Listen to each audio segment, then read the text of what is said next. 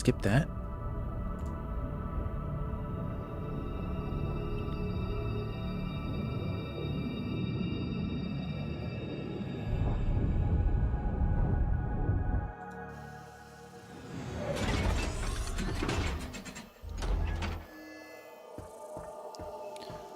Okay, let's check this out over here. Now that I have the fire beam, I think I can do some stuff down in this area down here. Let me see.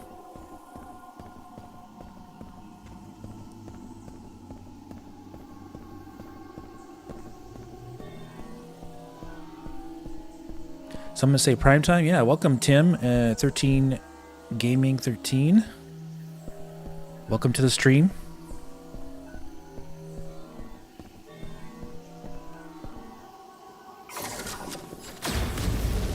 You can like light these on fire here. Let's see if it's something over here I think I need to blow up, I thought. Let me see.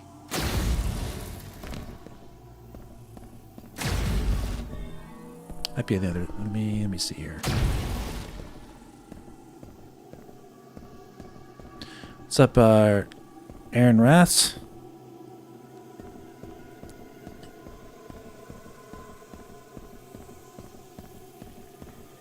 R.I.P. to Adam. Adam the Woo. Who's Adam the Woo?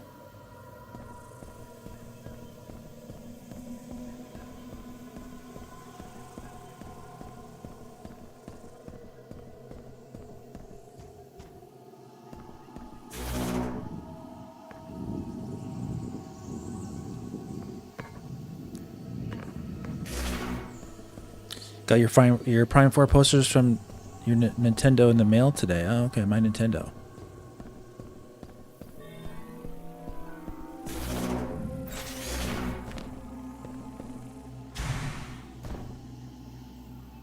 Okay.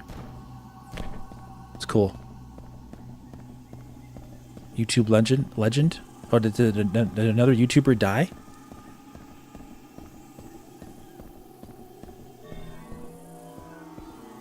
That's sad if so.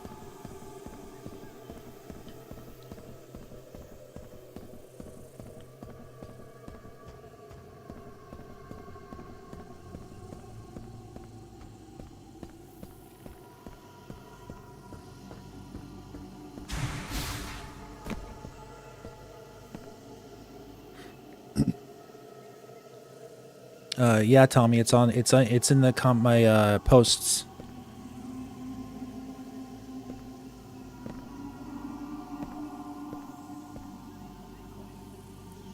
Very pretty.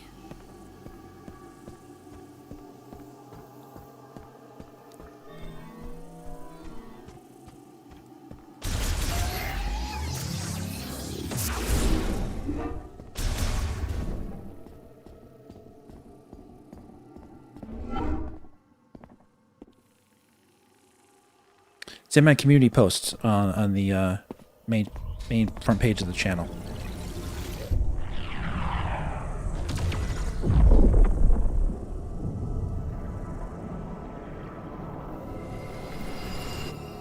Oh, the acid rain, but it's more like, it's not really acid rain, it's the green energy rain.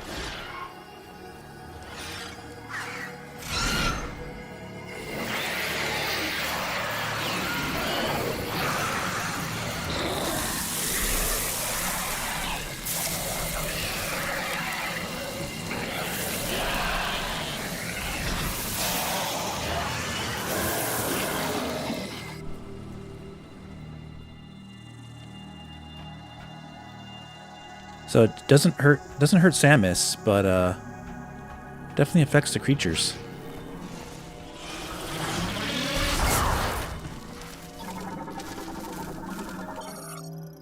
Just got to this part in your first playthrough. Green energy showers have strengthened this variant and altered its body markings, giving it a prominent green coloration.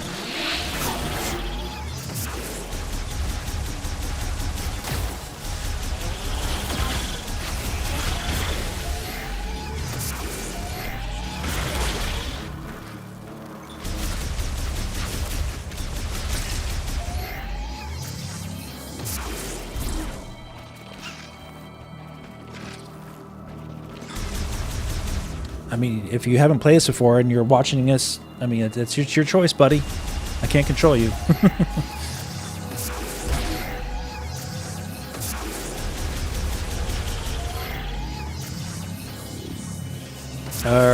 Carcoon, welcome, buddy. You know what? I need to actually get down here. Get into Viola. And start shooting these things. It's a lot easier this way.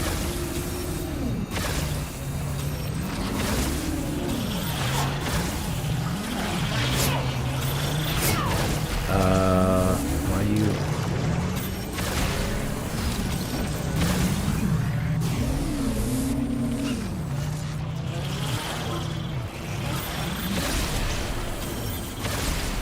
Okay, so they infinitely spawn. I can't... I thought I could blow up their, like, spawning sacks. I guess I can't. Okay. It's fine.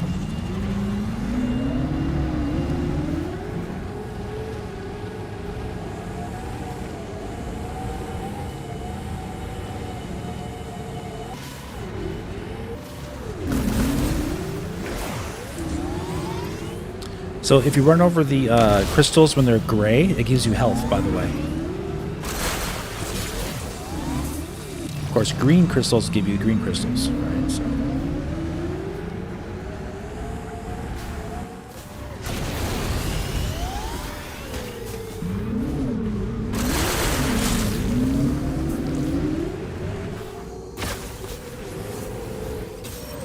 Shrine time. Can we shoot these things?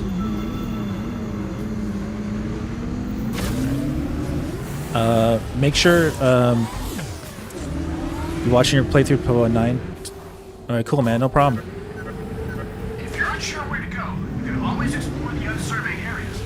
Have you checked out the Snowy Mountain? Yep. Yeah, he's gonna do that. Let's see here. What I was gonna say is make sure you scan everything. If you're going for scans, make sure you scan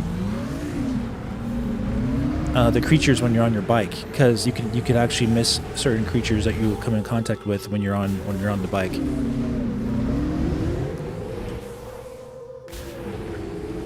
We're gonna go on that in a second.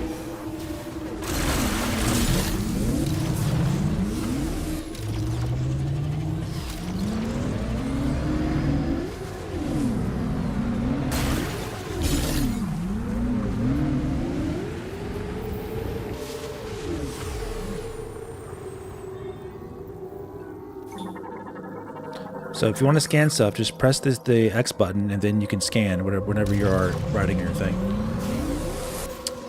But yeah, let's check this out.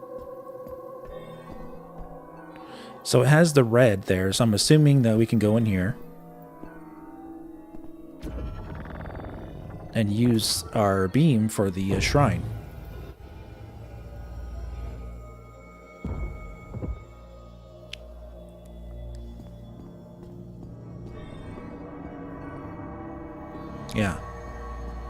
Yeah, so don't forget, the shrines have a ton of green crystals in them usually. So you don't necessarily always have to go searching for green crystals. It should give you a lot just going through these areas too.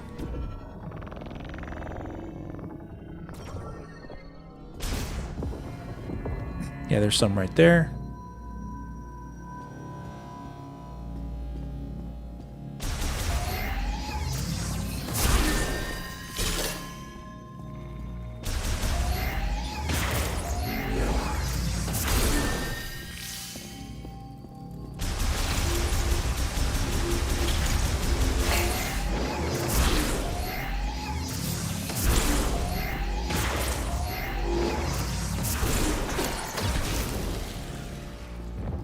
Blow that off.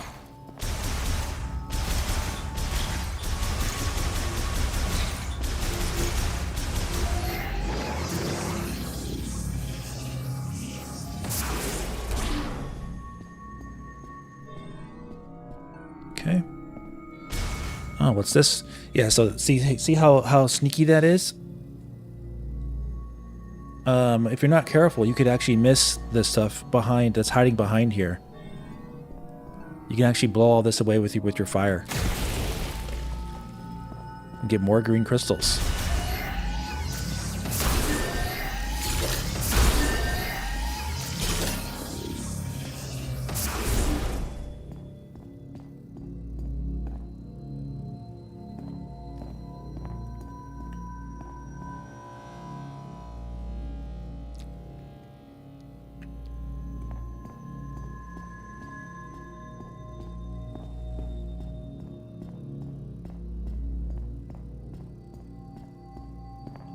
Yeah.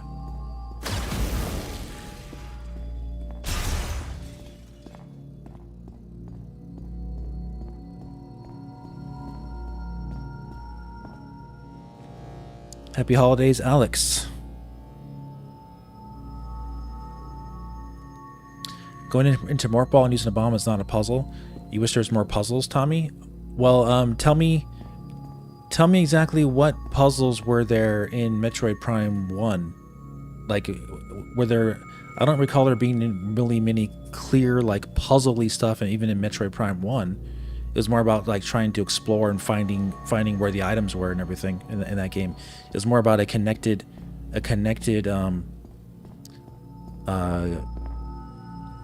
world. Metroid Prime 1 is a very connected world. So is Metroid Prime 2. Metroid Prime 3 is not connected really at all. All the planets are separated. This game is semi-connected, but it has the Soul Valley is more of its own thing, and then it kind of connects you to the other areas, like Hyrule, like a Hyrule field.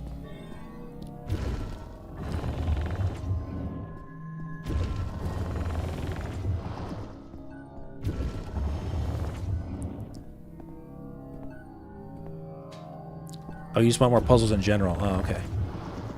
Well, there you go.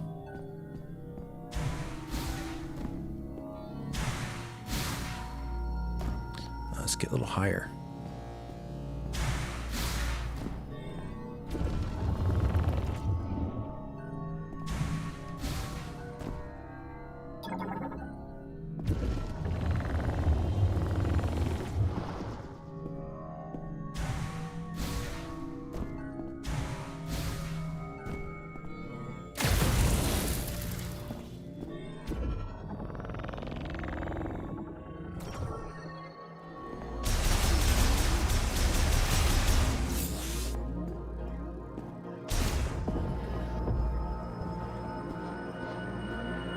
Nice.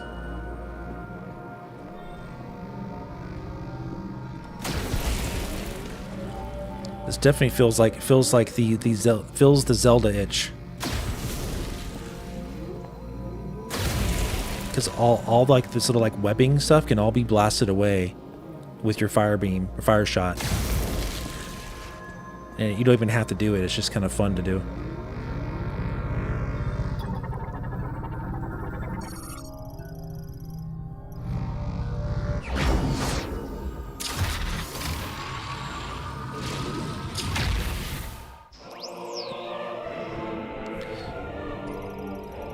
Yeah, Prime 2 is a labyrinth game.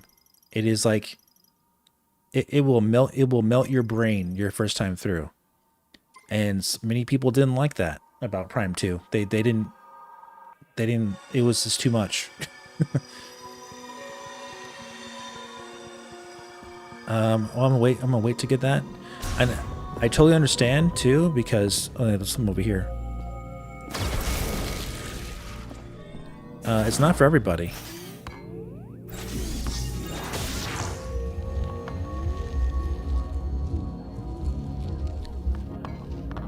Oop, yeah. So that energy tank is real easy to miss your first time through. You may actually miss it your first time through and come back later and pick it up. Because I remember my first time playing this, I actually missed that power up, and I had to actually backtrack to this shrine and get that. Once you get the droid, a scout droid that tells you where everything is, I was like, what? How did I miss something in there? I thought I got everything, but sure enough, missed it.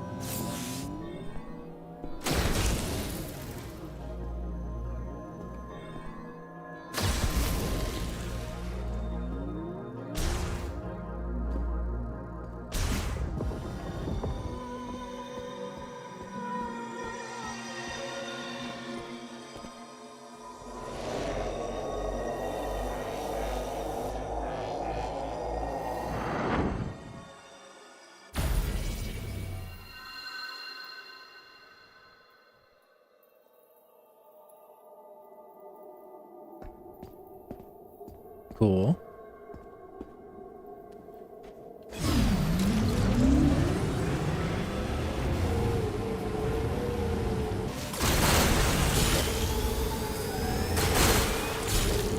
Yeah, Metroid Prime 2 is more about testing your memory for a maze of a map, pretty much, because you're having to memorize, almost like memorize 2 worlds. Especially in like the Sanctuary Fortress, for example. That's a crazy map.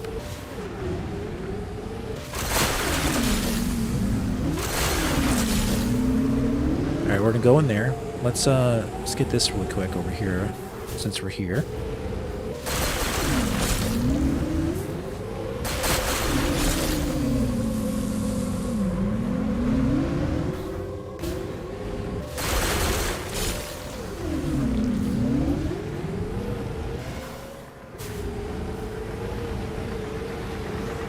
Oh, what's this?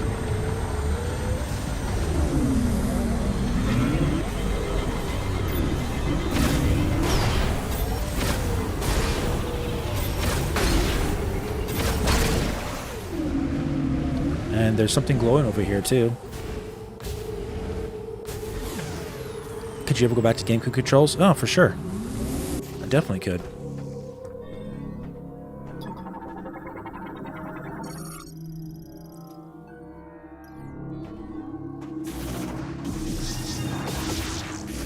I don't think I can get this yet. I think I need the grapple lasso to get that.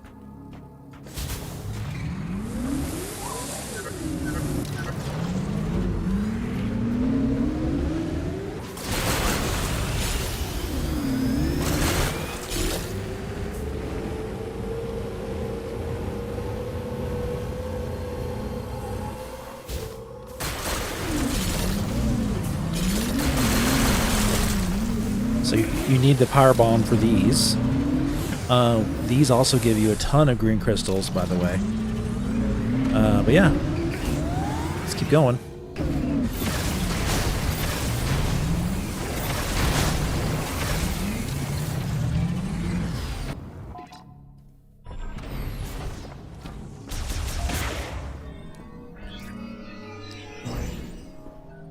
Okay, I need the boost ball for that. There's also I saw a video of people doing shortcuts in this game, and this like basically like sequence breaking, kind of like, and you can do some interesting sequence breaking in this game. Not like the best ever stuff, but you can definitely get away with some shortcuts. Like there was a guy who was morph ball jumping up this without having to go up there. He was taking the bike in here and like jumping off and like jumping up somehow, but I think he may have had the boost ball or something like that. I don't recall, but he was doing it pretty good. Basically just like cuts out some time. And there's other areas where you can like jump up early, like in Fury Green, I think, without having the double jump.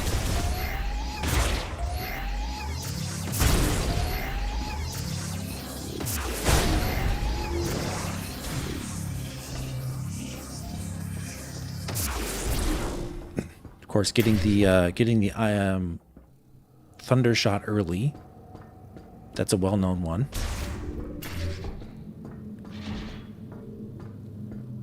You saw a couple of shorts about breaking this afternoon? Yeah.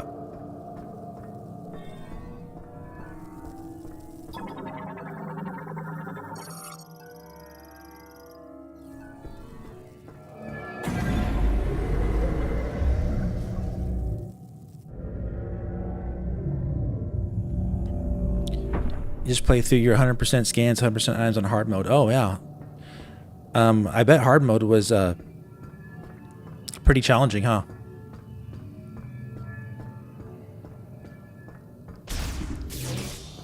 What I like about this game's combat, by the way, guys, is that it really makes you think outside the box, because your control beam, this is the key. I think this is the key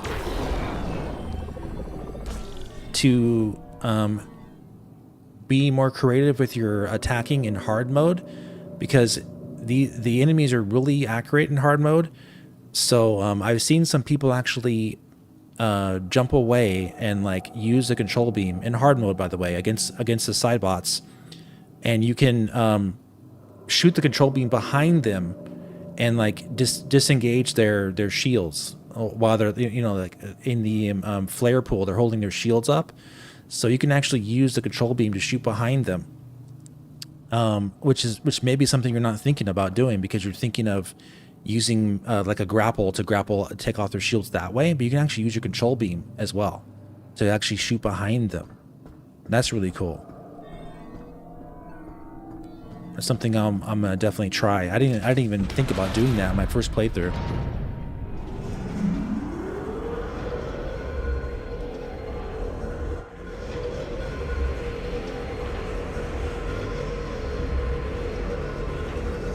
You can skip a lot of the early game fights, like the first side bot fight. Cool. I didn't even know that. Yeah, Morph Ball and Electric Towers. Yep.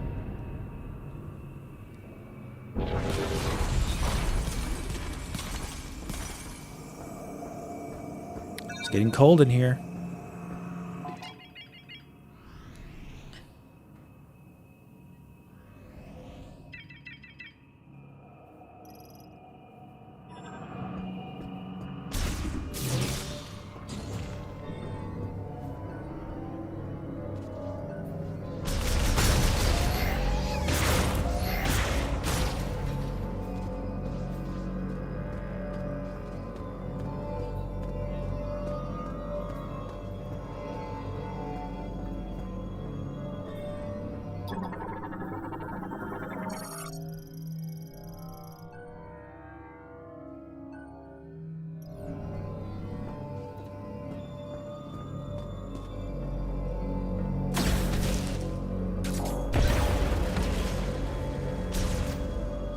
I can break through this. I think I have to wait till later.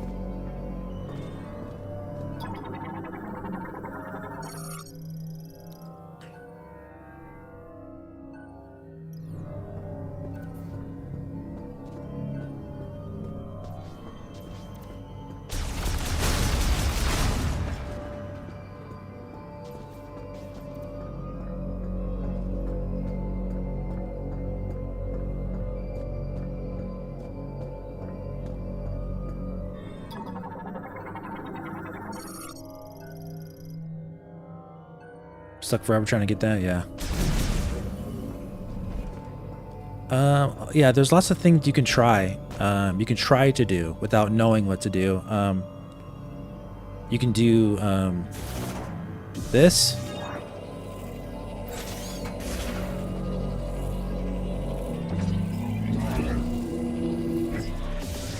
You know, you can try stuff like that.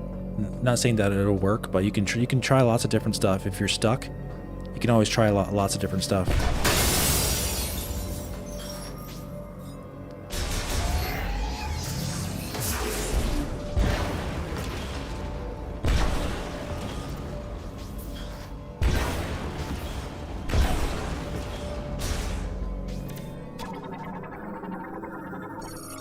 But you got to remember, you do get super missiles in this game. You do get other stuff, so.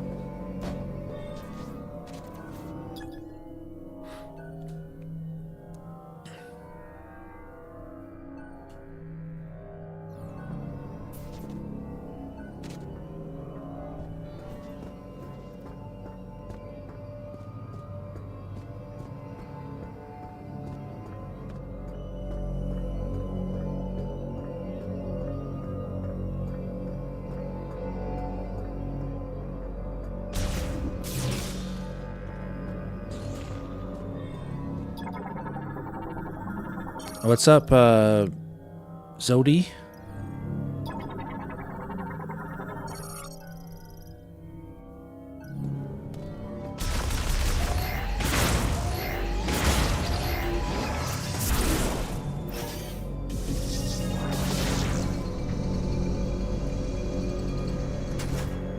What's up, Nick Carter?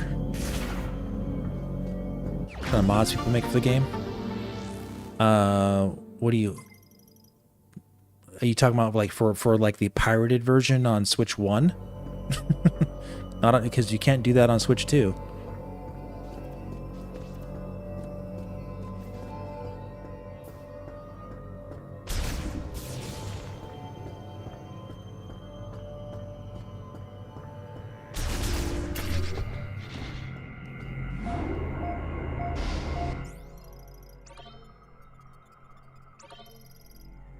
What's up, 13 Gaming 13? I said hi to you earlier. You may have ducked out for a second.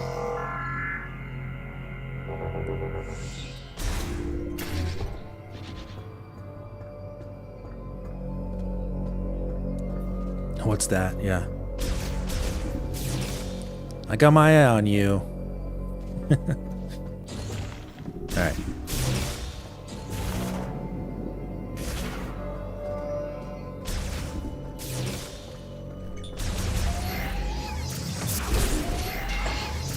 Oh.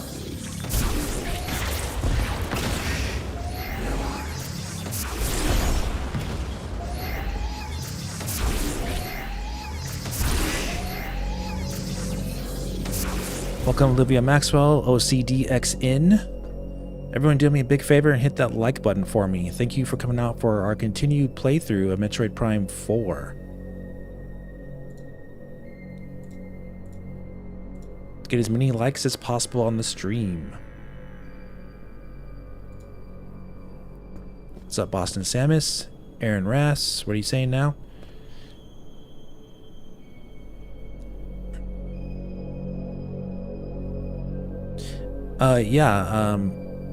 I'm curious about something. Let's take a look at the eShop really quick. Yep.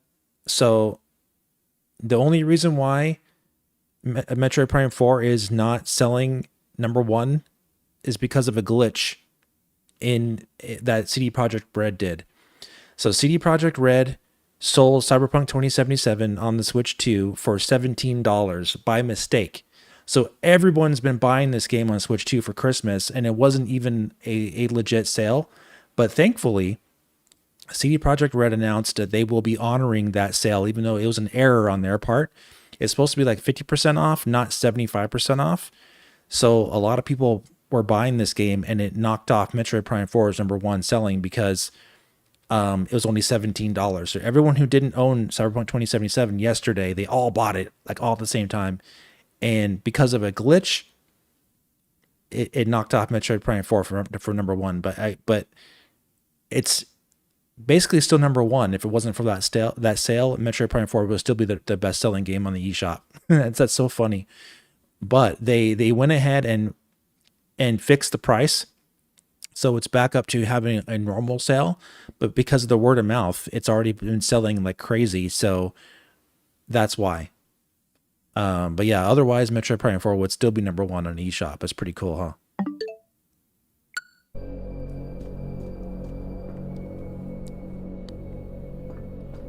Yeah, Sith the Wet Sith. They already announced it on Twitter. I'll send you the link to what exactly they said on X. You can see. You know, I'm not lying to you guys here.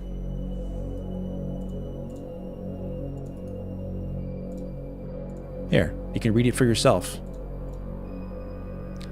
It says, the discounts for Cyberpunk 2077 Ultimate Edition and The Witcher 3 Wild Hunt Complete Edition displayed on Nintendo Switch 2 eShop in the Americas on December 22nd, 2025, which was yesterday, were incorrect. The situation is a result of an error we made when submitting the discount.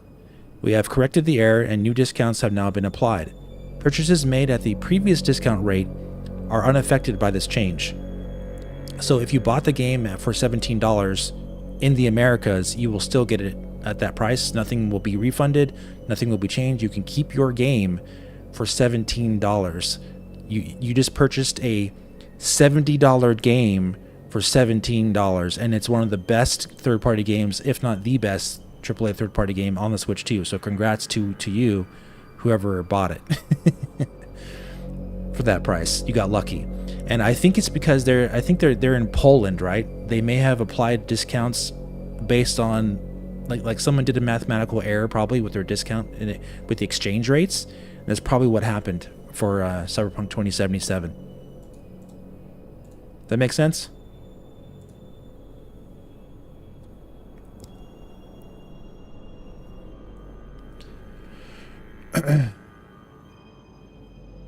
So if you did buy it at that price, you got lucky, and it's like playing Monopoly and you hitting that square on Monopoly, saying, you know, and getting the card that says bank error in your favor, you receive $20.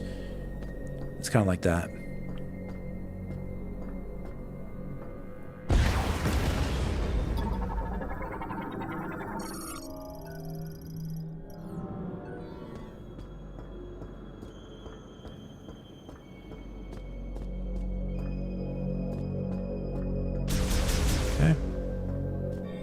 It's obvious what we need to do here. It's like searching around. It's really cool.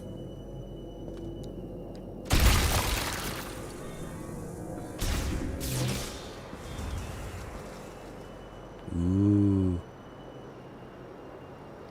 If this happened to a Nintendo game, they would take your money away. Yeah. Maybe.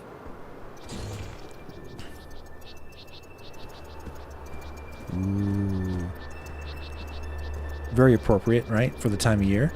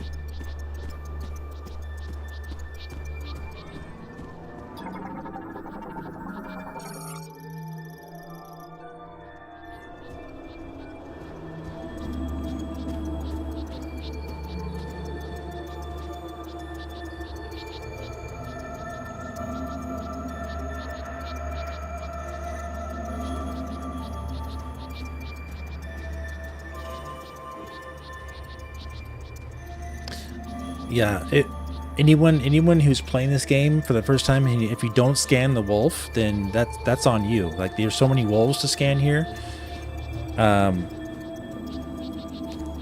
It is what it is.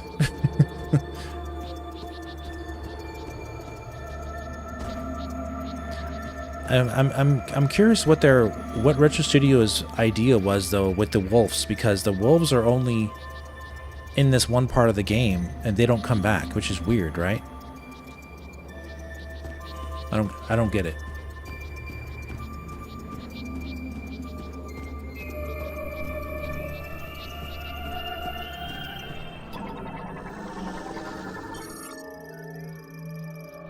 Is your scout bot for later?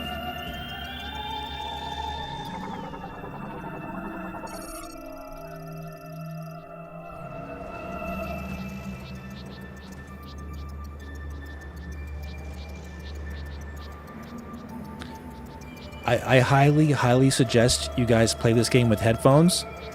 If you have like really nice like gamer headphones, you know, then it's an amazing sounding experience.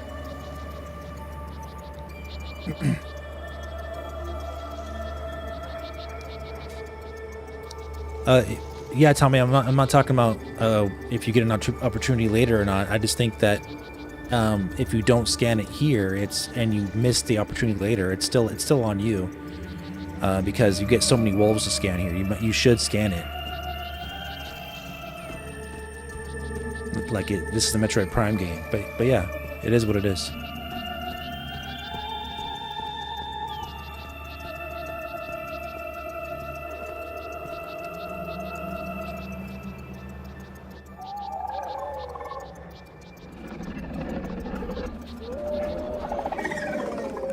Aaron, do you follow me on X?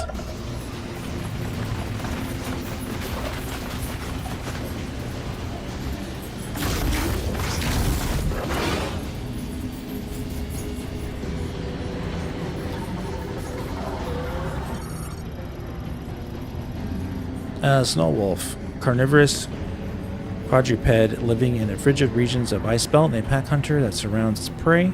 Its cold, natural habitat makes it ill-suited to warm climates.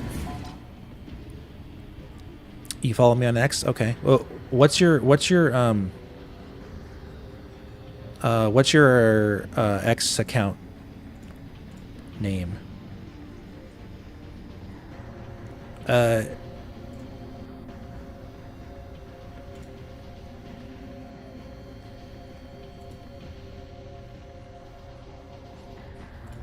There's something I wanted to show you later. I'm not gonna say it on the stream here. You'll see what I mean. It's nothing serious, but yeah.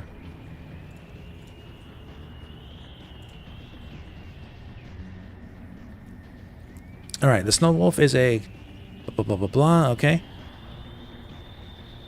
Carnivorous hunters, they patrol their territory in packs of several dozen. Upon finding prey, they will surround it to prevent escape. Whereupon groups of especially ferocious young males will take turns attacking one after another. Once their prey has fallen, they typically feast in a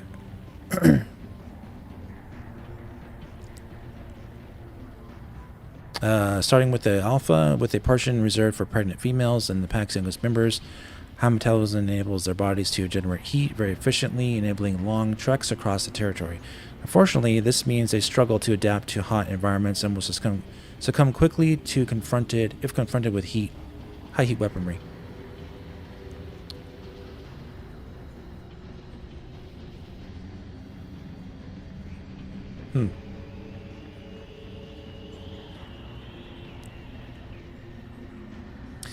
I guess they're just really low populated because they just can't survive in nothing but ice, like the ice stuff.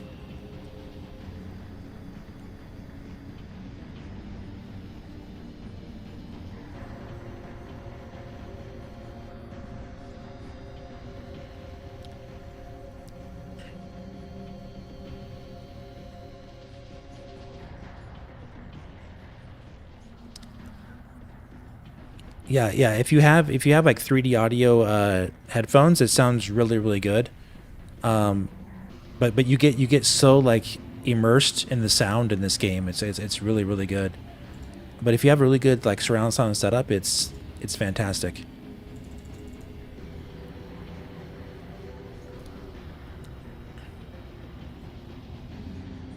Oh, okay, thanks, Aaron. I see. I see you there. Cool, man.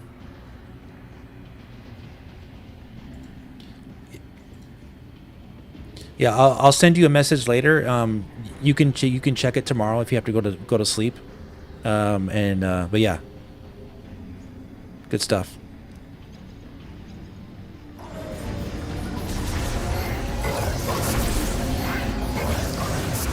Yeah, someone was saying like if you survive this fight, it just I guess just you get saved or something, right? You don't have to die here. I believe it's supposed to be a time limit, right?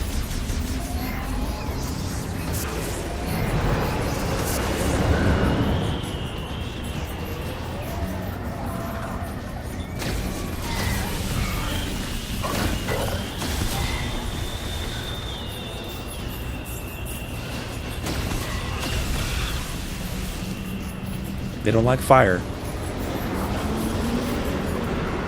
There we are.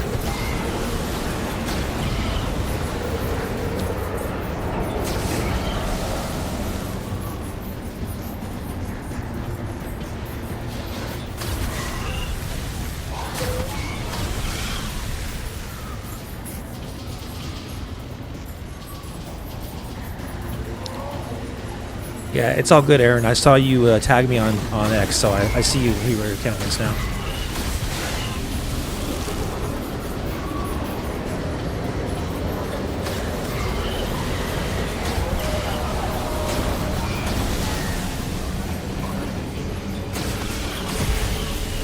Alright, they're gonna start charging me now like crazy.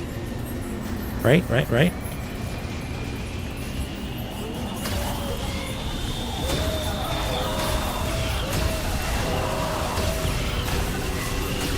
Yeah, if you have surround sound, you can hear all the wolves go around you. It's pretty cool. They howl. Ooh.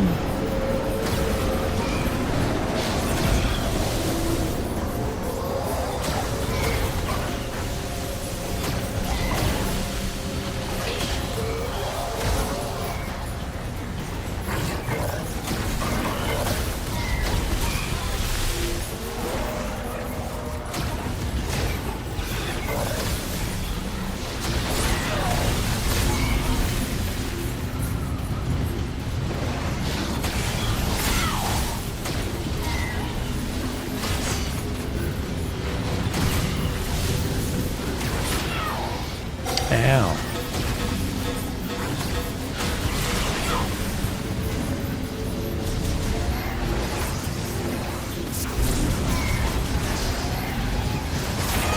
Let's see, can we do a morph ball? They really start getting up in you. Trying to see if there's a better way here.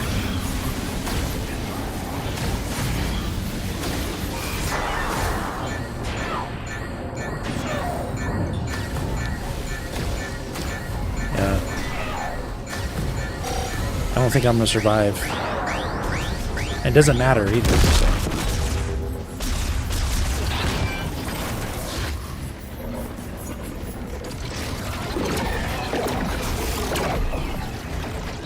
I mean, I think you need to survive a certain amount of time, and you get saved either way. So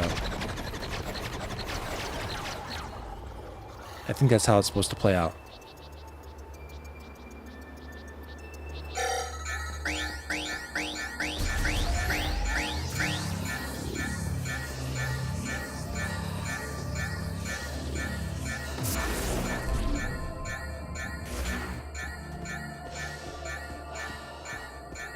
You can hear Samus breathing.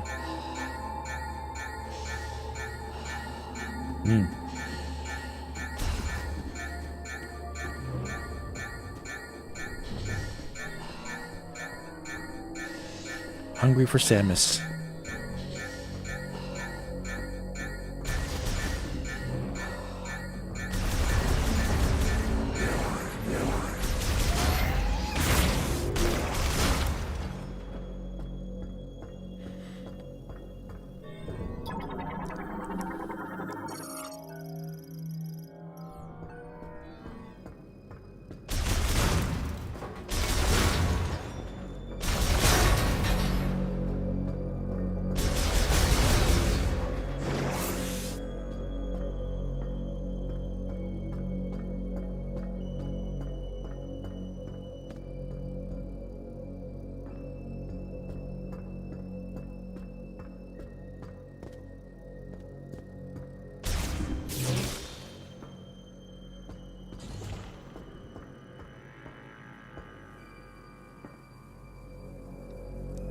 Yeah, Tim, that's what Tony said earlier in the chat.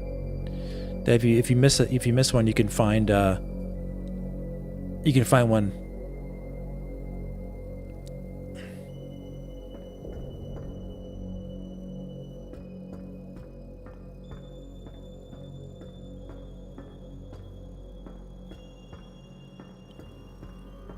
Yeah, jumping's the best method, but yeah.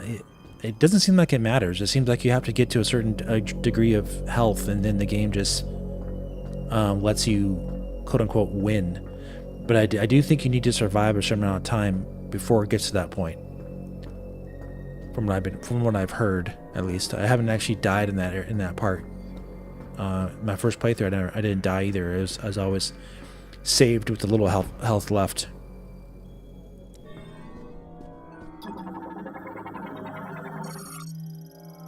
Being on hard mode is brutal sometimes. I bet.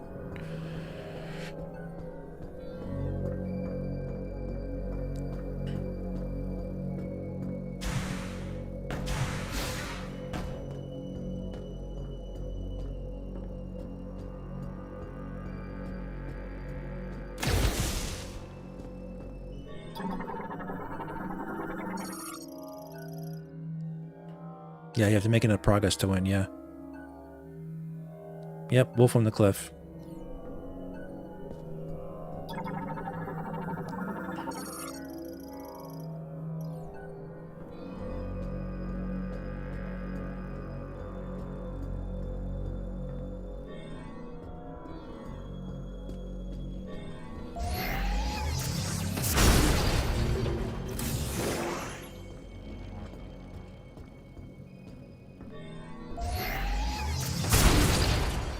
Double tap X to activate your charge beam without having to shoot 3 times.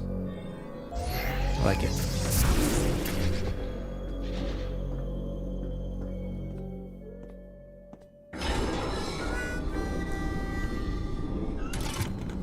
All clear.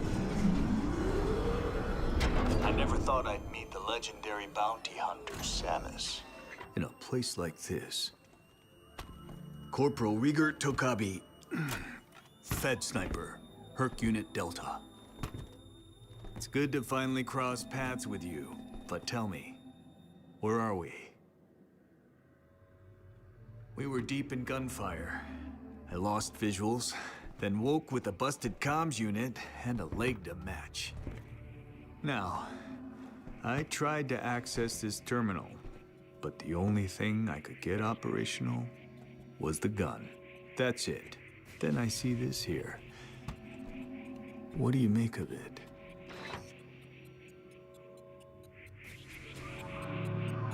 Hobby. You don't think it's healthy survived nearly all injury tanks? All I know is that it happened the exact same way for me twice in a row. I got down to warning health, and then Tokabi saved me. So the exact same thing. So I don't know.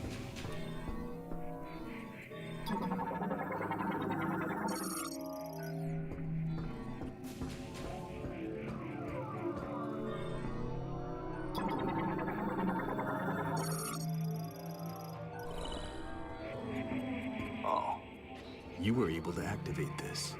A map of the facility. But it's corrupted. Ah, you want to go there. In that case, this elevator is the only way down. But the power's offline. One moment. There. That must be the generator room. I think we can bring it back to life.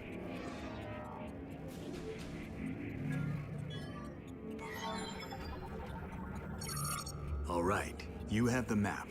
I'm no good with this leg, so I'll have to keep an eye on you from here. Luck be with you.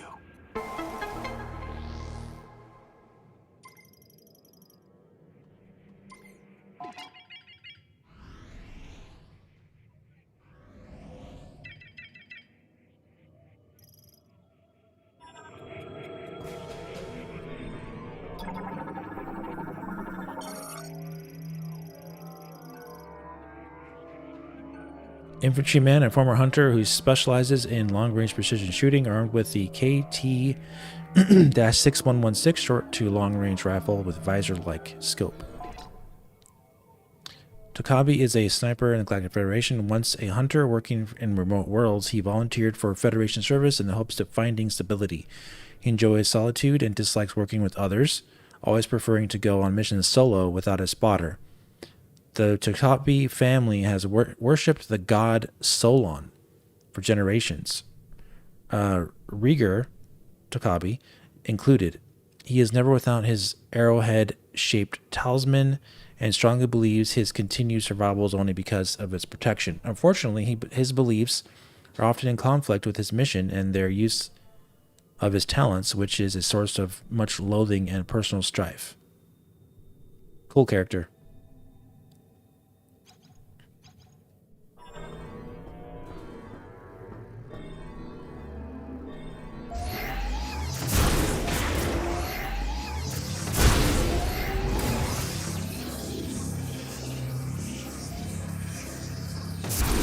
I'll keep an eye on things from here. Least I can do.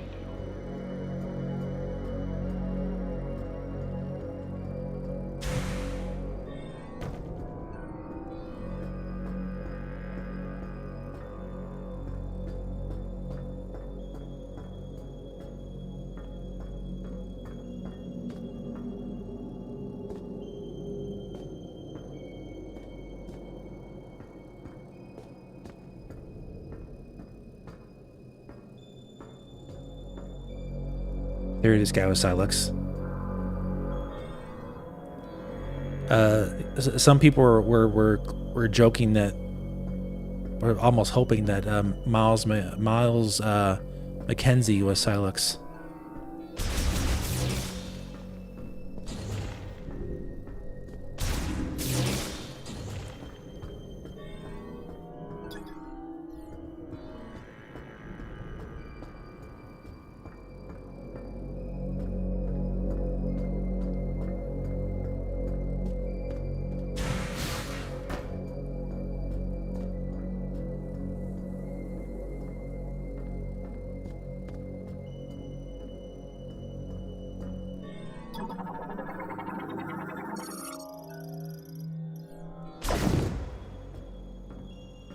Right?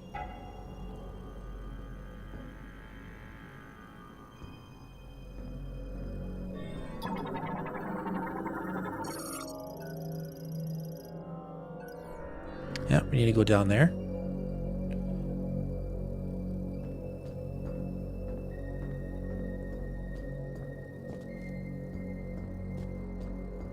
Cool. Give me 1 second. We'll get down there.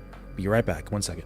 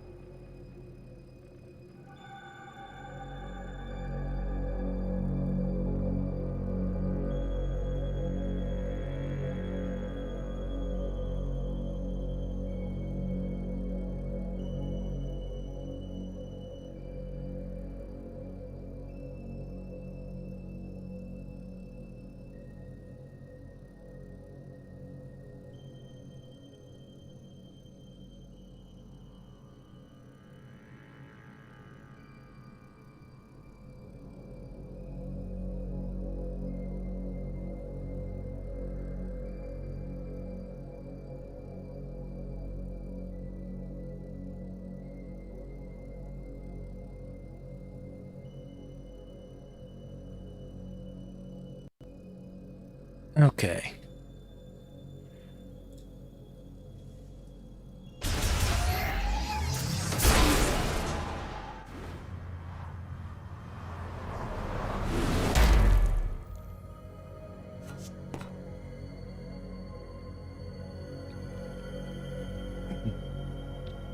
K7. Lucky enough to get 100% scans in the first playthrough. Somehow I didn't miss any of the missable ones. Yeah, you're lucky. I definitely missed. I missed one on the first boss of the game because of his extra little thing he shoots out. I forgot to scan it.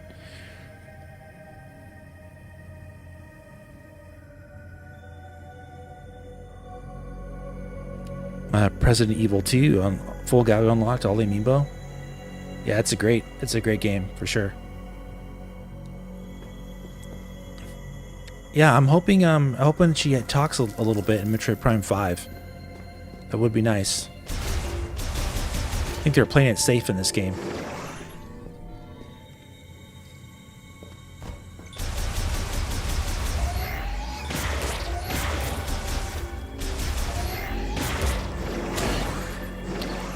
Yeah, and then I got 97% scans because I missed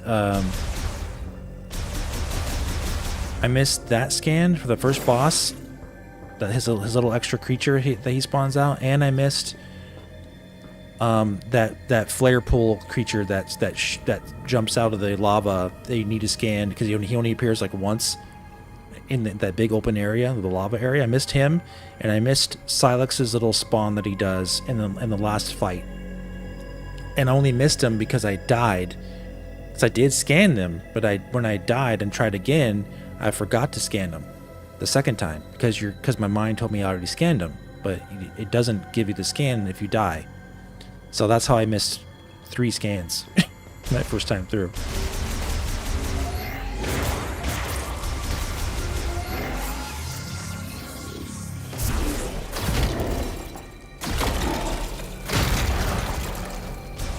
Pretty crazy.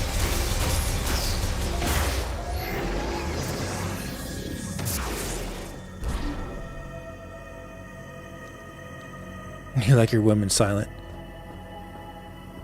Yeah, not necessarily for this game. I think it would have benefited if she spoke a little bit, as far as like some reaction to the to all the talking to her, because people are talking to her so much. After a while, it gets a little awkward. I mean, I was fine with it overall, but I would have liked maybe at least 1 or 2 lines. It would have been pretty cool, I think.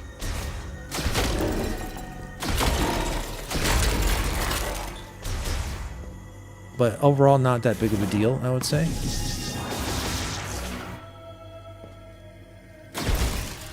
Just something that could be kind of cool.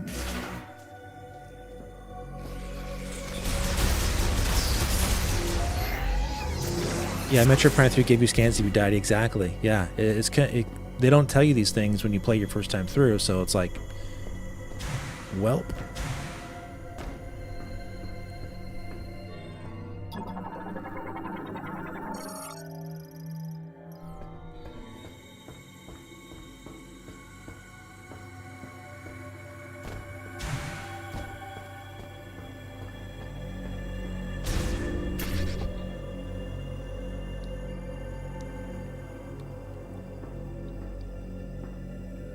Watching Dave play while listening to Andre. Andre who? You talking about Andre's Restart?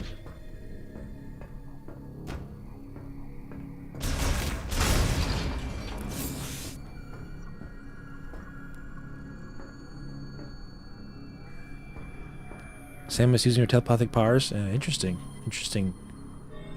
If that's the case. But obviously, it's probably not.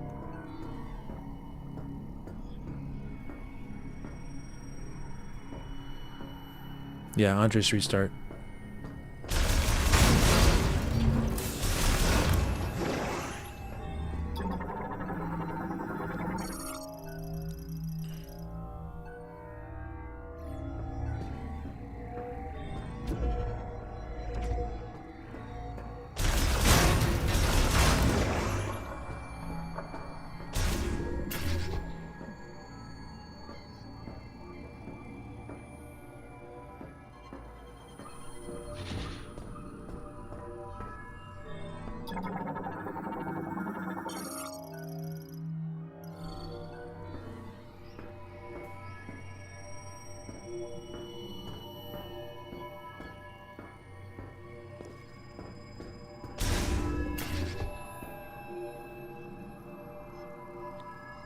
I mean, the like I said before, the levels are linear in Metroid Prime 1 and 2 as well.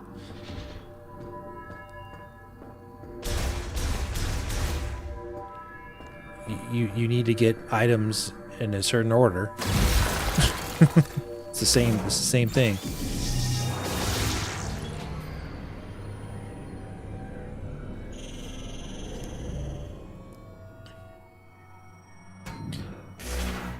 The only difference is that you in Metroid Prime 3 and Metroid Prime 4 you don't have the same type of interconnected hub world where you open up other paths through like the main hub world. You can unlock areas and get through like you know, like in Metroid Prime 2 you can go from the temple grounds to Sanctuary Fortress, or go to Agon Waste, or go to Torvus Bog, and vice versa in different ways. And they interconnect them. They do that really well in Metroid Prime 1 and 2. They don't do that at all in Metroid Prime 3. In Metroid Prime 4, they do like almost like a half step, because you're in the hub world and you're on one planet. And you can access all the other areas from the hub world, and the hub world or hub area has its own secrets to find as well on your way to the other destinations. But when you're in the actual levels themselves, like Ice Belt, you still need to explore. You still need to like figure out what's going on. You may still get lost. I know I got lost a little bit my first time playing this in Ice Belt for some of this stuff. So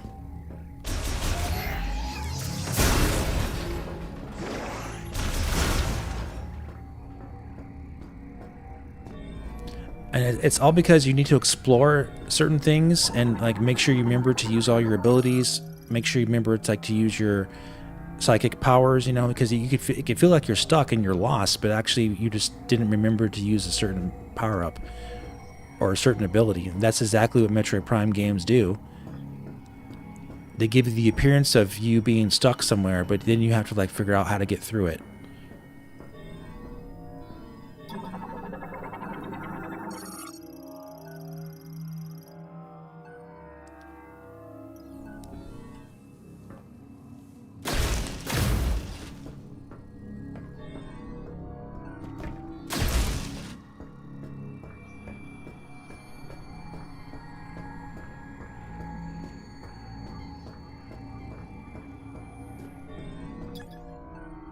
So this is a lasso unit. You need to get an upgrade for this.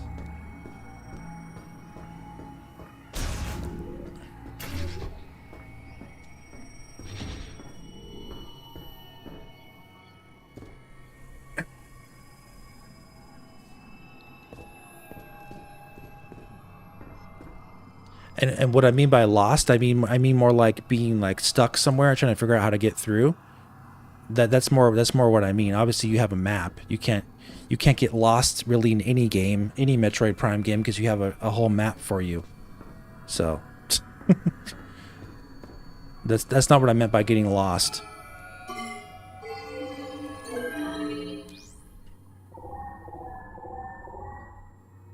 Getting stuck, that's different. That's what I meant. Just trying to figure out how to progress. I patched into the facility speakers. I can use them to communicate. I noticed that several rooms were unlocked at once. That was you, wasn't it? Nice. Proceed with caution. You never know what's lurking.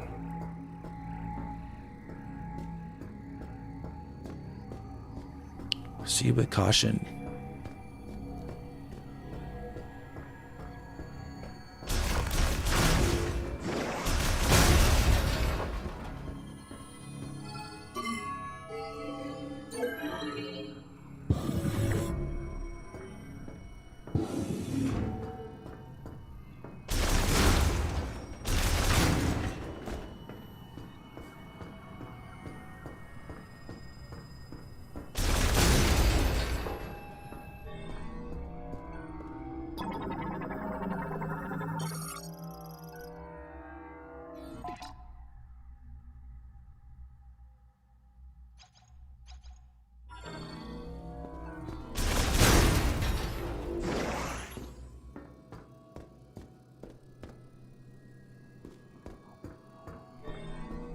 Okay.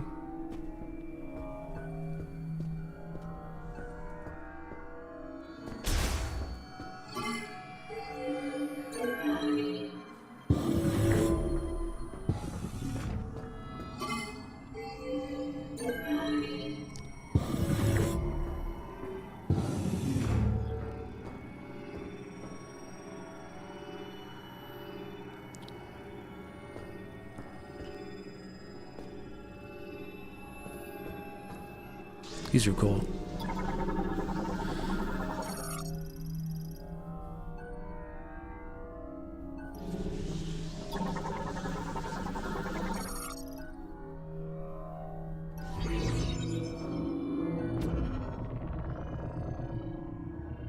Yeah, that's why you should scan those. You can get a code. TK code.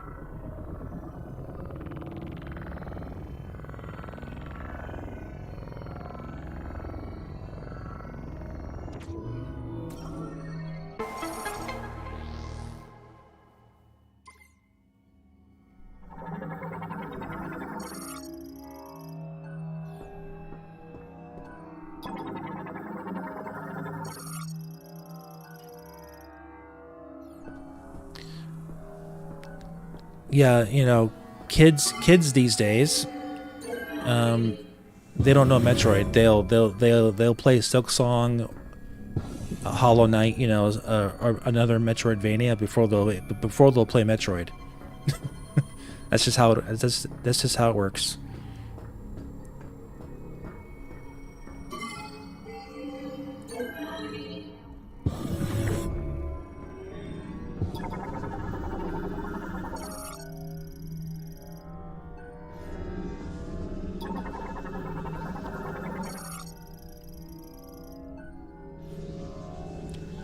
of course, that's not going to be the case for everybody, but like a lot of people, you'll find haven't played any Metroid games, but they have played like Hollow Knight, for example.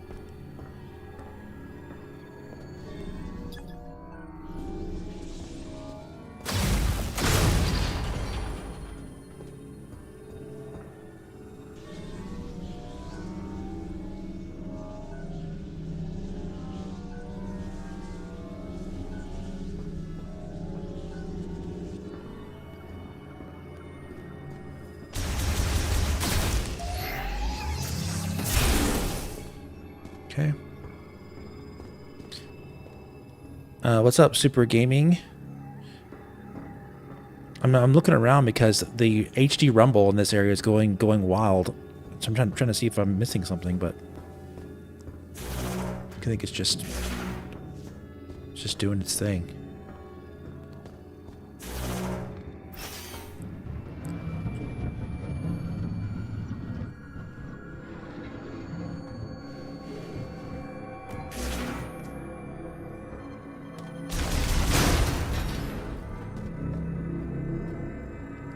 This is very cool.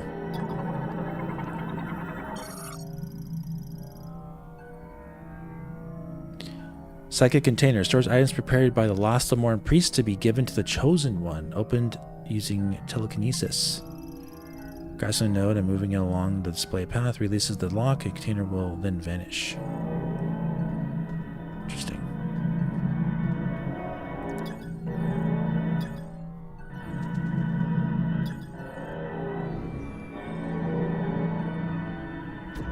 Alright. Gotta get far enough away.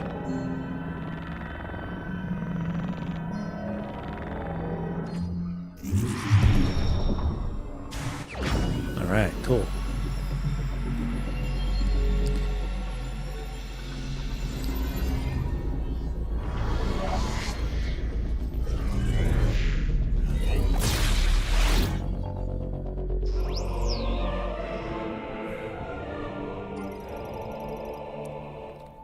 Yeah, I never was interested in playing Hollow Knight or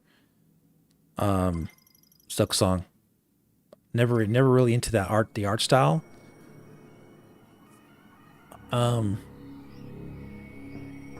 For whatever reason.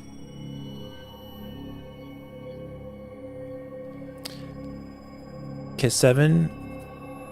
I'm ashamed to say you never finished Dread. I got stuck on the last boss and stopped playing for a few weeks, and when I came back I was so rusty it wasn't even close. I should retry it now.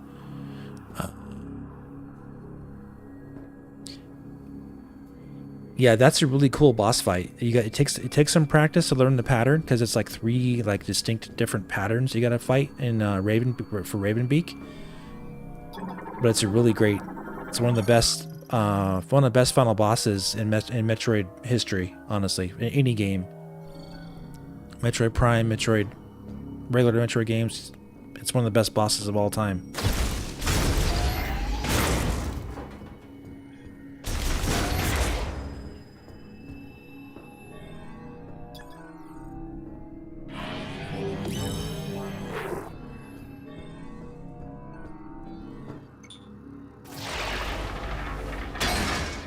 Nice.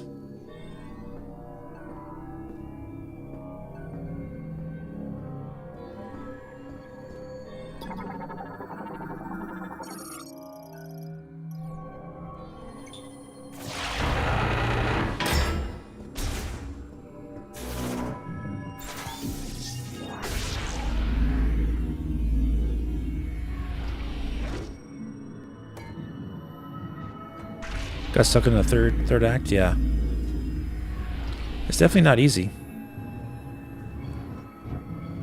but he's not impossible. There's definitely a pattern to use to beat him. So, oops.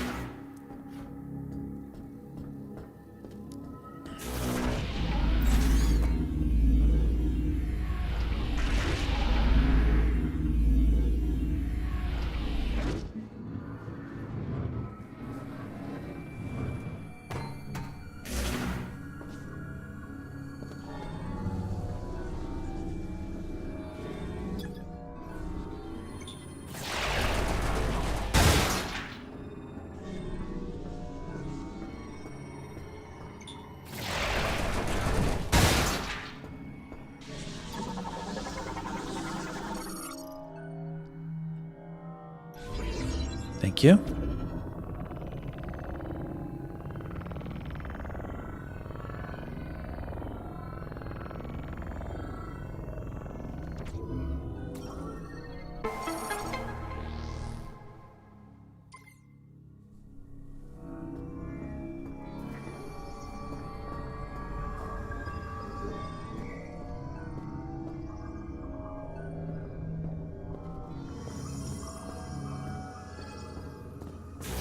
I'm gonna go back in here.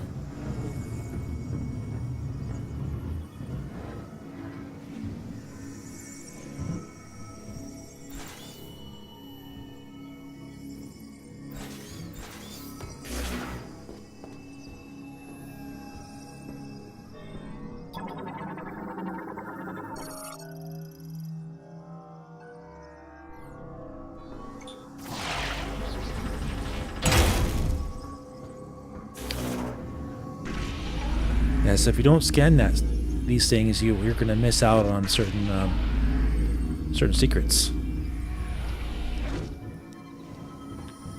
A lot of these grapple points don't appear unless you scan them, which is kind of interesting.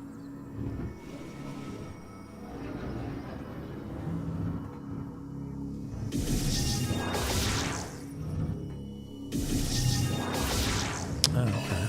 Well. Let me see something.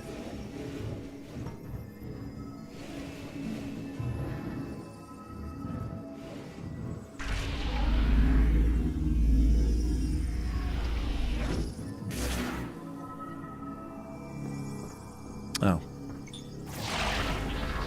Let's make sure we do all of these since we're here.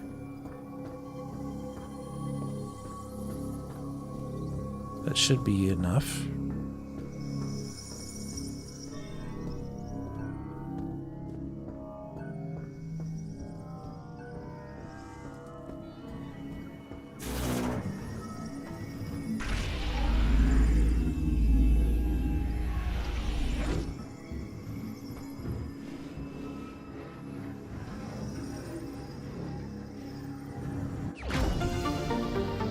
Shaw expansion acquired. Nice.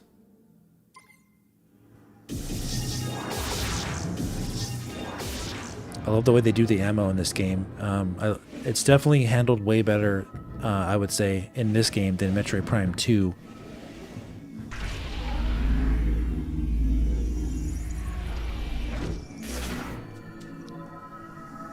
Metroid Prime final boss on hard mode is just a slog, 25-30 minutes. Kinda. Yeah. No, I don't know if it's that long.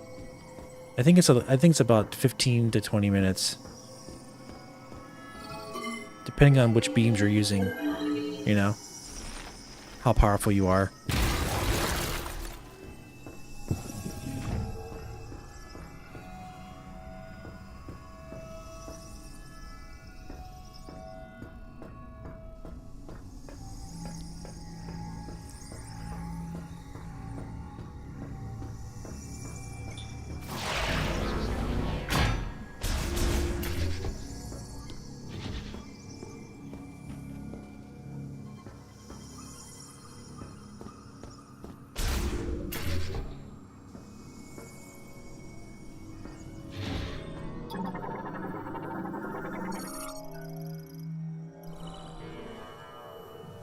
Nice. Yeah, some of the bosses in Metroid Prime 4 are kind of spongy, I have to admit, but they're a lot of fun. They're a lot of fun. A lot of fun.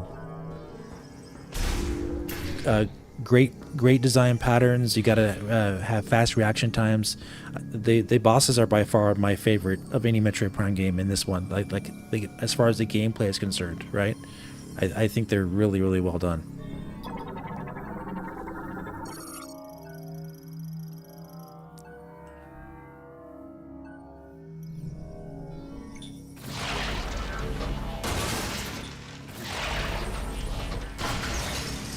Yeah, the atmosphere in this level is awesome. What's up, Vader?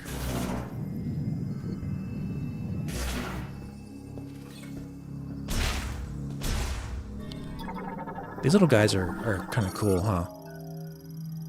Arthropod morphology, snow roach. A creature with a flat, soft carapace, able to live in cold environments due to its high body temperature, though its volatile body will explode on contact.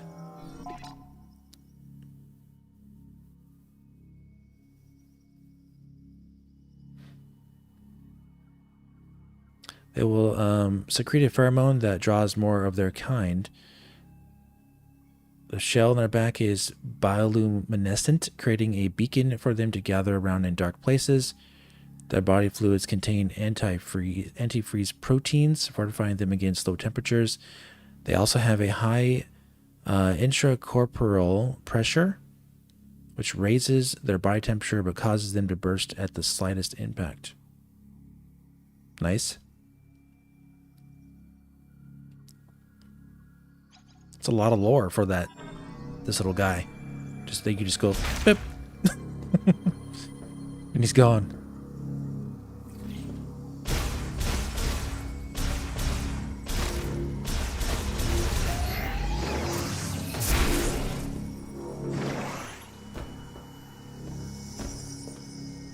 Let me see something on this thing. Yep. Yeah, he has a little like black shadow that almost looks like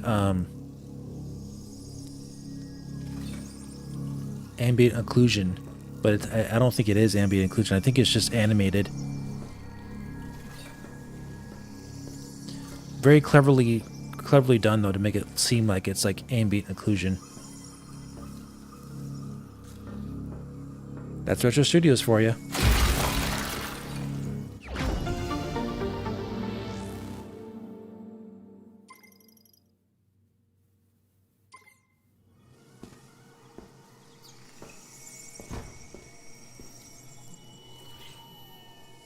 Yeah.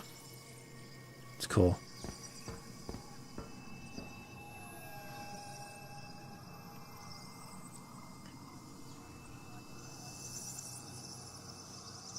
Not having hardly any elevators, I'm happy about that. I never actually liked having elevators in Metroid Prime games.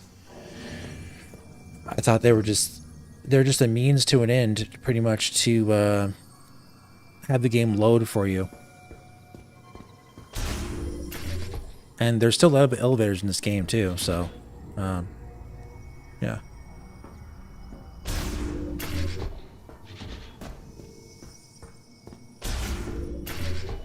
Okay.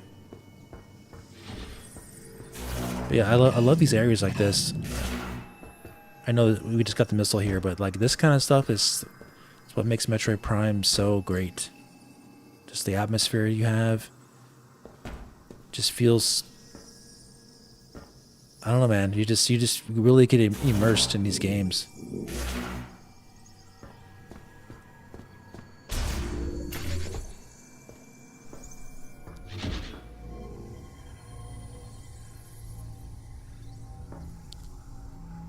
Who complained?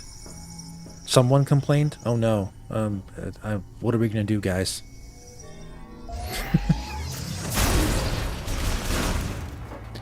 We're talking about Metroid Prime 4 here, the most nitpicked game in the history of games, I would say. This game has been nitpicked, just picked at, just for every little thing that you could think of. And a lot of it is just meaningless dribble.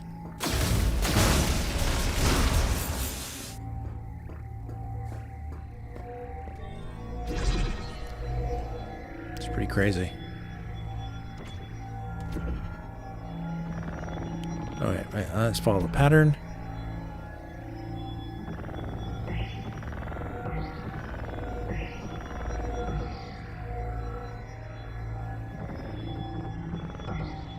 I think that's it, right?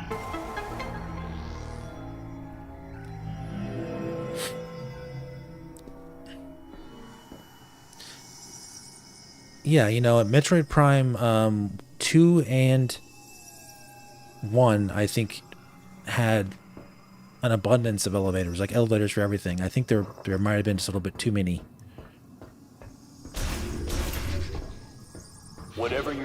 it's working. Keep it up. But, you know, thankfully, it was... the loading for those elevators didn't take very long.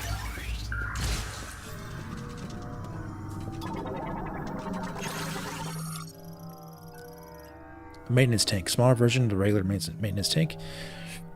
Developed to perform tasks in narrow passages.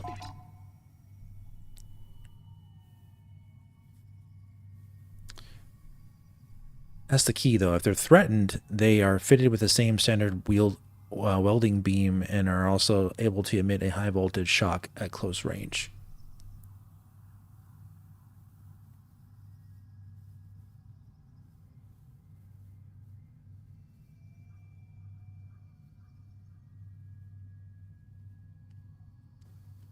I'm actually blown away about how much detail they put into the lore on the creatures. Like, there's so much detail on these like little droids like this. They didn't have to do this, and they sure did. They put a lot of extra detail. This was like more detail on a lot of these scans than Metroid Prime 1 and 2 did. They gave you a lot more background information, which I'm really impressed with.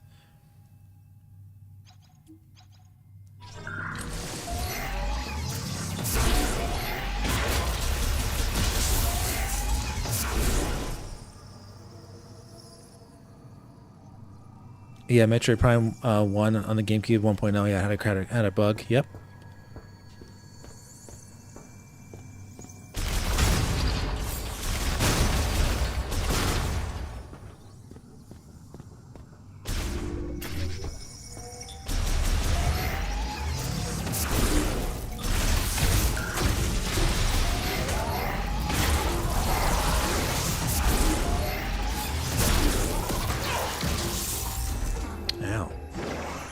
They don't do much damage, though.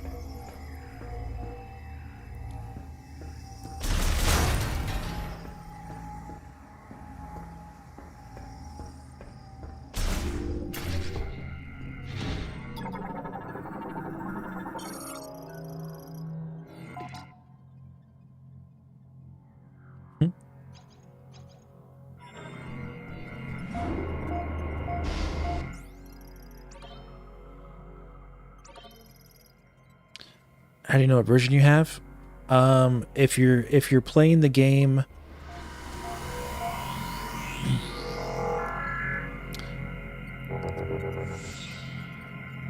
well, I mean, I'm not sure. Well, I think you have to actually do a disc reader for the game, for actual GameCube discs, and you have to actually scan the disc. They have software for this now. That's how they do like emulation, and you can back up your disc and everything. If you're not pirating the game, it'll tell you what version it is. And Tim said the black label is 1.0, and then the player's choice is 1.1 and later. Huh, okay. I guess I have 1.0 then, because I have the original GameCube game still on the disc, but I never had the game crash. Sounds like it's something that doesn't happen too often. Like it could happen, maybe. But the game never... I don't recall a game crashing for me, and I bought the game on day one in 2002.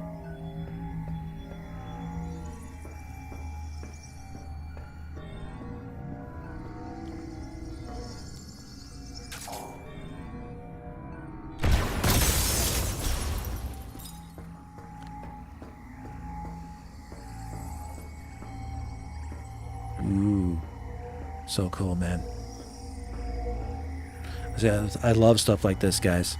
If you're watching at 4K at home, you can really probably see this really clearly. All the little dust particles. It's very nice.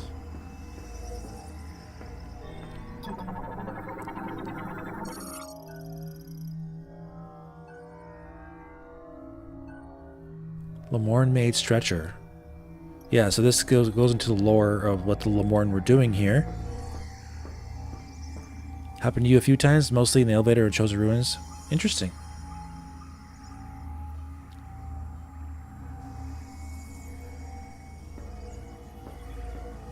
Yeah, there are definitely some shortcuts that they couldn't patch them back in those days. Once you found them, they were good. They were good for the life of the game.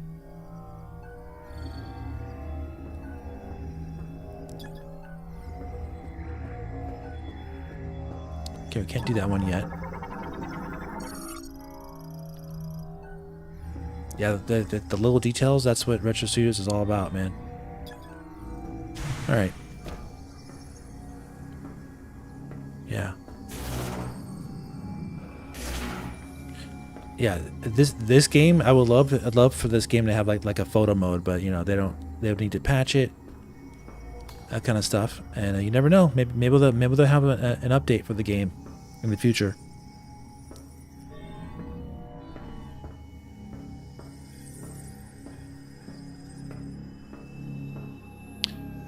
One thing I noticed that's kind of sad about this release is that Retro Studios themselves, their account on X, completely dead.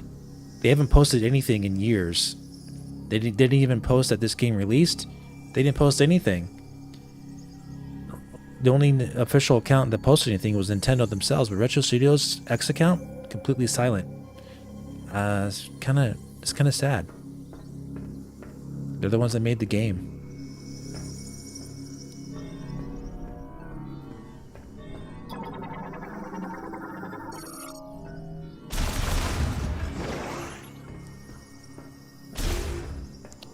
But Doug Bowser did post pictures of him celebrating with Retro Studios crew for the launch of the game, so they do exist, and they were happy with the release, but like they didn't actually post anything on their X account, which is weird. No promotion, nothing. Very odd.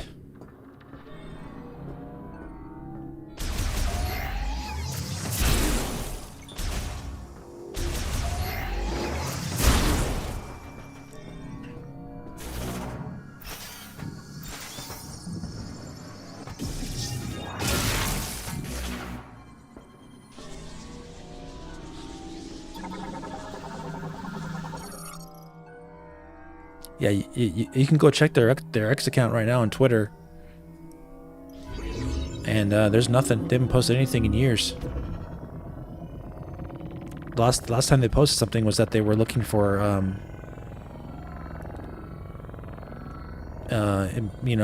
people to join their team to work on Metroid Prime 4.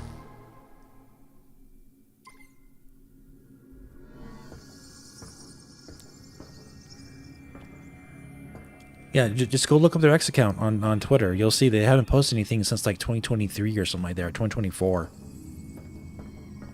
It's been a long time.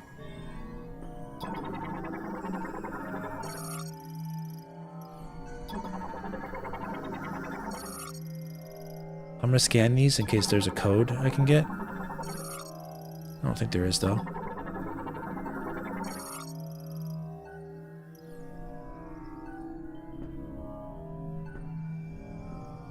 Yeah, so yeah, it's been since like 2024, yeah.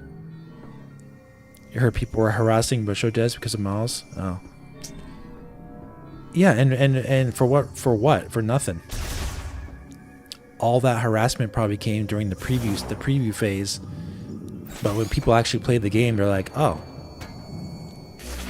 Miles is pretty much a non-issue.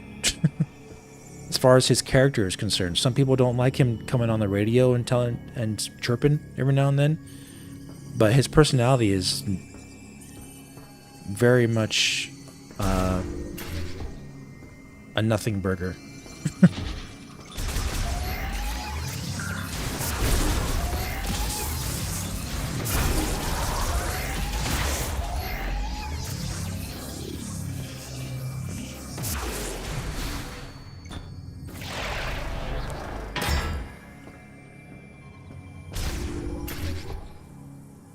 Lots of doors are going to be open to us. Let's just do one at a time here.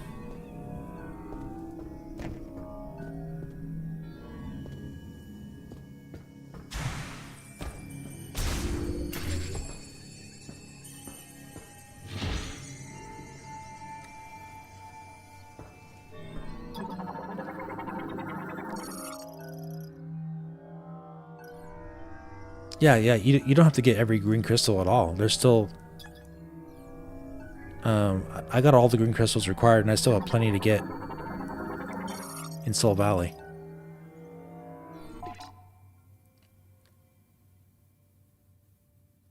So here's the lore of them talking about subject is in hibernation in the cryopod and his metabolism is at minimum levels. Unfortunately, we're unable to perform the experiments we like to put the subject in the state. If the subject's metabolic function is inactive, a reversal of its rapid cellular proliferation cannot occur. First, we must wake the subject and restore its normal metabolic function. This also means restoration of consciousness, so appropriate sedation will be crucial. I remember going through this for the first time and be like, wow, what were they up to? And then you find out in the video log, they kind of like tell you everything, which is really cool. I think that's a huge improvement, showing you like video logs.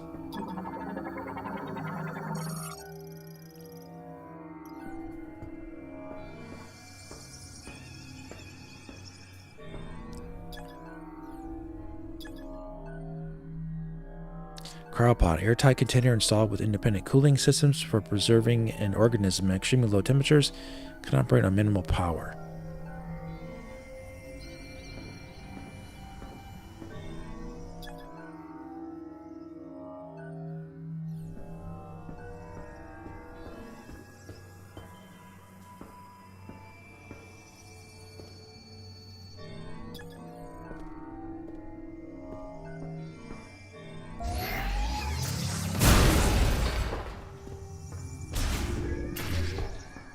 Ooh.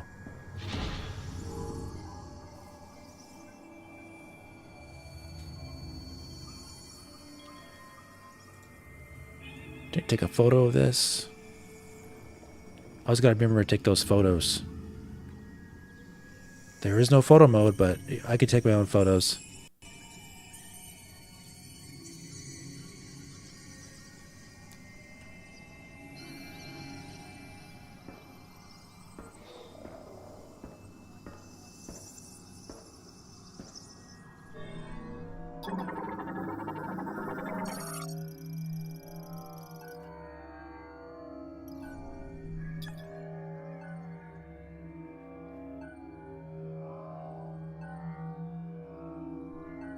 Griever enclosed after an experimental Lemorne restoration procedure. So yeah, they kind of give you a hint here of what they were trying to do, trying to restore a Griever back to being a Lemorne. But like at this point, if you were just playing the game for the first time, you'd be like, huh? What are you talking about? Restoration Lemorne? Are you saying the Grievers are actually Lemornes? Ooh, that was a cool like revelation like you would get if you were playing this for the first time. Really cool.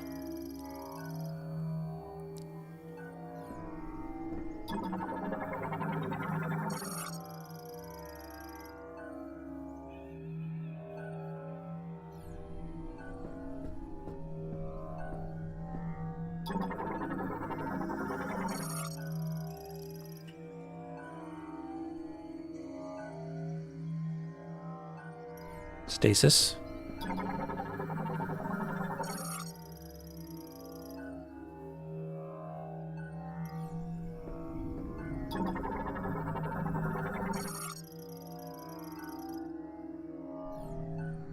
Yeah, so these guys are all alive. This one's dead.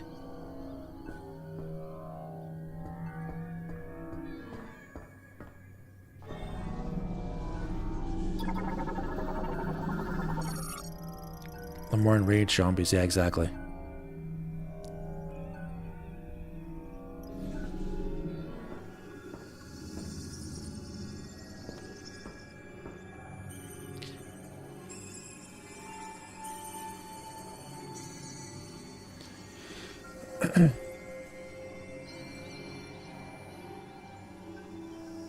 Twitter image on Retro's page. You talking about this area here?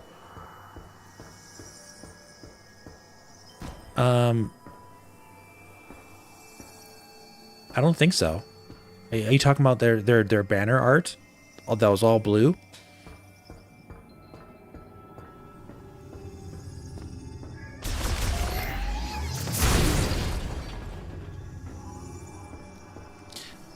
There's definitely on their banner art from years ago. There was definitely some hints of Vault Forge where you get Viola. Definitely some hints of that type of design, but it was so like blue and like blurry. It was hard to make out.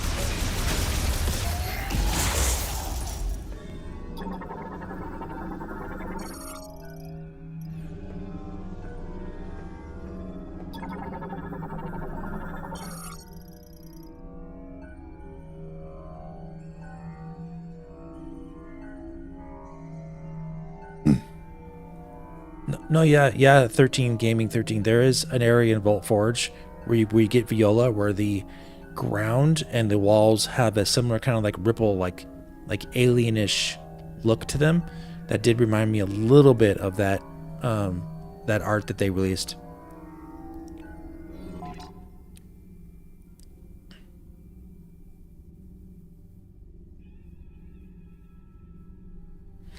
We seek regeneration without an apparent mutation to alter the cells. Furthermore, no matter how deep our analysis, we have yet to see any apparent chromosome abnormalities. It is almost as if they are natural creatures.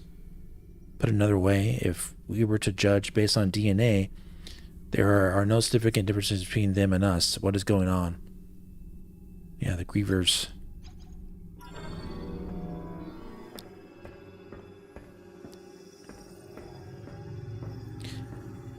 But yeah, I'm not saying it looks exactly the same, but I'm seeing hints of Vault Forge in that art.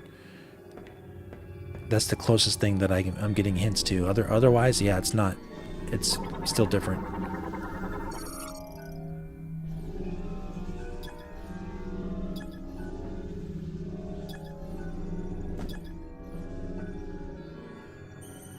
Yeah, so yeah, this looks like you need to scan it, but it's just actually green in both spectrums.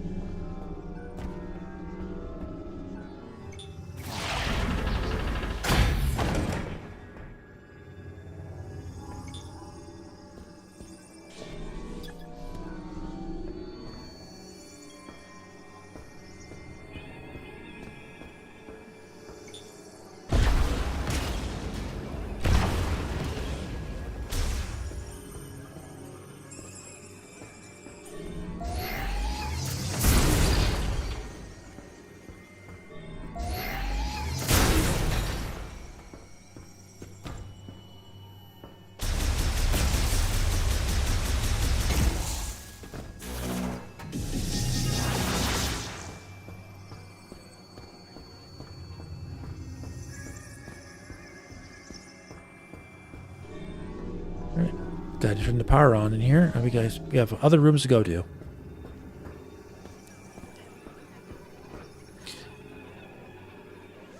Yeah, I thought there'd be time travel elements as well, personally, because of the black hole theory, you know. But since Silex used a wormhole in conjunction with the black hole, that kind of took care of that theory. Once you start using wormholes, that's more of a travel distance kind of thing than a time travel thing.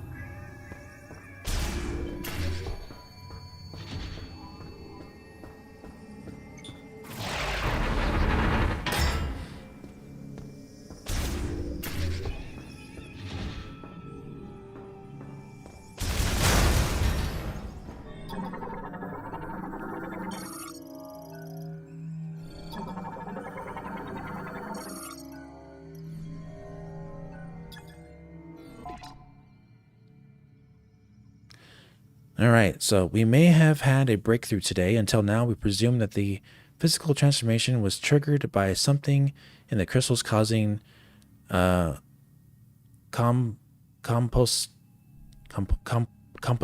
change in the GE, which would in turn cause an I can't speak. What's wrong with me? Abnormality in gene transcription. Yet that is not the case. In actuality, an unused region of the brain linked with the crystals is stimulated, and as a result, genes that would normally have stayed potato genes were transcribed. I now wonder, are we unlocking a blocked evolutionary branch? This would mean the great tragedy was merely one possible evolution of one potential future.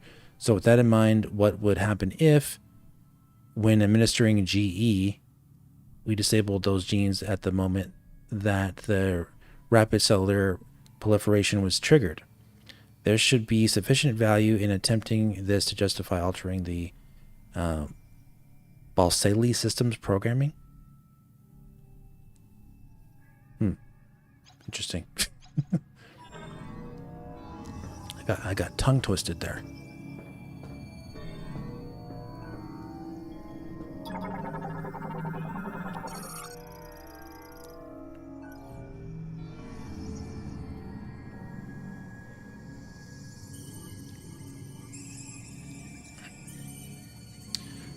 We don't know when viewers takes place. No, I mean it's sure they sure make it seem make it seem like this is you're visiting a planet that's thousands of years old, and that they've long since been abandoned.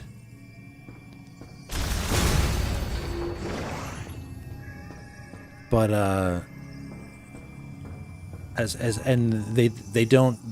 theory was that Viros and Tanamar were the same planet, and he went back in time, and Tanamar was actually Viros, but that was disproven because we know that it's not the same planet. If you've seen the ending of the game, you know very clearly it's not the same planet.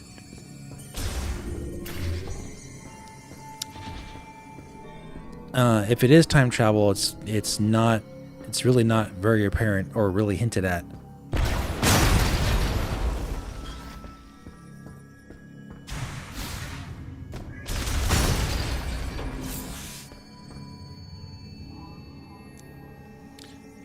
Especially since you're being teleported to Viros, and it's not Tanamar that you're being teleported to. It's definitely a different planet.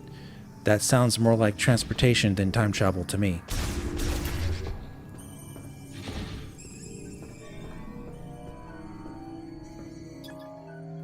I'm not seeing the time travel aspect in the game, really.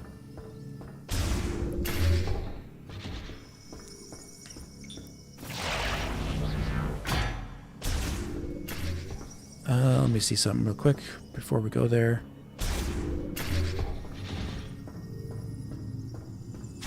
Yeah, I didn't go in here yet. All right.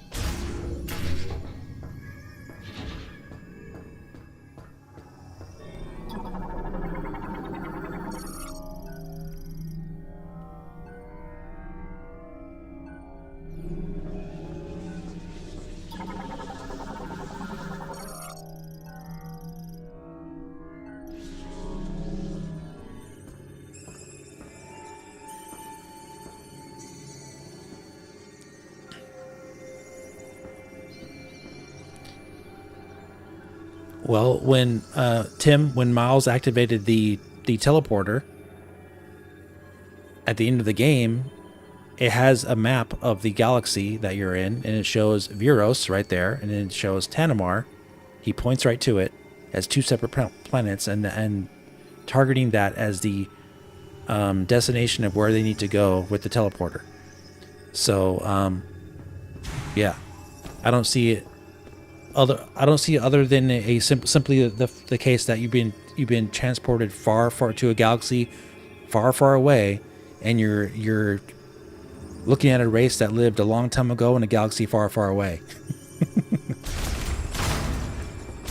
and you're discovering it because you were teleported there across multiple galaxies. So likely you need to travel across to other galaxies using a teleporter, which likely uses the wormhole effect, which would make it possible if you ever watch Star Trek Voyager. Using a wormhole or Deep Space Nine, using a wormhole can get you from point A to point B in a matter of seconds, which would be hundreds of thousands of light years across the galaxy to the Delta Quadrant or to a different galaxy, for example.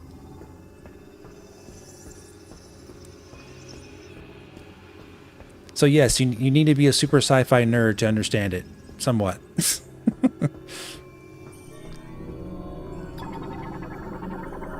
Not really, but that's the gist of it.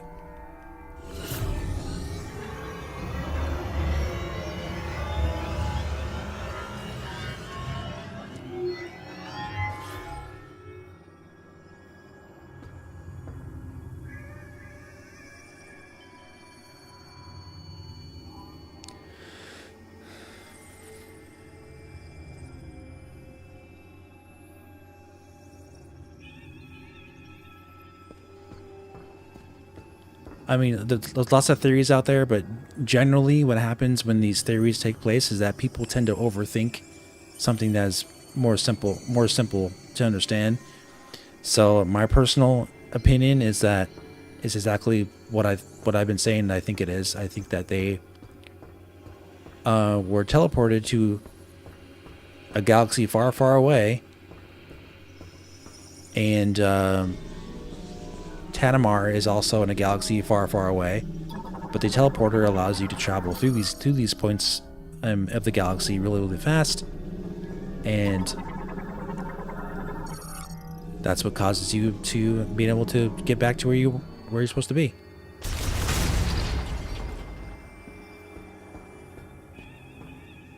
Yeah, 12 of them left to find the chosen one, and it had to be the past since none of them returned. It seemed like they all died, right? That's just a theory. We don't know. Oh, they never were found, so hard to say.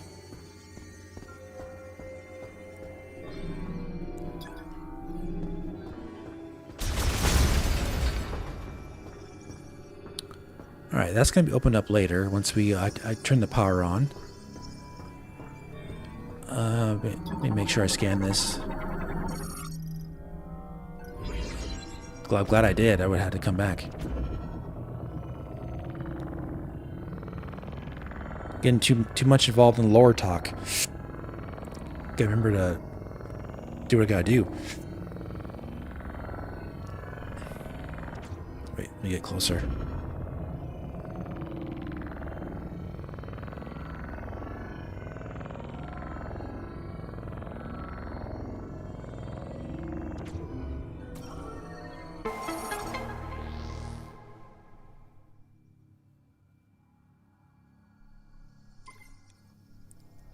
What's up, Real Skills? Artifact is referred to as a teleporter. It also teleports. That should explain itself. Yeah. It should. It's not called the time travel device.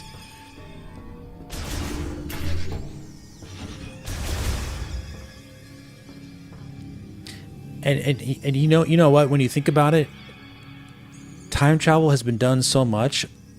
I would be totally happy with a teleportation travel aspect more so than just using time travel. And I do like the parallel universe theory as well, like quantum realities. I love that stuff. My third channel is called the Quantum Reality. I love that type of sci-fi mindset. But I think quantum realities and parallel universes might just be too much for a Metroid Prime game for the majority of fans to grasp. Because yes, you have the multiverse stuff, but parallel universes and quantum realities, you can take it really far with the sci-fi stuff, far beyond the general multiverse thing that like Marvel does or other things do. You could get really, really sci-fi with it. I don't think it really needs to be though. I think long distance travel through a wormhole with a teleportation device is enough, because you get an entire alien race that you can learn about and something that has existed far in the past that's been abandoned. You also get like interdimensional travel, you could say, using a wormhole, which also in conjunction uses something like a black hole effect that Silex was using. So that's more likely the case, I would say, than going the extreme time travel, parallel universe, multi-dimensional, multiverse, quantum reality aspect. Even though I would love that personally. I also think multiverse stories have been done way too much, so I hope they don't do that.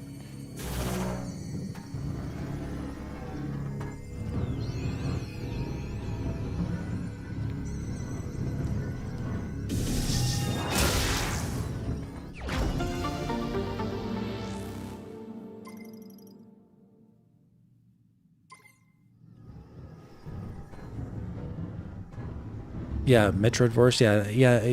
I don't think they need to do that. There's just like no like reason to do that.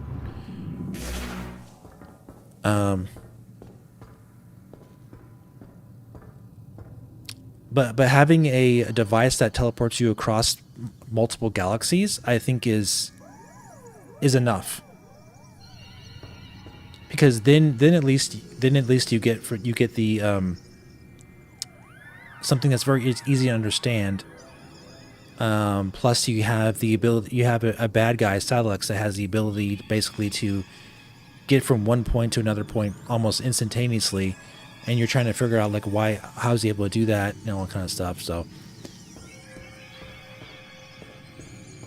he's got some kind of power that you don't have in this game, and they don't explain it fully, but it's some kind of interdimensional wormhole effect that he uses to get around. And that's something I think we'll find out more so in Metroid Prime 5. Like, what is he? Where does he? What's his goal? You know, why? More information on why he hates Samus, even though we have an idea. We kind of have an idea of why already, but we'll get more insight on that and what his overall goal is, I would say.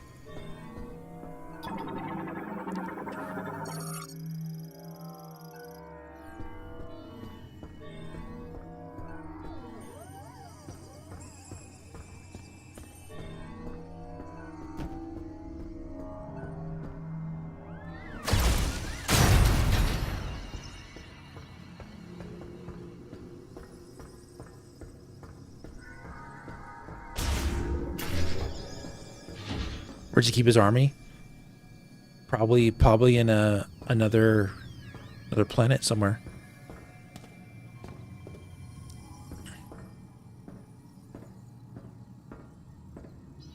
How we got the tower without the keys? Yeah, exactly. Yeah, these are unanswered questions.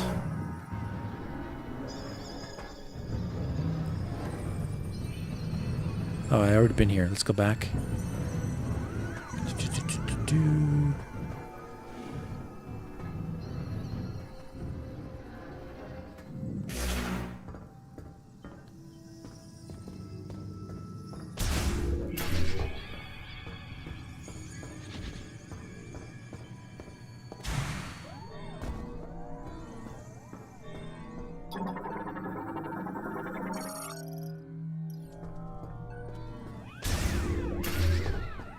All right, cool.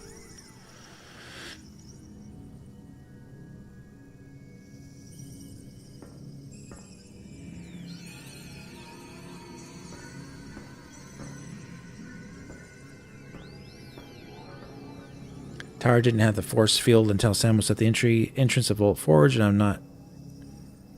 I'm not how he got into the healing pod. Not sure how.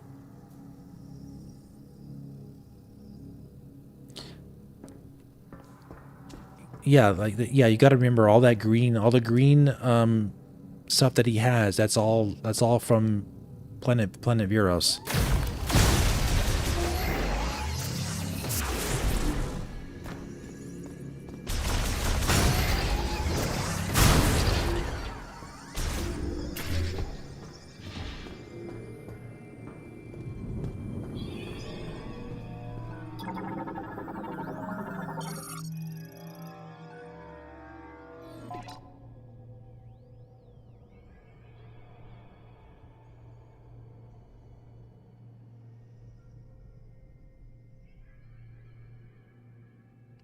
Yep, they were so close, they were unable to stabilize their procedure. And subject reverted. Talking about the grievers.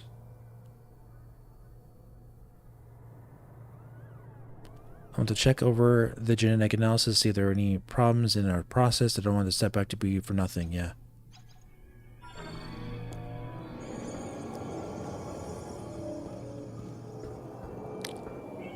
Yeah, the healing pod. Because remember, Tanabe uses the healing pod later in the game as well because of his hurt leg, and that's what appears to be what Silex uses after you injure him, defeat him.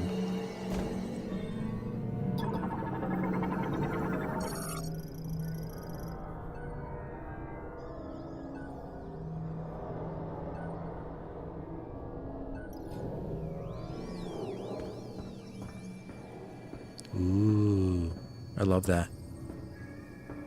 God rays. Like blue light rays, really.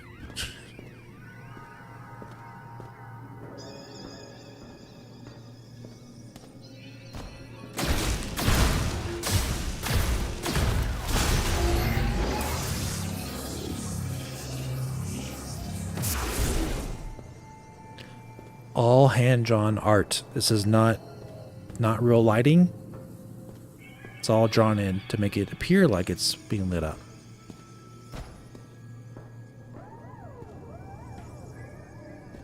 Really cool.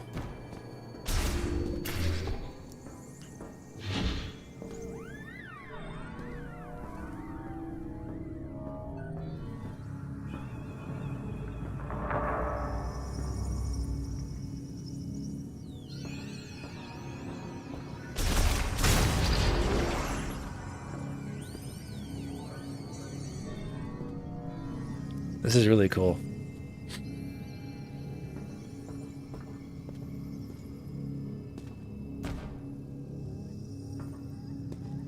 Love the layers of design that they do in these games. It's so good, man. Something that Metroid Prime 3 did not do very well. Let's be honest. Metroid Prime 2 did an amazing job of this. Metroid Prime 1 also, but not Metroid Prime 3 very much. Very, very standard design in Metroid Prime 3. Metroid Prime 3. Metroid Prime 4 definitely takes it back to Metroid Prime 1 and 2 in terms of its art design. I think Metroid Prime 3 was a low point of the four games for its art design. Its art design was not anywhere near as good as Prime 1, 2, or 4 for a lot of aspects. Besides, like, Skytown.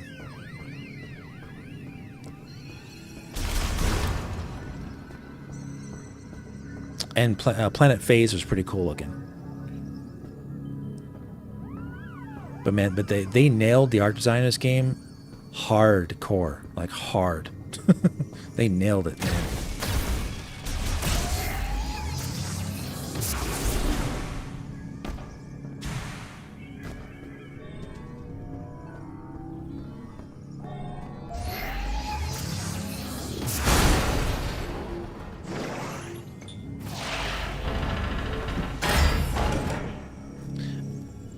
And when you listen to the sound effects, you hear the smoke or the steam blowing like around you, and like the creaks of the ice and the cracks and everything. Oh man, it's one of the most immersive games I've ever played.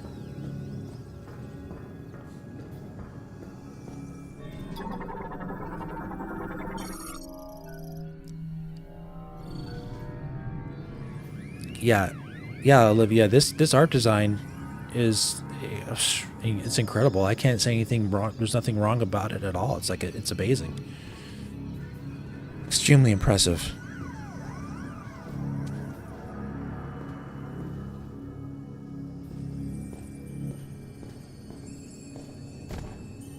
I love this stuff, man. I love it.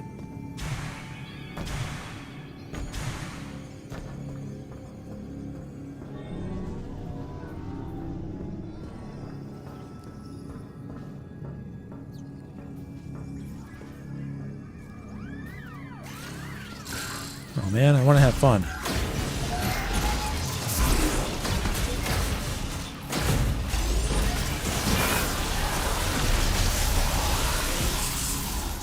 Gotta remember I have the charge shot for 3. It's cool.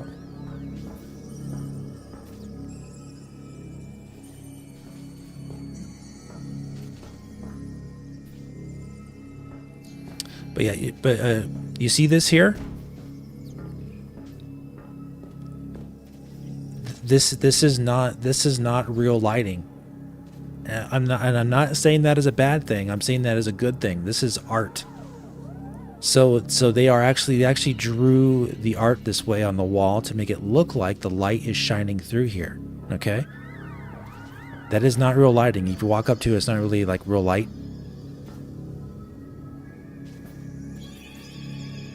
That is really that's going beyond. That's going beyond, no pun intended, what you'd expect. But it's very effective because it sets the mood. So they added these little like rendering of the light shafts coming out underneath here. But this is not actual light hitting the wall here. It's actually hand drawn. That's really cool. What's up, Trait Man Gaming?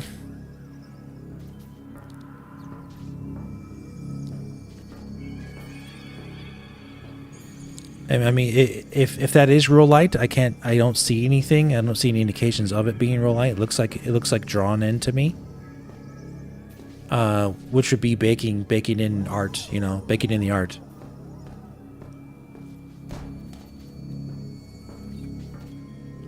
Using variations of color is exactly what painters do, like Bob Ross, you know what I mean? Like, and in when you watch Bob Ross painting, he does reflections and certain tricks with lighting to create shadow and depth in his paintings. It has nothing to do with graphics. It's all like how clever color placement, and you get the effect of having extremely atmospheric and well-lit areas. There's actually no real light there at all. That's just really cool art design. And then you mix it with some real lighting. Like this is real lighting right here, ambient lighting right here, right? And global illumination. When you do mix some of that with the art design, then you have an extremely atmospheric, immersive experience.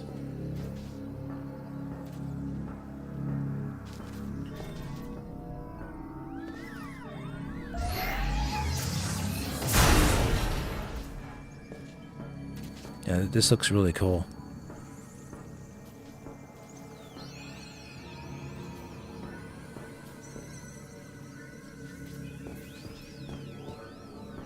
Bob Ross, right? Yeah. Okay.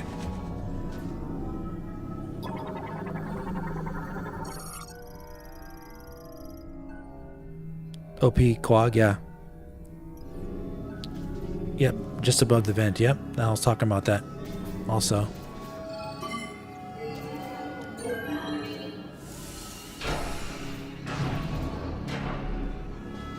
Ross C. Howard. Glad you're live. I was watching your Cronus playthrough a bit, thinking of getting a Switch 2. Oh man, if you're only going to play it on handheld, it's amazing on handheld. It looks extremely good on handheld play. I highly recommend it. Chronos: A New Dawn. That's one of my. That's like my top 3 games of 2025. Fantastic game.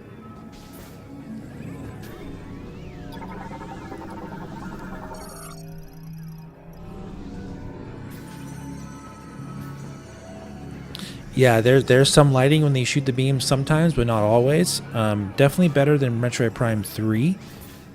Metroid Prime 3 actually took away the beam lighting. Metroid Prime 1 and 2 had it. Metroid Prime Remastered had a little bit of it, and this game has a little bit of it too. But not as much as Prime 1 or 2. See it there a little bit.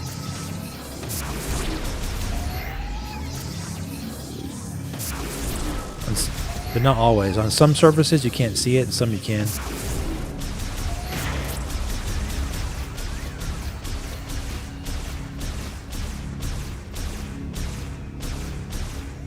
Yeah, it's very minute. Sometimes in the wall you can kind of see it a little bit. Yeah, in other areas you can see it better.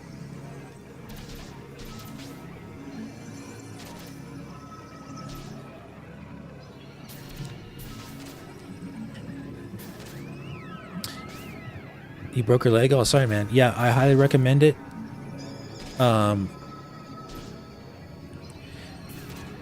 It's made by Bloober team, and they have kind of a lower budget, but I think the game is really good, and it's Unreal Engine 5, and yeah, it's not perfect on Switch 2. There's some little like glitches here and there sometimes with like how textures load, but like they patched it quite a bit and they improved the graphics quite a bit after like a few patches. I think it's highly recommendable on Switch 2. I think you would really enjoy it.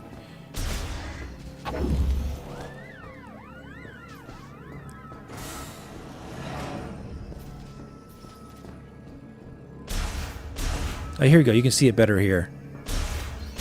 So it's very quick. You can see that it'll light up very quickly, but it doesn't last very long. The light goes away really quick. And Metroid Prime 1 and 2, the lighting actually stays in the walls a lot longer. Especially like the with the wave beam in Metroid Prime 1, the lighting will stay there for a lot longer. This is there, but it goes away really quickly.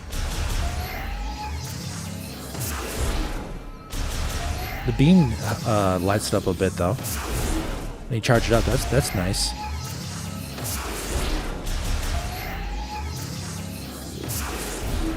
Yeah, you can see it a little bit here.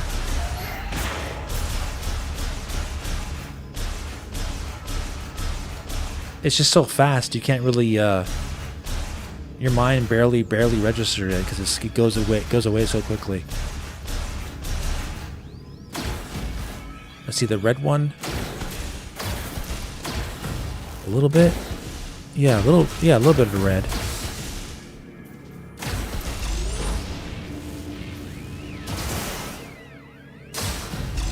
Not much though.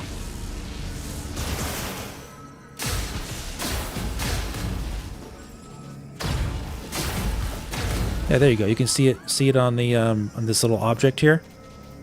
I'm wasting my ammo, but it's okay. I'll get it back. Lights it up a little bit.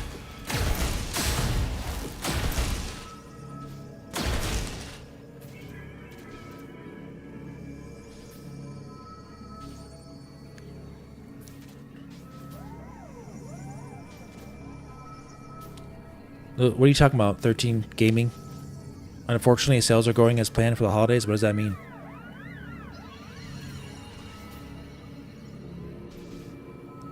I mean, Metroid Prime 4 is selling well. It's been #1 on the eShop. So, I would say it's doing pretty well.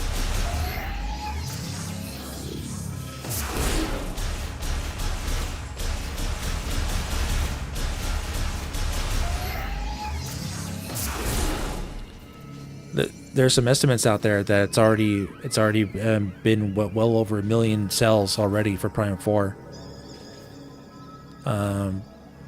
By some people who track sales, it could be on its way to 2 million soon as well. From what I'm hearing out there, it's not official numbers, of course, but it's been #1 on the eShop for like 2 weeks straight.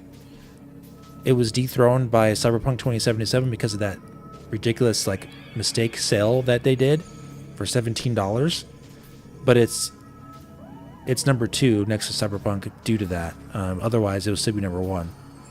I don't think it's selling bad at all. It's been consistently outselling Pokemon and Kirby ever since it was released over 2 weeks ago, almost 3 weeks ago.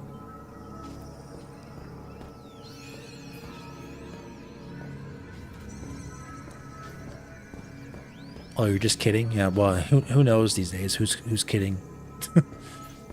Especially when you turn in terms of Prime 4. Anyway, that's enough of that. Let's keep going. Yes, there's some lighting effects with your beam, but they're kind of subdued. But I would say it's better than nothing.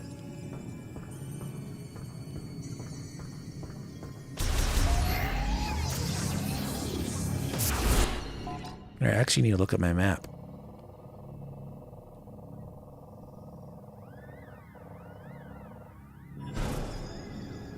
I can't go in there.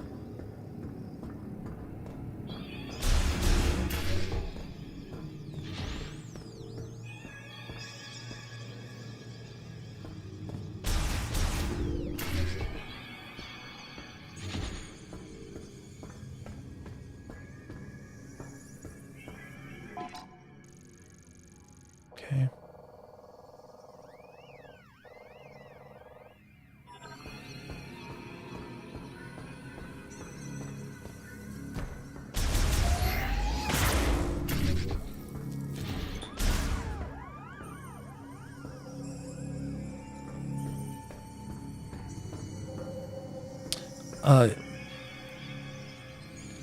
Do you guys remember 2017 when the Switch 1 was released? Here's a very interesting fun fact for you. Fact, by the way. Guess what console sold the best in November of 2017? Switch 1 was released in March of 2017. Guess what console sold the best in November of 2017?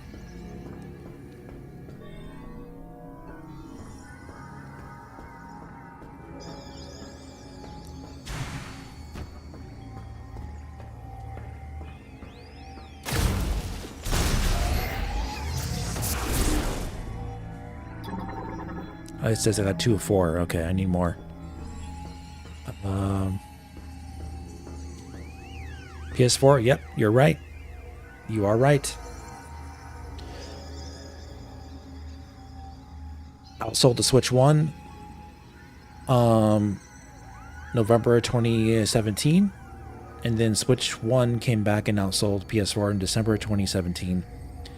My guess is that's going to be the same story this year. Switch 2 will outsell PS5 in December of 2025. And it's because they had a lot of deals on PS4, and same with PS5 this year. A lot of good deals.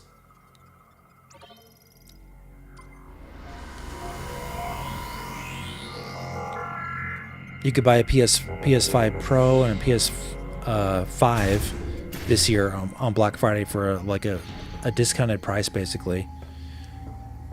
So Switch 2, you couldn't really do that. It's a brand new console. So there's that.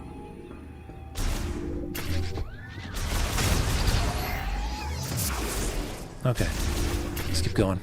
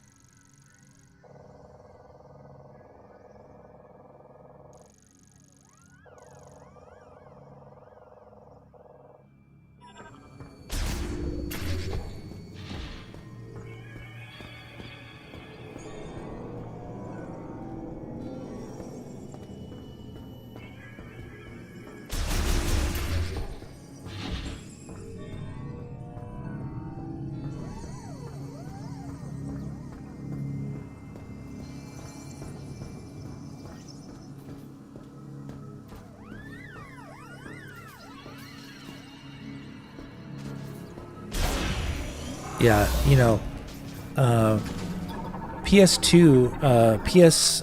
Switch 1 sales completely died. I forgot to do this. Completely died pretty much after the Switch 2 came out.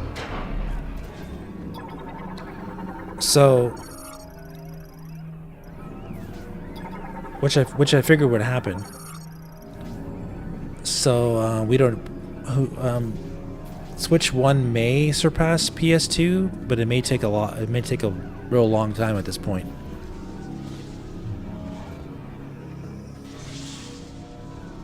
It doesn't really matter though. Like it's still extremely high selling.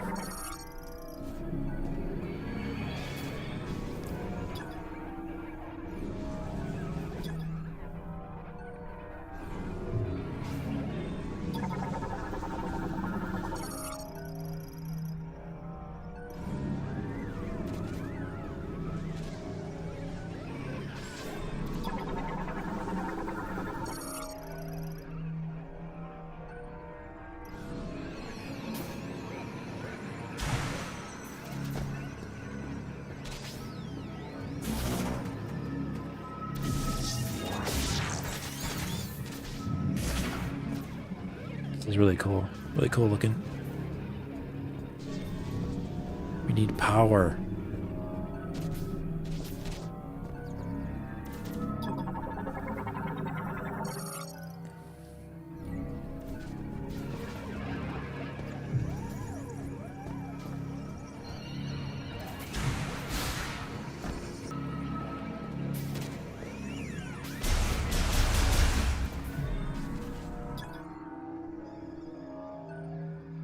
Oh, wait a minute. Did I figure it out? Oh my goodness. I think I did it. That is so ridiculous, guys. Oh my goodness. I totally forgot. You really gotta like focus in on what can be broken in this game. Oof. We're not out of the woods yet though.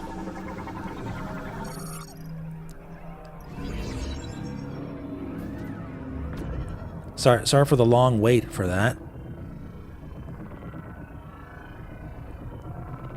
You miss one little like part you can destroy. I was thinking of things I missed for scanning. More so.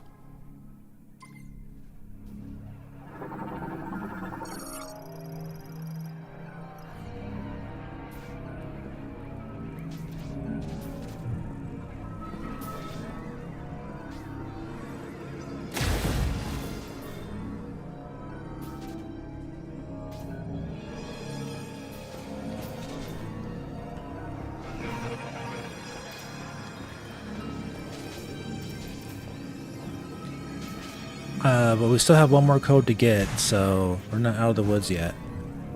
Close.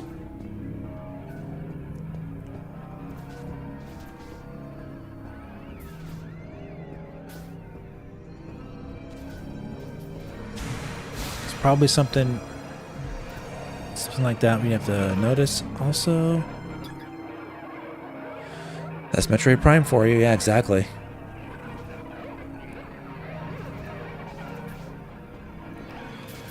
Yeah, it's not really about being lost, it's about discovering what you need to do in said area. That is what Metroid Prime's all about. And it only happens to you like your first couple times playing the game. After that, you're gonna remember.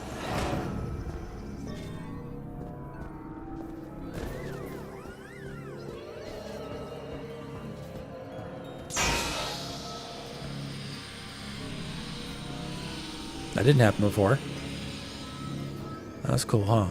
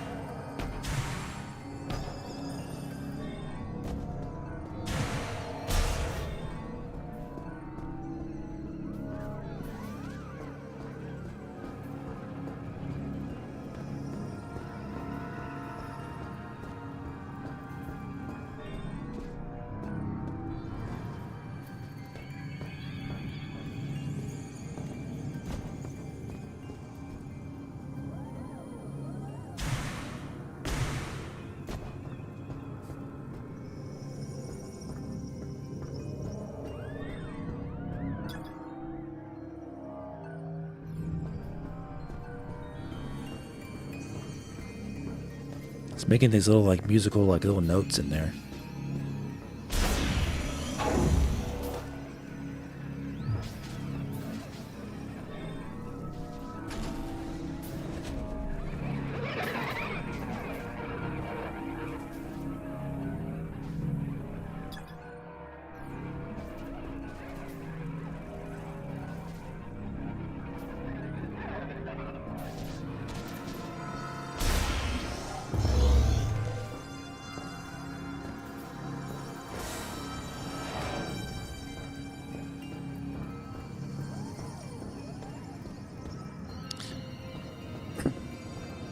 Yeah, I mean, I was scanning everything. I just didn't scan that one little thing there.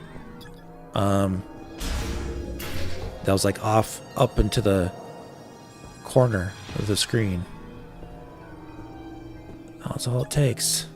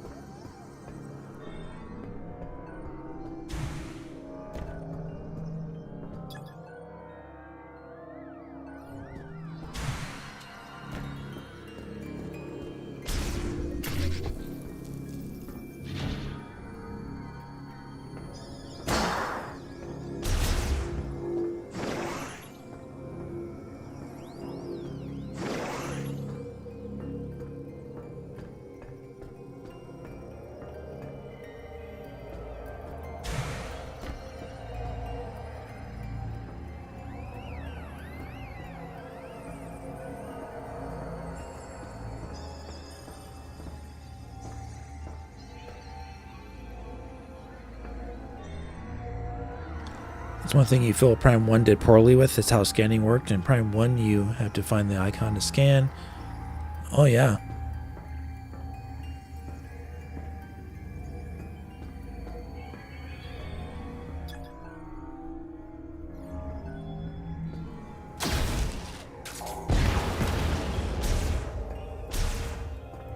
Very true.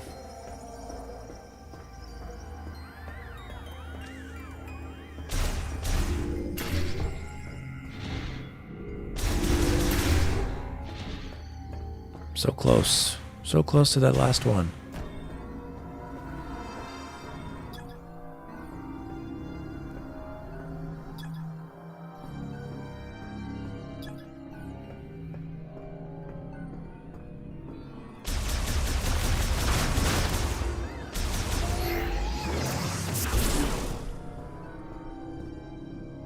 Trying to see if I missed a scan anywhere in here.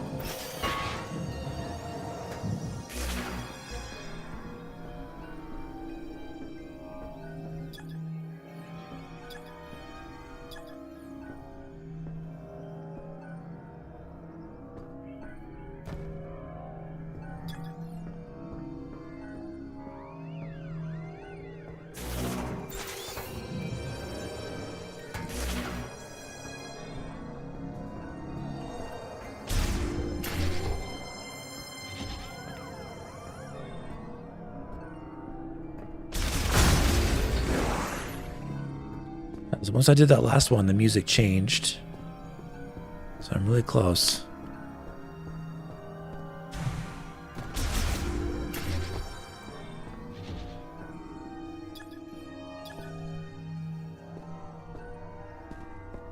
Anything on the ground?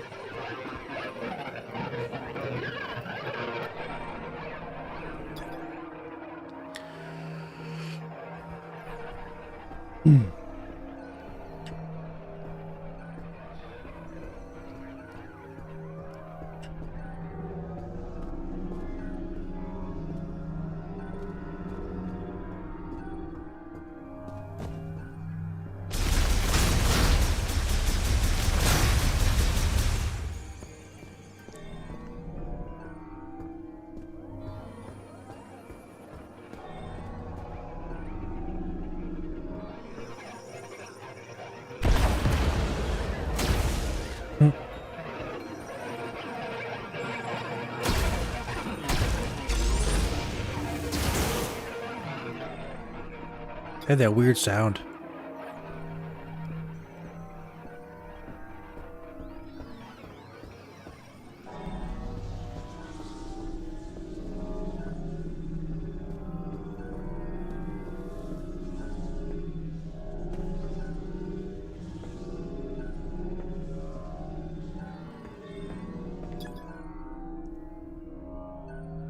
Oh, I think this may be it.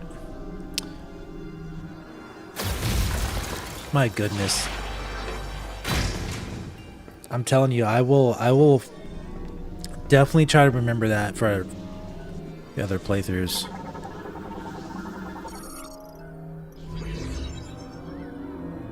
It's really hard, man, when you're coming back here. This is my second time playing through it. So it's really hard to remember those little things that you can't really notice without really reading each scan, you know? Like, it's like a little bit different on that one.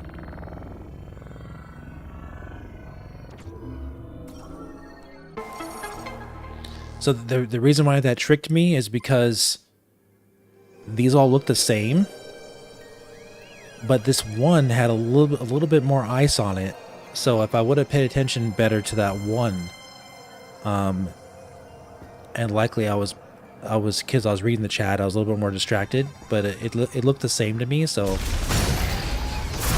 it makes sense why I would miss that. Boy. All right, let's get through that door.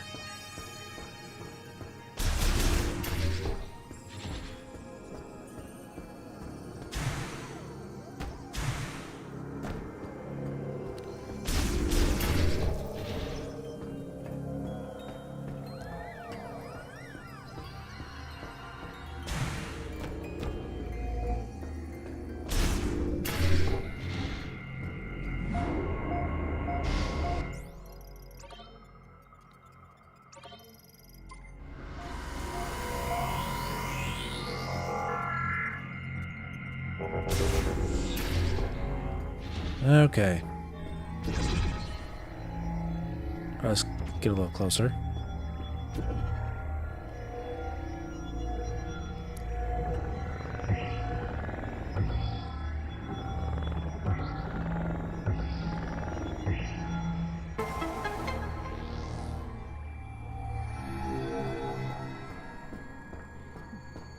All right.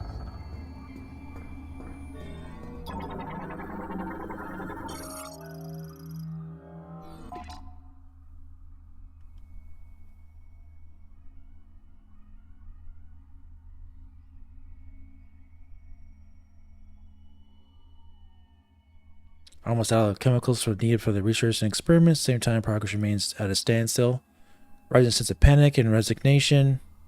Cannot hope for more chemicals to arrive, and if we wise up what we have before, if we use up what we have before the experiment succeeds, even if it succeeds, and with what we have left, we are losing researchers. Everyone's likely thinking the same thing. Yeah, they're out of time. Shamus, looks like you made it through another floor. You're getting close to the generator.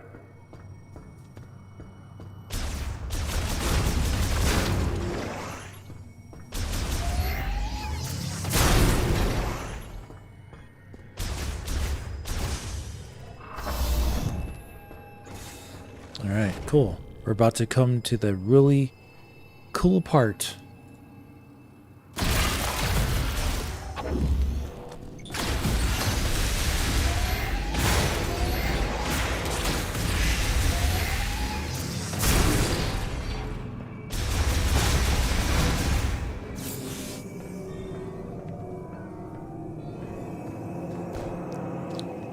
And I mean that both literally and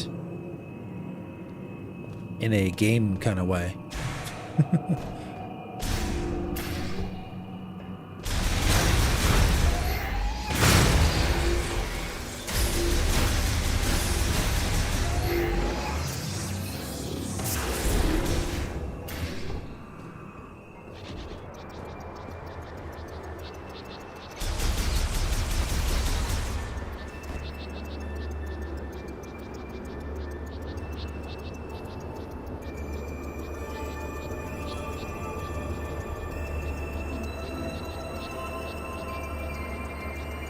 I'll be right back. I'll leave it here. You can enjoy this for a second.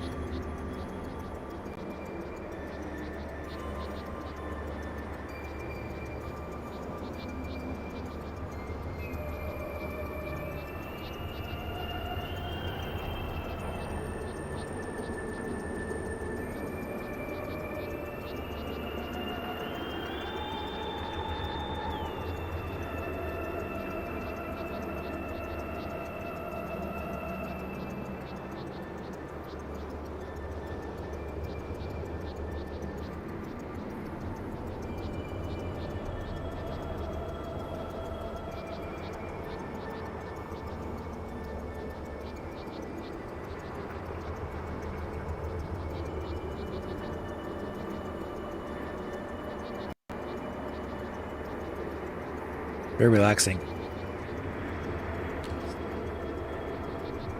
Do you think Nintendo would green light controlling Samus to ship for Prime 5? That would be pretty cool. I'm sure they would. If they can give you a motorcycle, I'm sure they'll let you control Samus's gunship. It's your favorite area? Yeah, it's really pretty.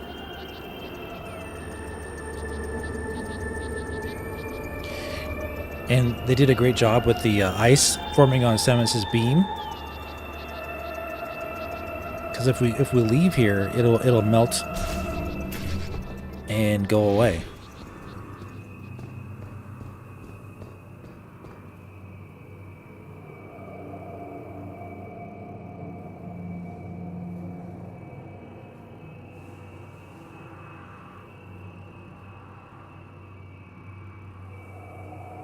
See, it just kind of like melts away and turns back to normal again. So cool. Heater 7220, they need to figure out a new formula for how to make these 3 Metroid games much longer. 8 years for a 15-hour game. Yeah, but the game didn't start development until 2019. It wasn't 8 years. It was 6 years. They had to cancel the original game and then start anew. So, and I do think this game was done in 2024, but they pushed it back so it could be launched with the Switch 2. So I think this is more like a 5-year, a solid 5.5 year development for this game or so.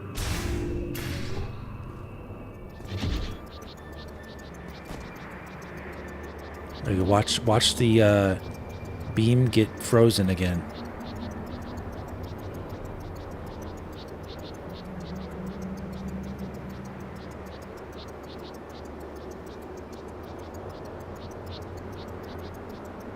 So cool.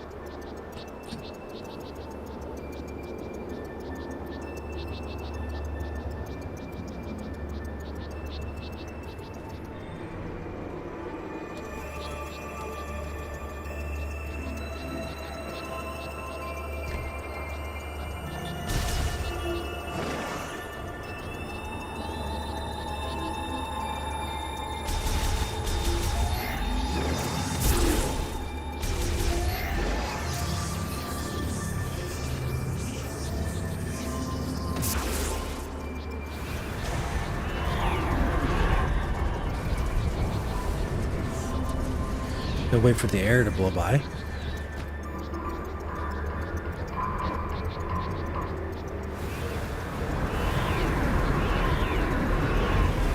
Whoa, whoa, whoa, getting pushed.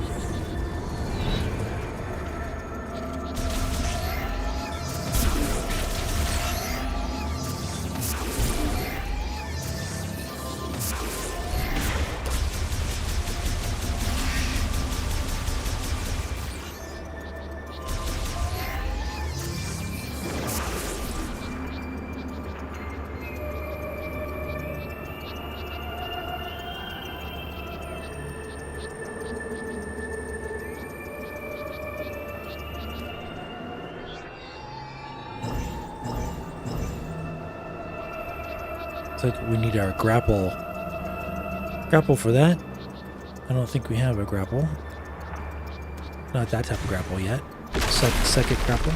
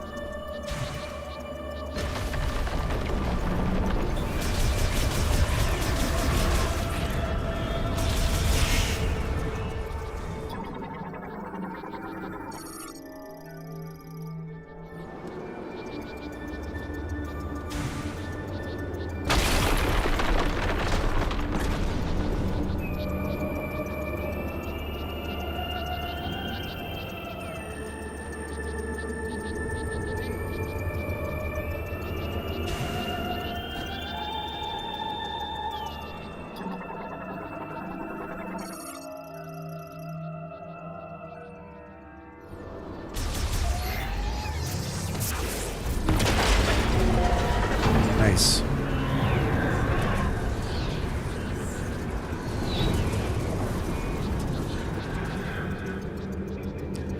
Strong wind right there.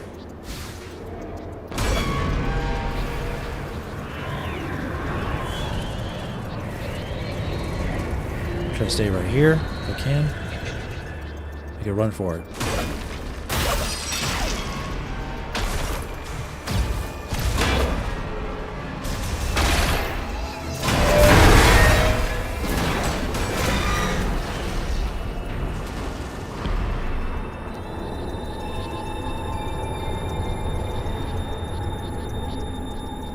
Gorgeous, beautiful, all the words you could think of.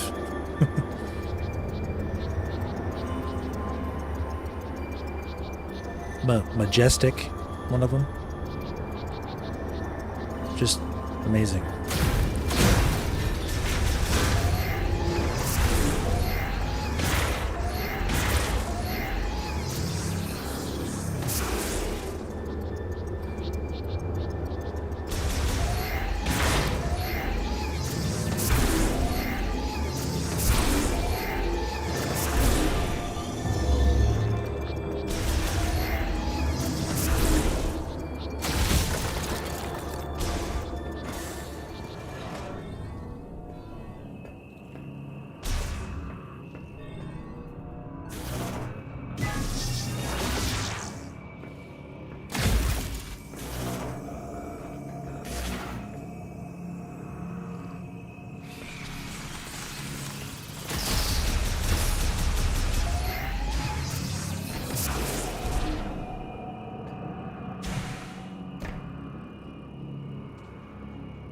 it just hurts. Come on now, a little bit of over exaggeration.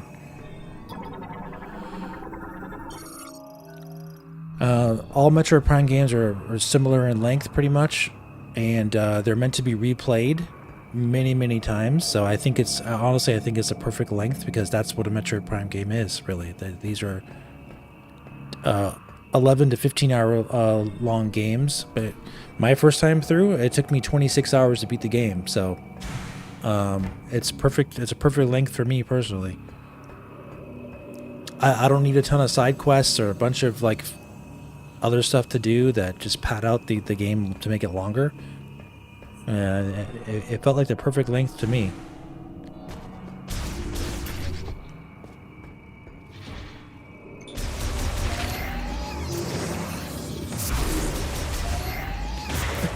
These games are not meant to be played just one time. You're supposed to want to keep replaying these games, to unlock more stuff, get all the scans, all the items, find out better ways to beat certain parts of the game quicker, you know, that kind of stuff.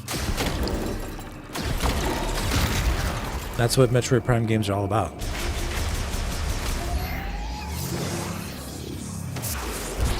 I must have played through the original Metroid Prime at least over 100 times by now.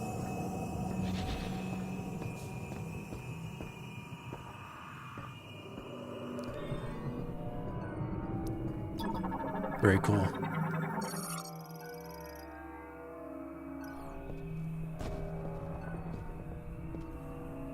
Still had a jolly good time, yeah.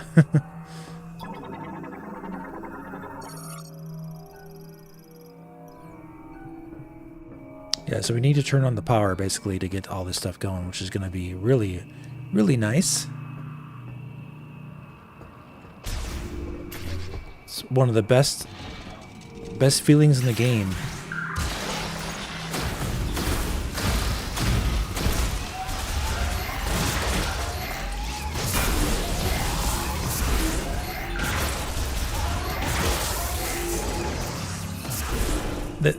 This game conveys emotion through music, through accomplishment.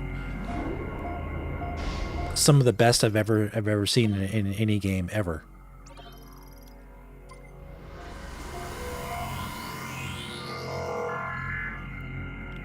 Just incredible sound design with progression, like tied to progression. Like it's really amazing how they did that in this game. Another really nice baked in lighting, shadows. Very pretty.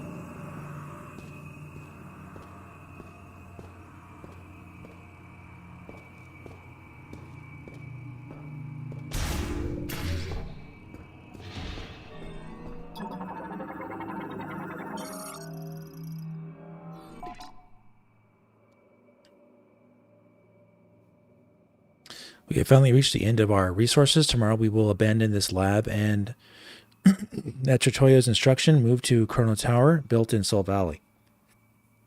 We will not be able to save our brethren. Why could we not find a way to stabilize the Grieveric cells when they reverted to their Lemorn counterparts? What did we miss? I will ponder this the rest of my life. Yeah, very sad.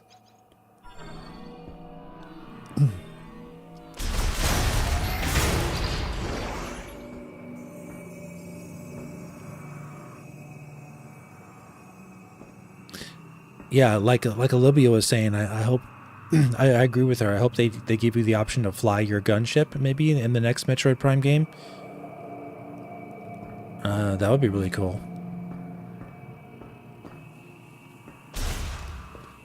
I don't have any. I don't think anybody had a problem with the bike. Actually, I don't recall many people complaining about the bike in this game.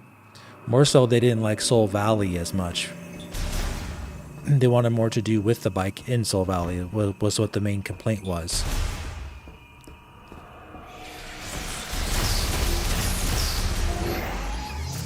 But most everybody I've heard really like the how the bike played.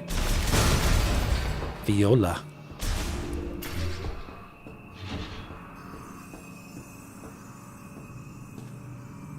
Ooh, you can see in there. Look at that.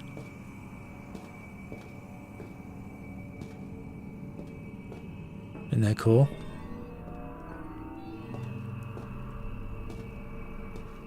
You can see the depth of what it's hiding. Hiding in the depths of Ice Belt is the power generator. A game where you can fly the gunship with a dream come true. Yeah, that was what I thought they were doing in Metroid Prime 3 when I first played the game in 2007. I was like, oh man, we're actually flying the gunship, but it wasn't really, we weren't really flying it. We were just like telling it where to go and flying for us. But that would have been cool if we could fly it.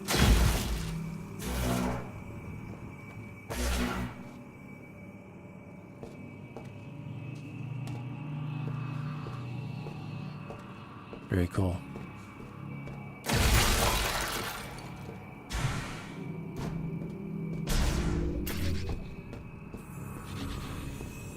Here it is.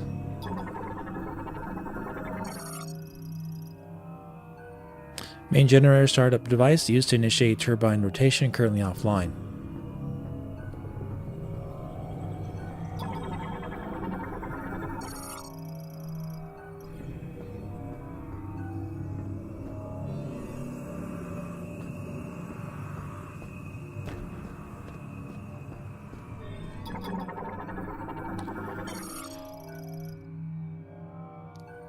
Hope they continue with the Lamorne lore of like missing 12 that left, how the new tree is growing. Yeah, exactly. Yeah, we'll have to wait and see.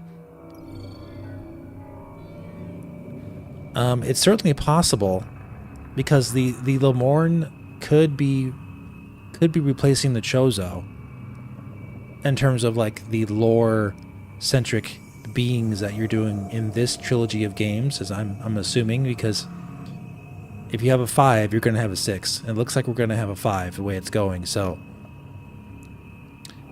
because there was Chozo lore in Metroid Prime 1 and in Metroid Prime 3. And Metroid Prime 2, I don't recall them saying much. I think there was something that they said there a little bit, but it wasn't. It was more so focused on the other guys. The Luminoth. So I wouldn't be surprised if they do continue some lore with the Lamorne in the next game.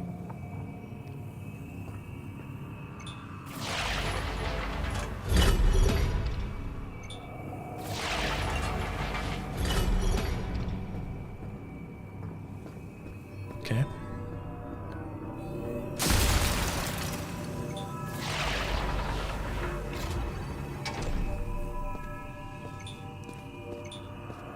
This is cool.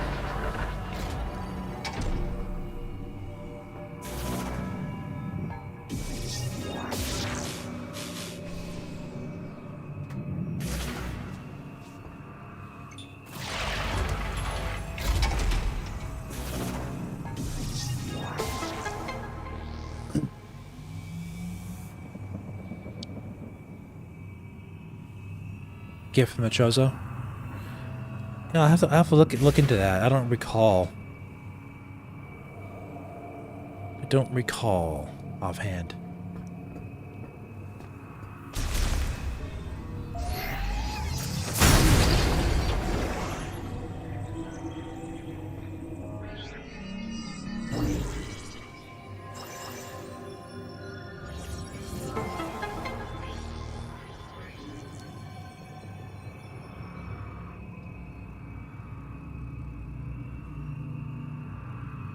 All right, guys, we're about to turn on the power here. How are we doing on our likes? Can we get some more likes on the stream?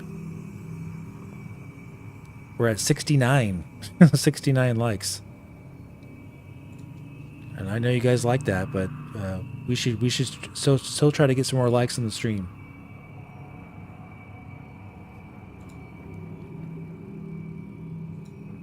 Good stuff.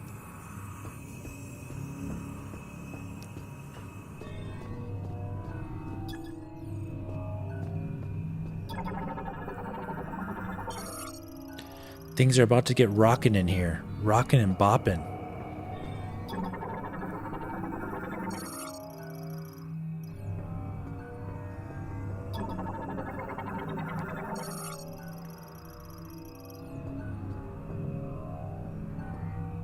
Okay.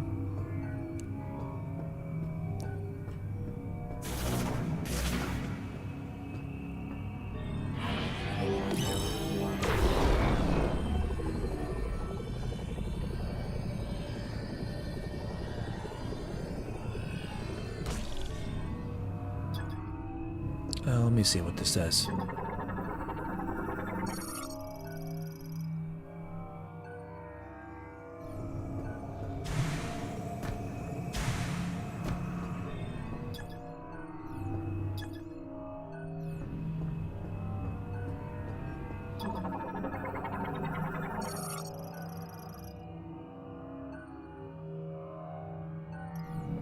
What's your favorite main area boss? Mine was Vault Forge and Flare Pool bosses.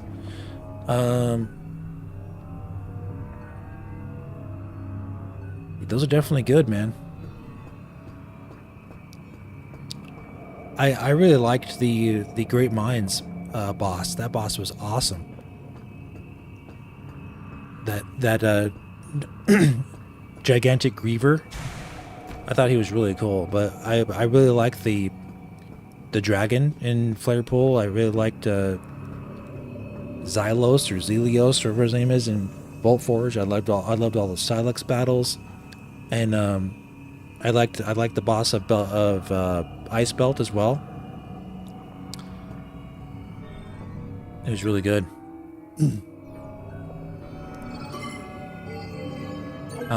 But the Giant Mines boss really, Omega Griever, yeah, that really stuck out to me for some reason. I really liked that one. His design was really cool.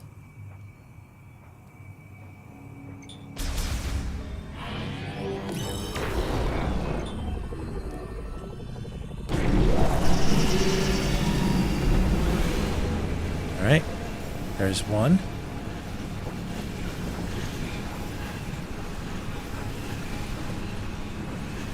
Ending Silex battle was cool, yep.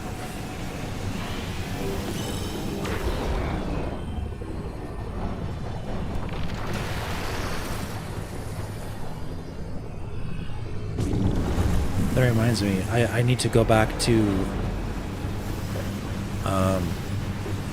Fury Green and turn in my crystals to upgrade my control beam for a longer shot.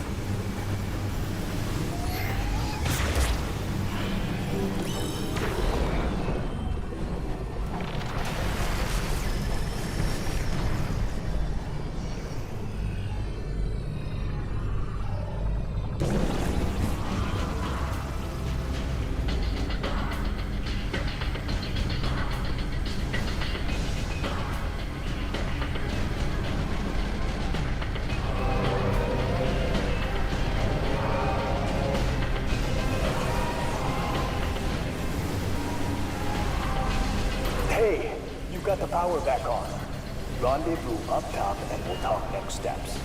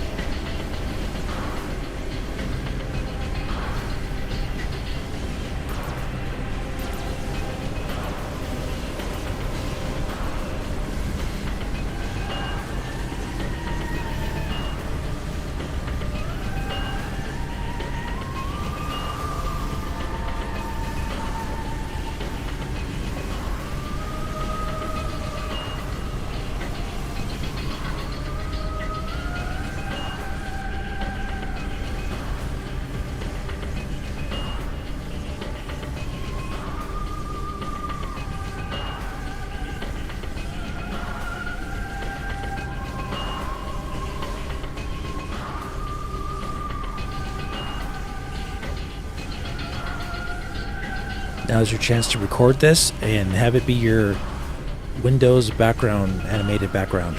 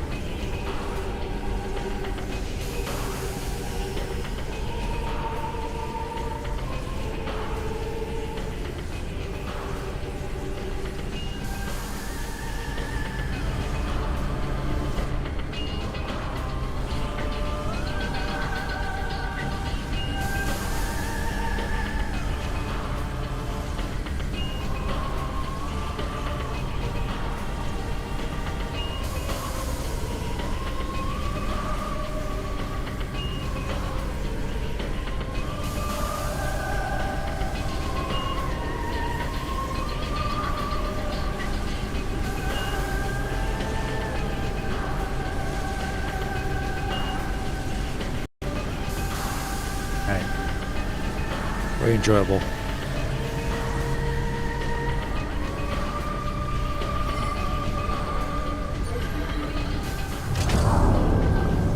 I don't play Metroid Prime Hunters now.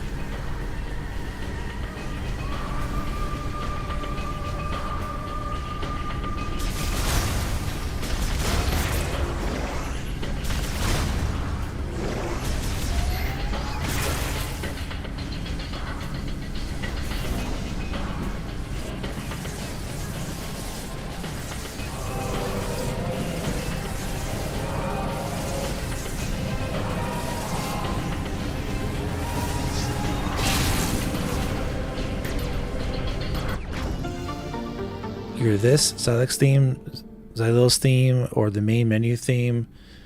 Those are your top 4 tracks. Oh, cool. I really like Bolt Forge too, and Firepool. There's so many good songs.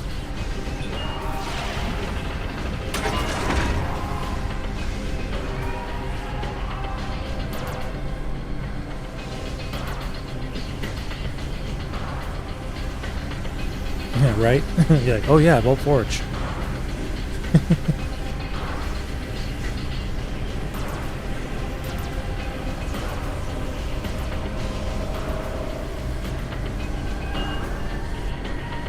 Yep, the viola theme is awesome. The bike theme, really good.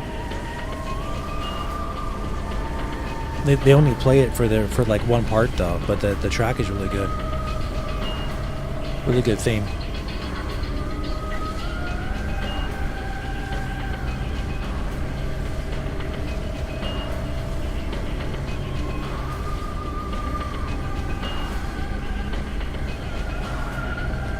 I prefer the Federation over the Prime 3 Hunters. A lot better character development. Hope to see them again in Prime 5. Love Miles. Yeah, they have unanswered questions like what happens to them at the end, you know. So we'll see.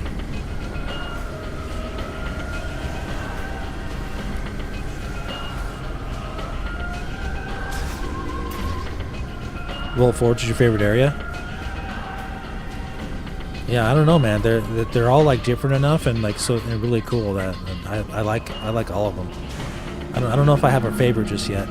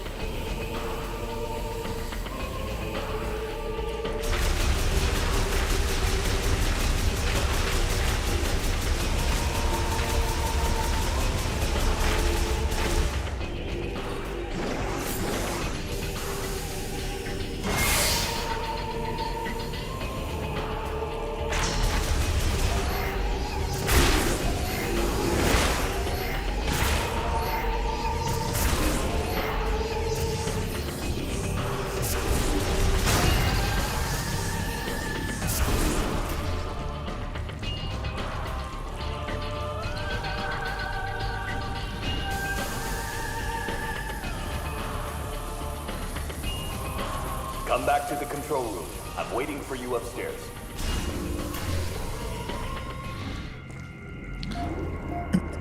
Ending cameo was tear up. It was like, that was some good stuff. I don't know how they would survive though being stuck with Silex. I guess protagonist armor, maybe. Maybe.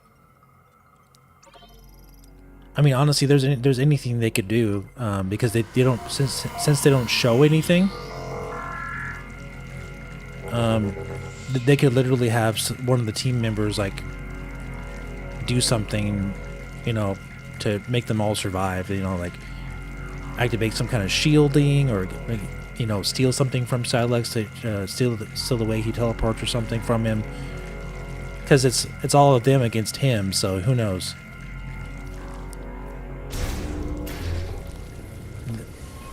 Since it's sci-fi, they can write in almost anything to save them, or they could write in anything to make them not survive. We'll have to wait and see.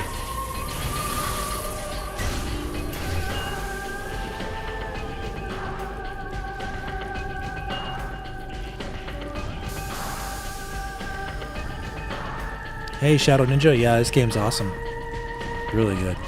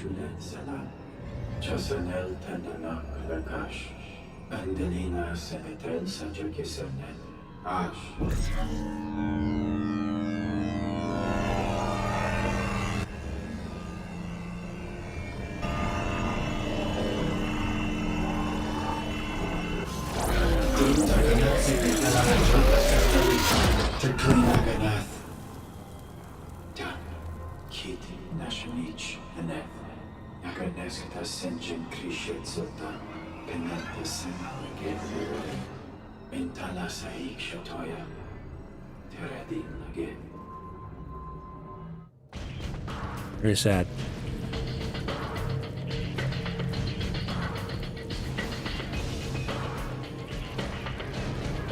Oh yeah, that's true. I could see why you would like Roll Forge the best because of that. Sanctuary Fortress was the closest thing, yeah. Probably a new 2D Metroid will come first, and then the next Metroid Prime. Because it'll probably be another 3 years at the soonest, so they will have another Metroid Prime game. But I think the groundwork is set. That if they already are making one, it wouldn't take them as long to release it.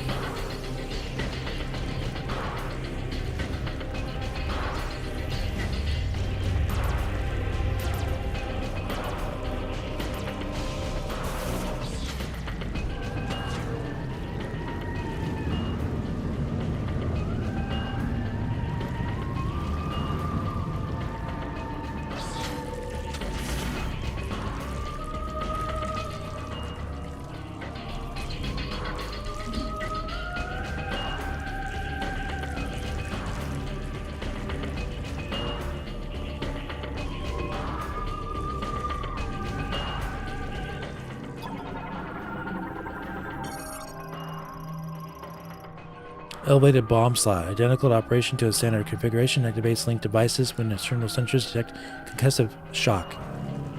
Oh, you see?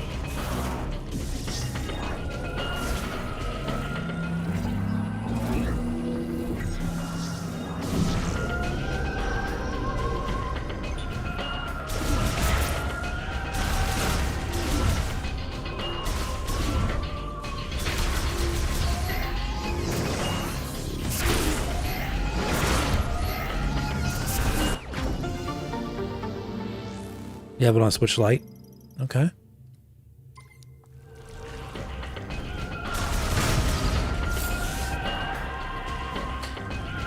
They really need to do a 4K upgrade for Metroid Dread and Metroid Prime Remastered. And that just do a 4K upgrade. That's all I ask for. It would be really, really visually game changing for those games for that on Switch 2. That's all I ask.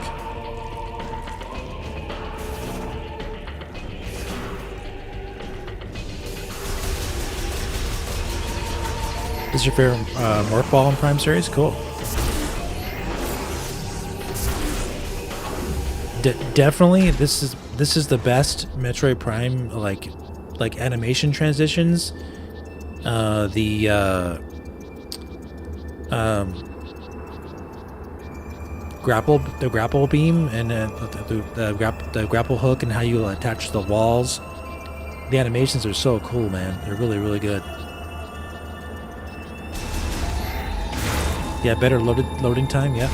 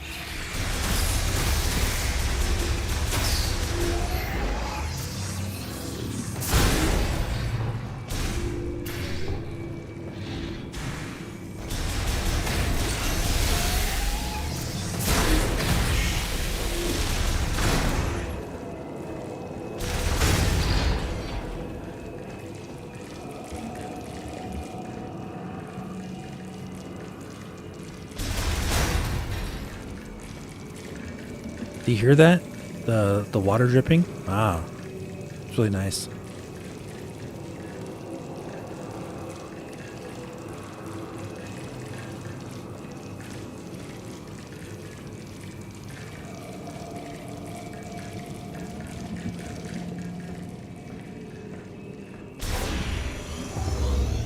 Very cool.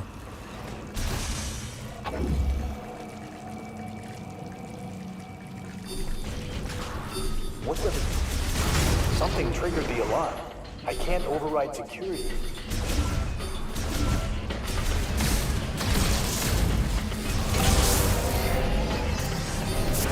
Time to fight Grievers.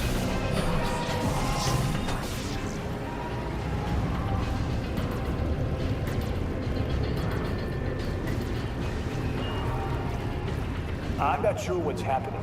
This whole facility just went into lockdown.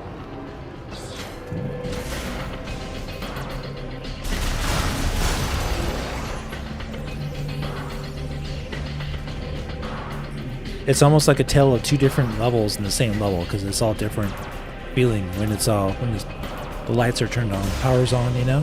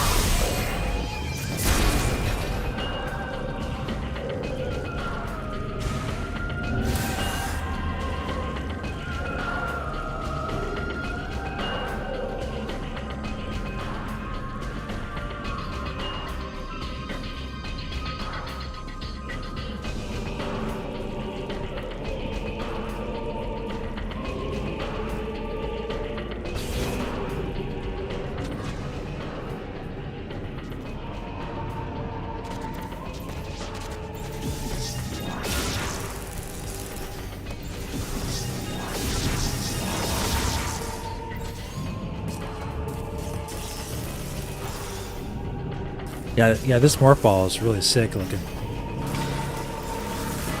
Ooh.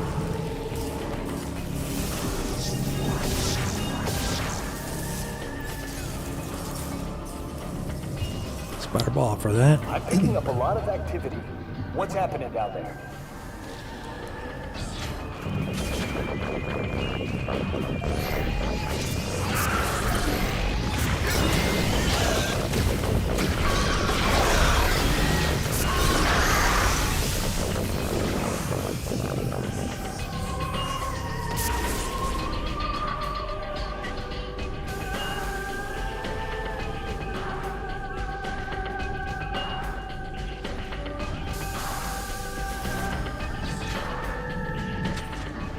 Phazon suit from Prime 1's your favorite still? Okay.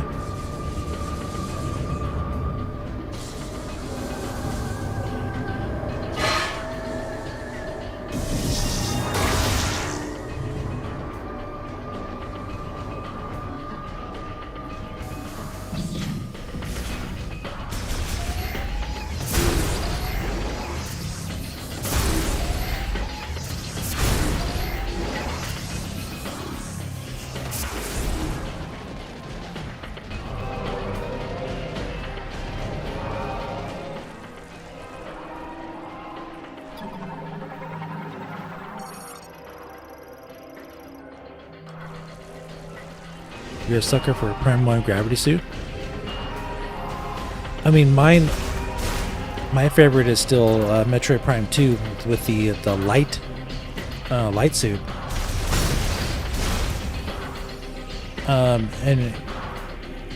And really the legacy suit from this game is really inspired from the light suit. So like the legacy suit's probably one of my top 3 suits in this game of all time also.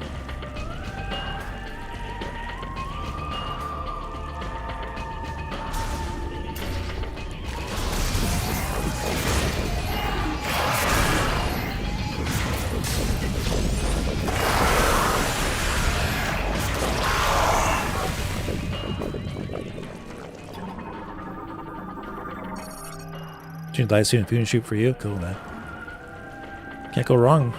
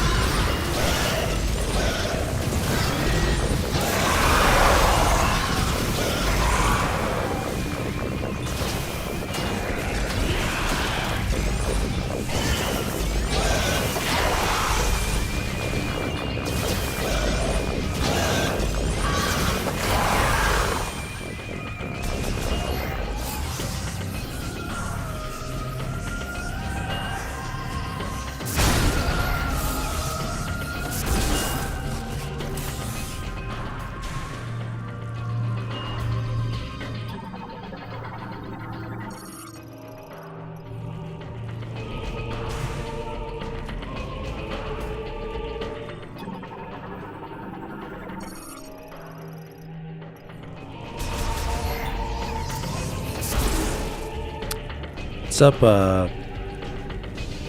not sure how to say your name. Filey at Morijo?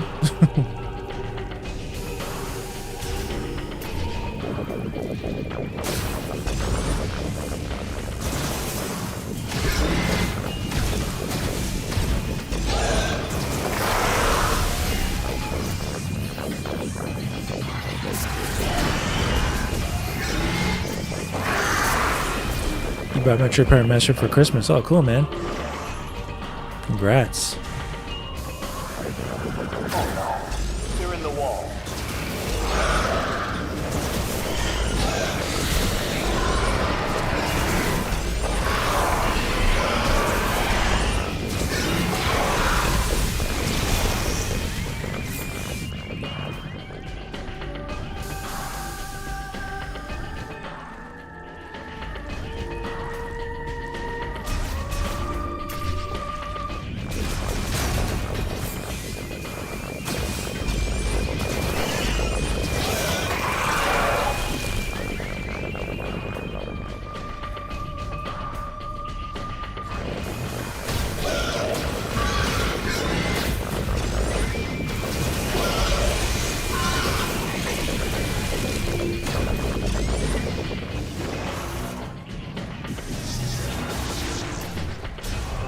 Having a fusion suit in Prime Master is kind of a bummer. Do you copy?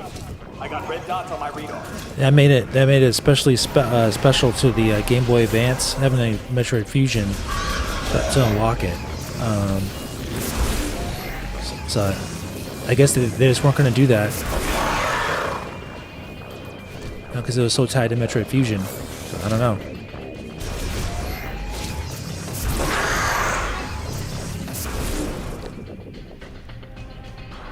There's no reason why Metroid Prime Remastered would have the Metroid Fusion suit, because that was very specific to the GameCube game, because the GameCube could connect with your Game Boy Advance.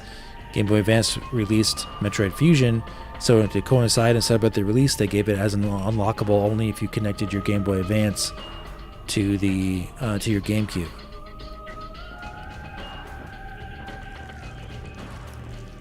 So I kind of get it, you know, but sure.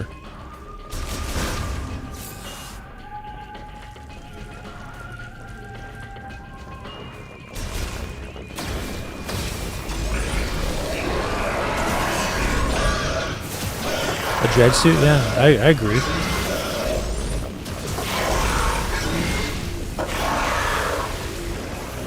Who knows? Maybe they'll do that in the future. You never know.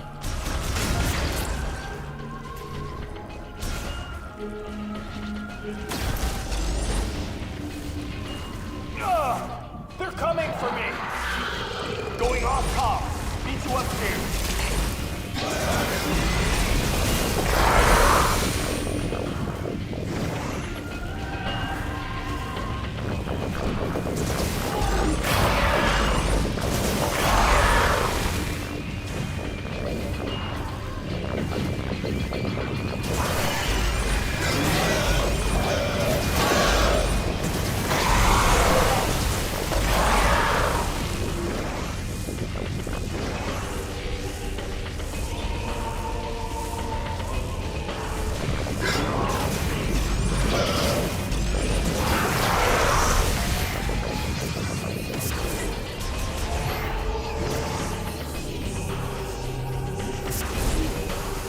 Is this the Switch 1 version? No.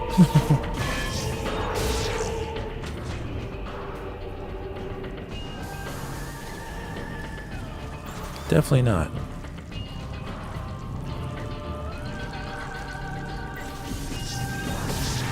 Alright, I need to have this like little mini game to get the upgrade is the game's ode to Metroid Prime Pinball. But we'll come back to that later when I have the psychic bomb lasso.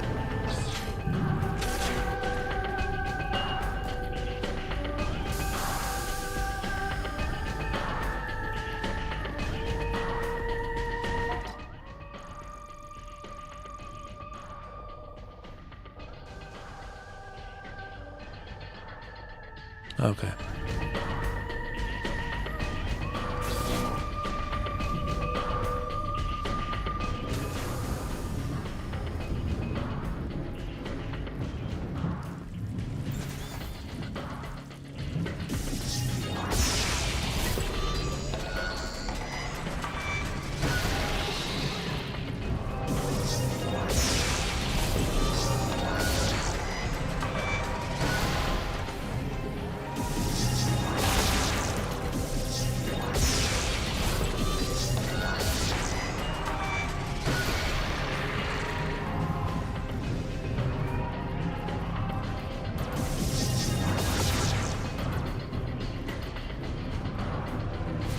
Try playing with Joy-Con, 2 controllers attached to the grip? No. Samus, you made it. Let's take care of this. They don't like fire. They're coming for us.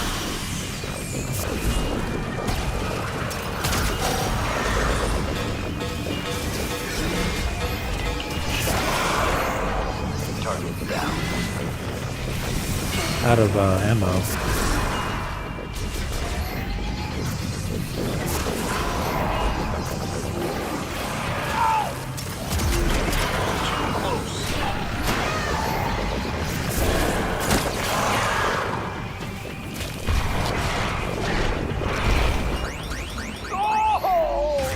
Down.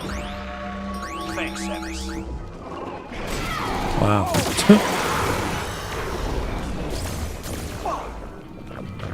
Who's shooting now?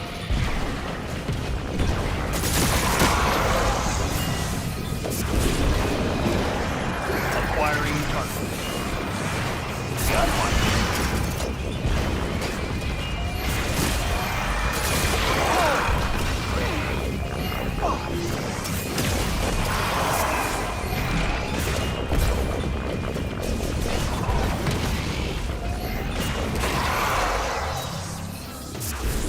I think we're clear.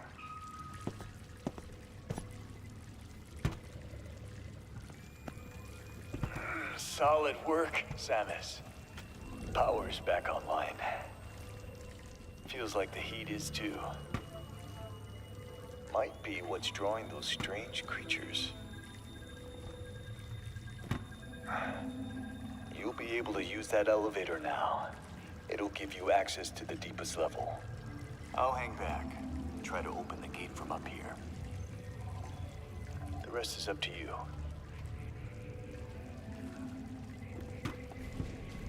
Not a fan of the Joy-Con controllers? No, I mean, they're fine. But I definitely prefer the Switch 2 Pro controller. I would be playing this with the mouse in mouse mode, but since the game doesn't support inverted look, then I'm not gonna play on the mouse with the mouse. But I do like how the Joy-Cons feel better on Switch 2 than I did on Switch 1. But overall, Switch 2 Pro Controller is the way to go for me.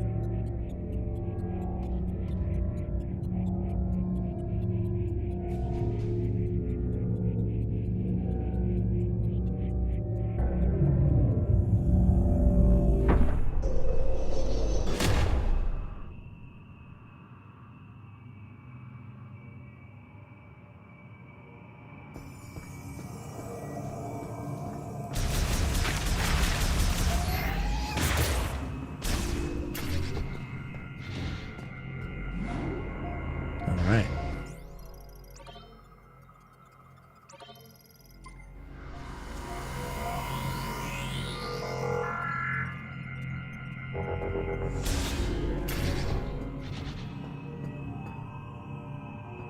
Alright, you need a boost ball for that.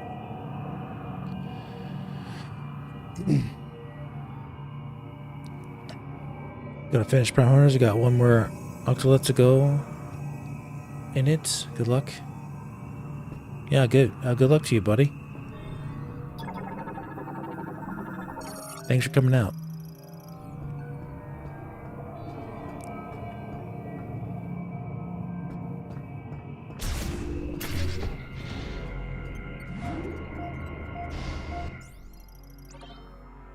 I think I already saved. Got distracted. How am I enjoying the game? I'm loving it, man. This is my second time playing through it.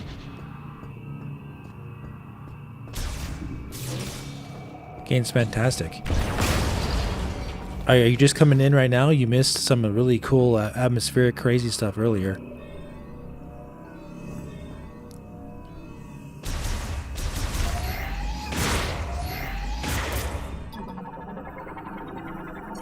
Atmospheric and ever so lovely.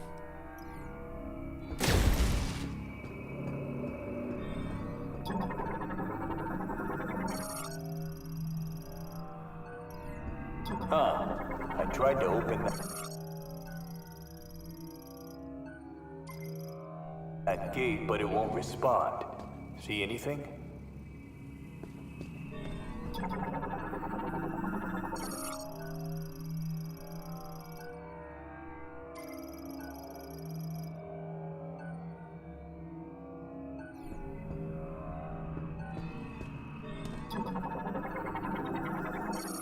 You just got here? Yeah. Yeah, it's really good, man. Really epic and atmospheric and immersive, and it's really good.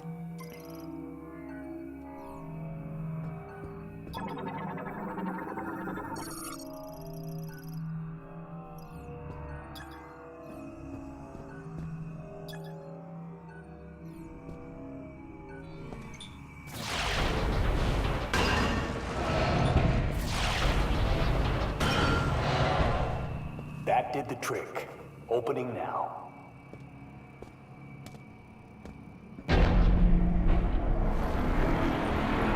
Happy hunting.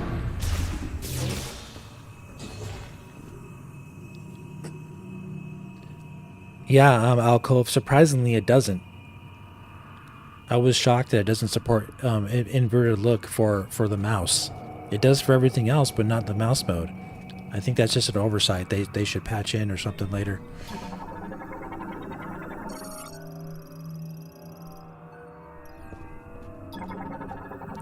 What can I say?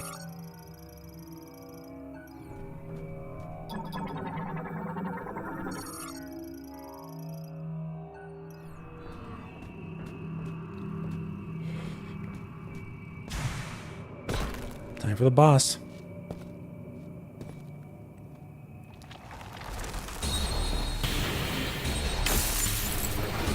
Another really cool boss, cool theme.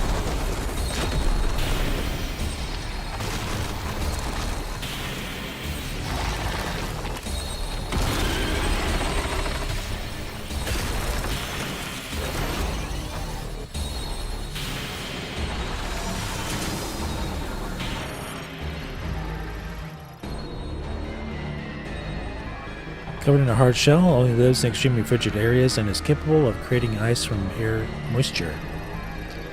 Possesses sensory organs below the carapace on its head and open its shell to identify enemies or attack with its mouth. Metroid fusion has altered its body composition, leaving it corpsely exposed.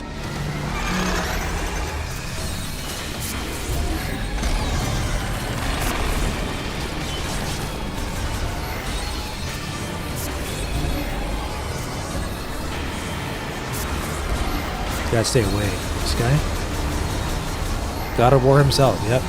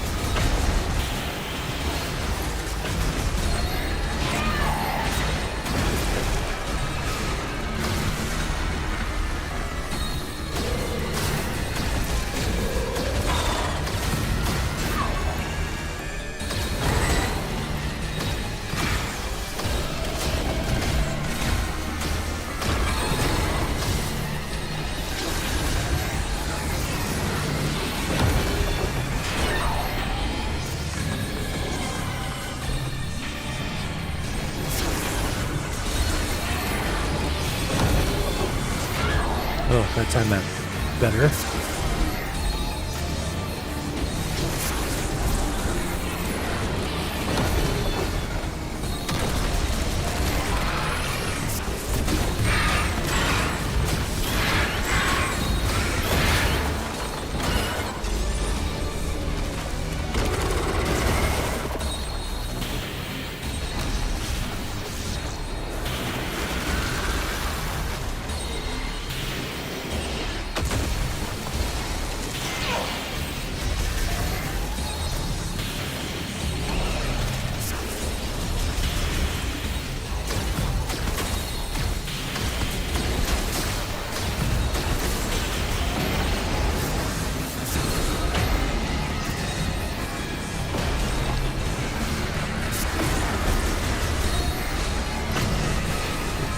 No, I didn't get the amiibos.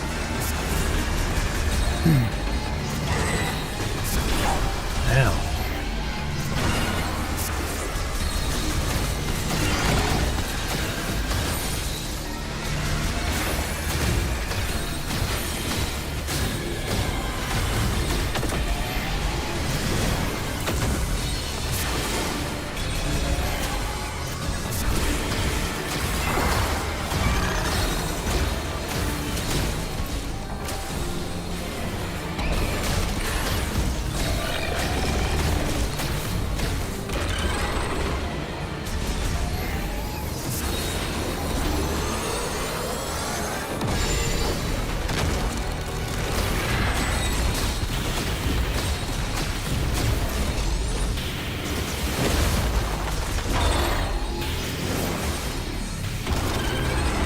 Really fun boss. He's fun.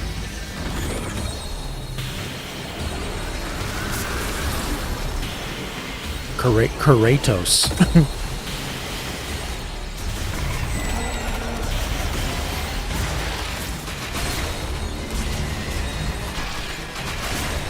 Oh yeah, I gotta do this.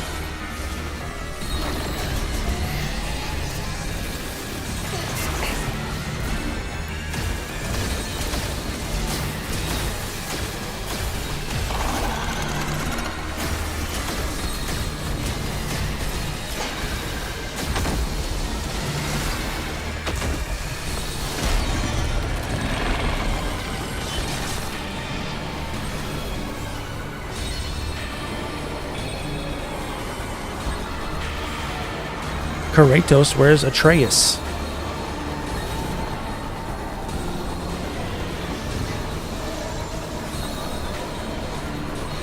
Come on, let me out of here. Oh my goodness.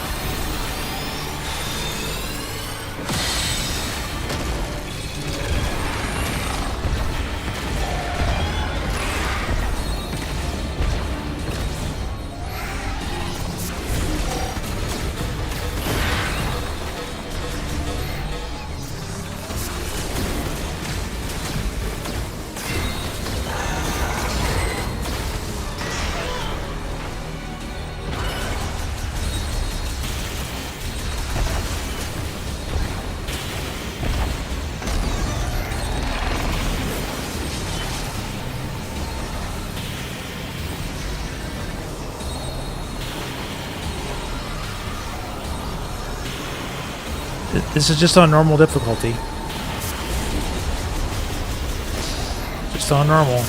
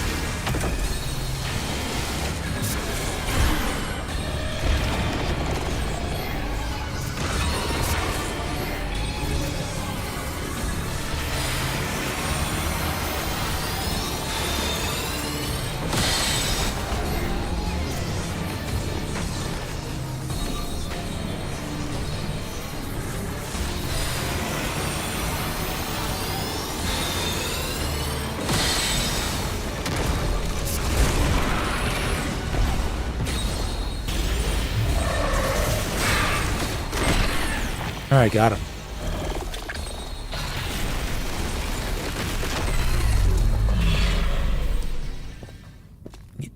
Yeah, the bosses are more challenging in this game. You actually have to play good, you know, better than average to beat them. They're not like Metroid Prime 1 and Metroid Prime 3, and even Metroid Prime 2 for that matter, for the most part, where you can just like get hit like a crazy amount of times and be okay. Metroid Prime 2, I think on GameCube was pretty difficult though. But this one definitely ups the challenge way more than Metroid Prime 3.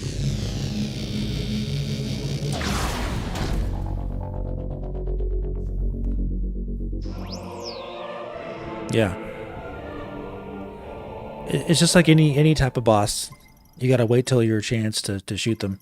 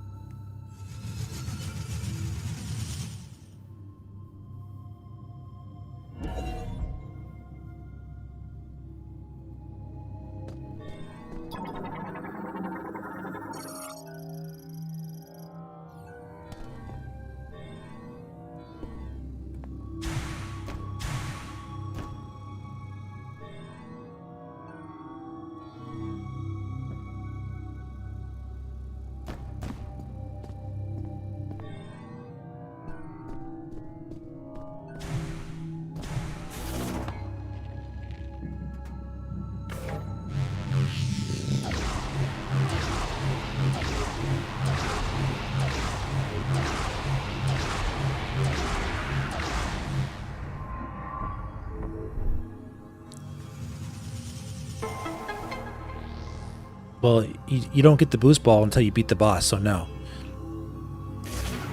All you need to do is just stay far away from them. Like when that happens, just stay towards the farthest edge of the corner of the map. Then you won't get sucked in. If you're just a little bit too close, then he'll suck you in, like he did to me there.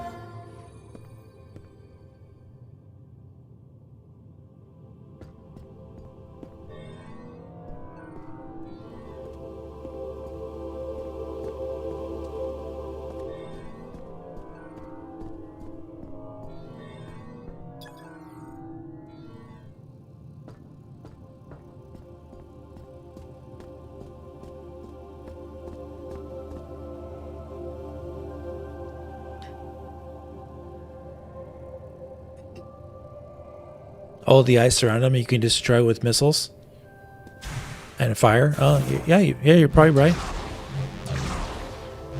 I didn't even try, huh? I'll try that next time.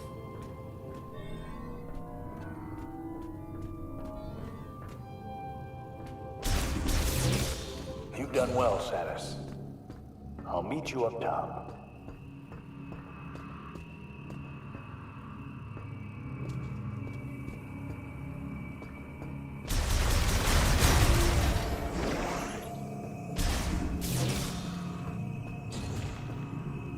But that does work actually though. If you just stay away at the very edge of the map, you won't get pulled in. That has worked for me in the past, and the first time I played him, that's what I did actually.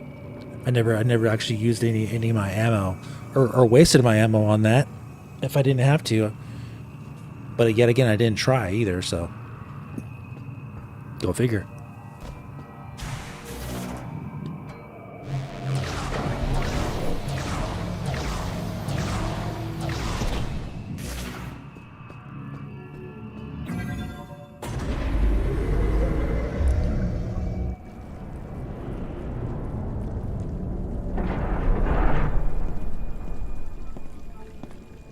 Samus.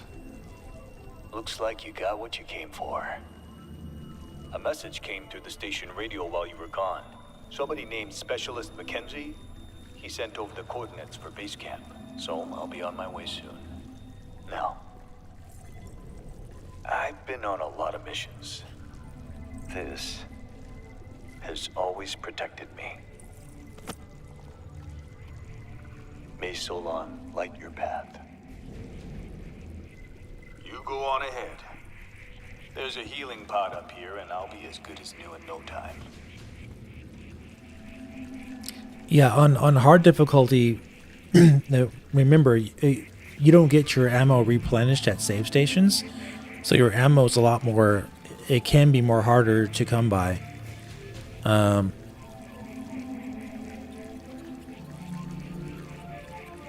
But yeah, like you're always gonna get ammo drops, but it's not gonna refill you at a save station. So make sure you have a full set of ammo before you go fight the boss.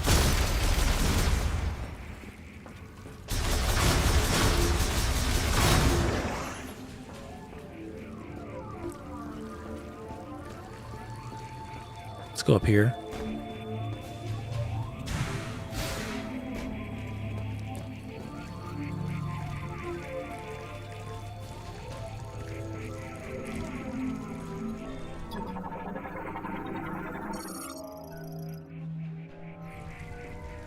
What's up, J Diaz 4877? You're new here. Welcome.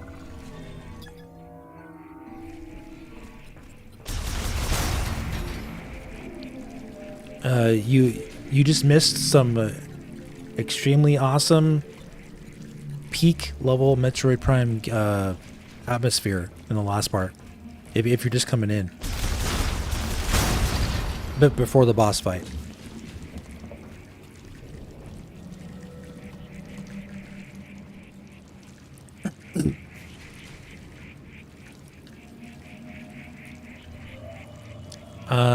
There's no mods in here that I'm aware of.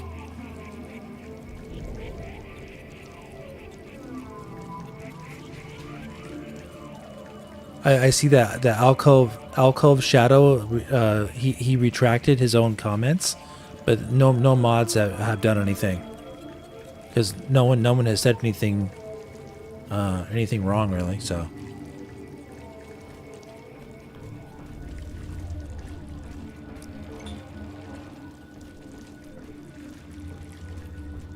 You were playing Super Metroid 30 minutes ago? Oh, cool, man. Super Metroid is one of my favorite games of all time. Good stuff. This has been a rare treat to have seen the legendary bounty hunter Samus Aran in action.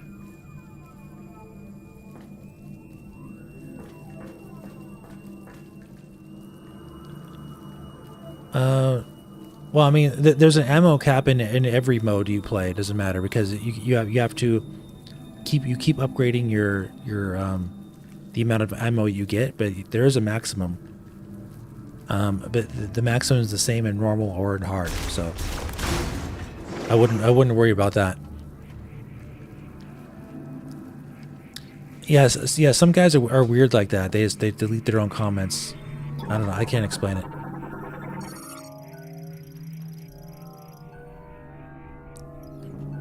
That is one powerful turret. Don't worry about me. I'll heal up and meet you back at base camp.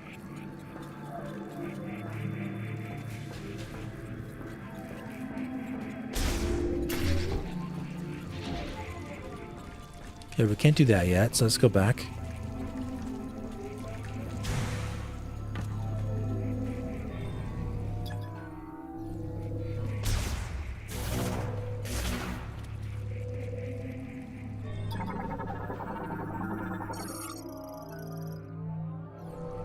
Let's see, where does this take me?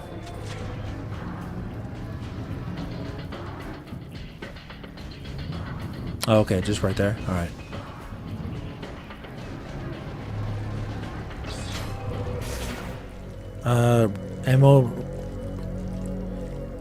Ammo drops, only drops ammo refills up to 50?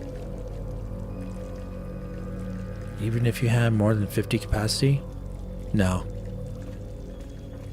I'm pretty sure you can fill up your ammo to your max capacity, as long as you have capacity to fill it to.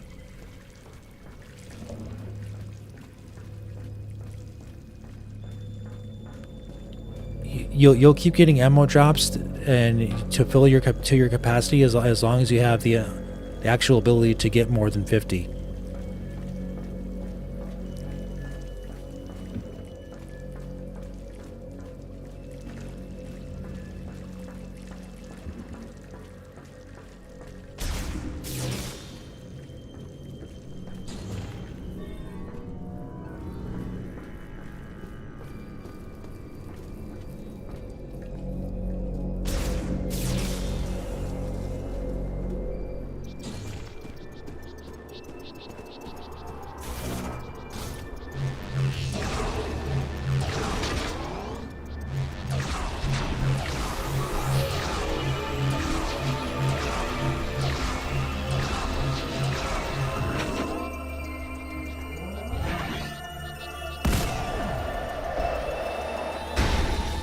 Nice.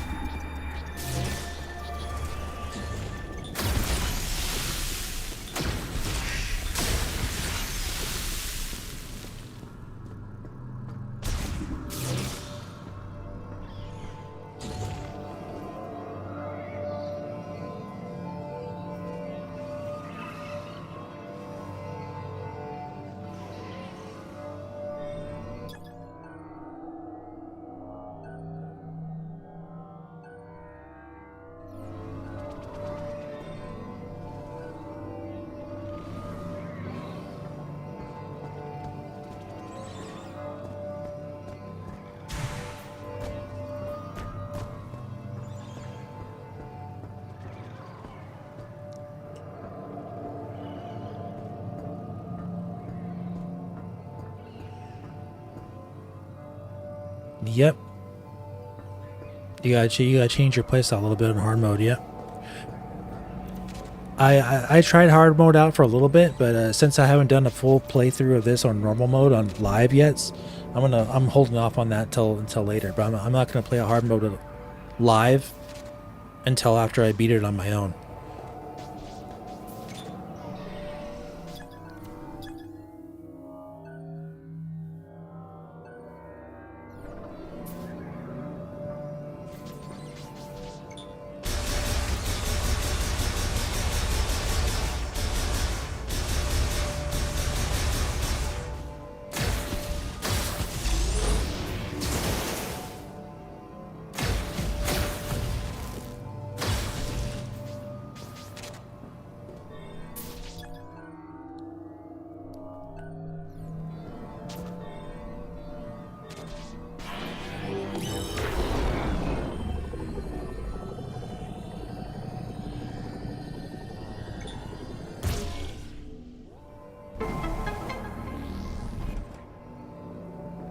Don't forget about that.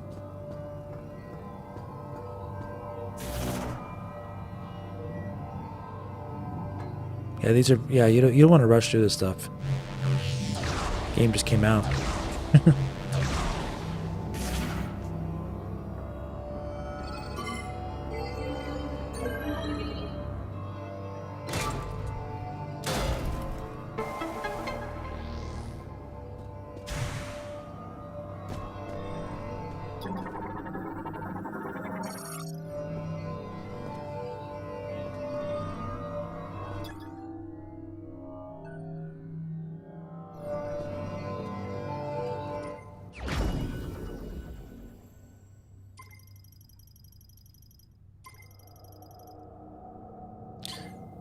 So now that we have the boost ball and we're gonna get the ice chip, the ice beam or ice shot, our next place to go is gonna be back to Vault Forge because Vault Forge has a bunch of the boost ball stuff.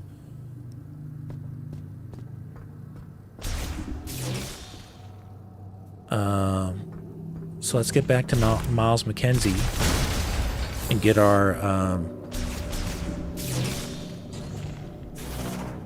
ice shot upgrade installed.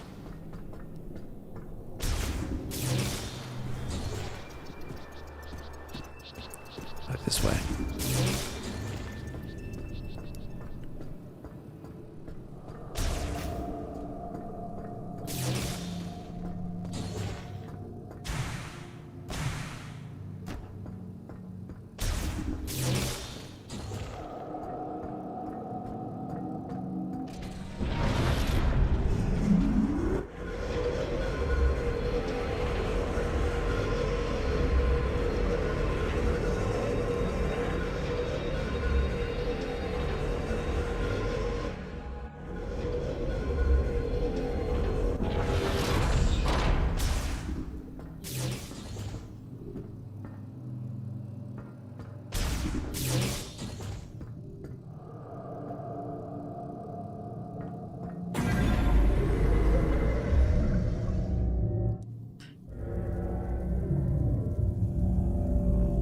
You're going to see how fast you can do over 100% scans, green crystals. Yep. Yeah, you know, the whole green crystals things, that is a very interesting question about, like, when is the best time to do it? Should you do some as you go, or should you just go crazy at the end and just get all the green crystals? Because, you know, like, at the end of the game, you have all the abilities that you need to get all the green crystals, like the power bomb, and you can go into all the shrines. So I'm thinking maybe you could even wait till the very end to get all the green crystals, because you have all the powers to do it. And it still wouldn't take you that long, is my guess. But I don't know.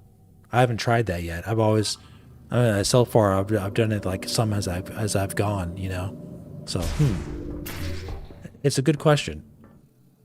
Definitely, it might take a run or two to figure that out. What's the best way?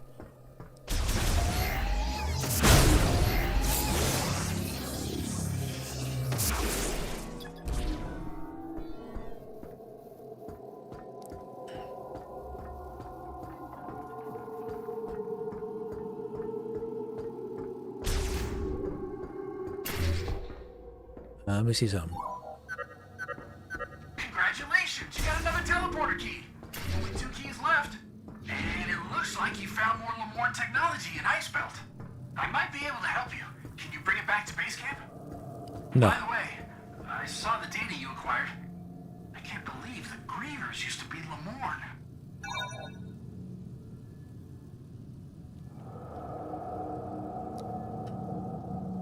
You got Prime down 1 down to 440. Cool, man. Am I 100% green crystal guy or 200% green crystal guy? I haven't attempted 200% yet, so right now I'm 100% green crystal guy.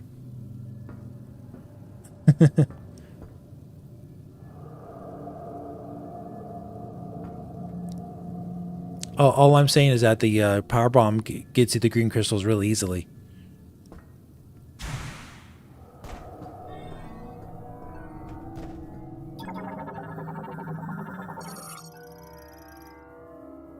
Okay, so we can't do that yet. All right, cool.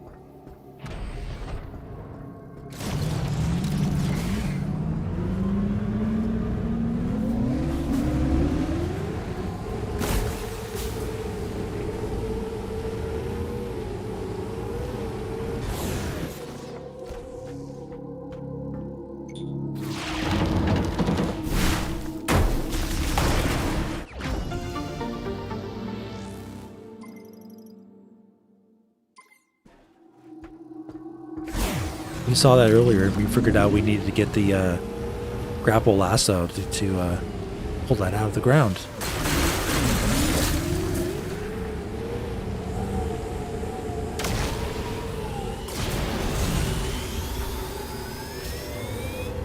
All right, let's go over here and get this missile upgrade over here too.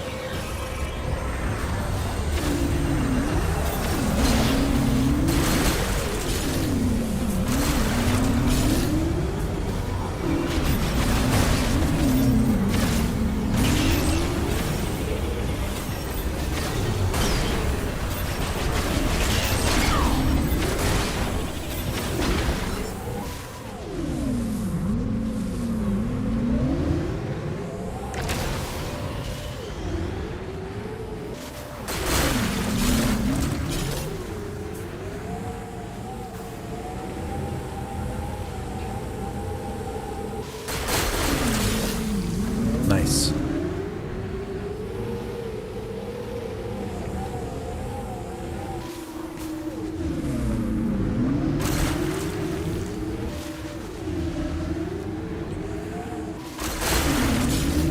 Power bombs are the equivalent to the amount you want to destroy with Viola. I don't know. They seem like a big amount. They seemed like more to me when I played.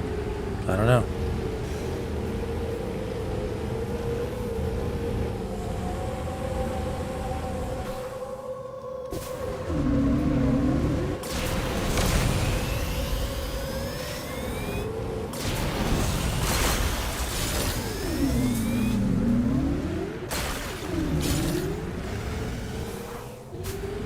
See, I'm not just collecting these right now. I'm actually going somewhere to get this missile upgrade, which is down here, I believe.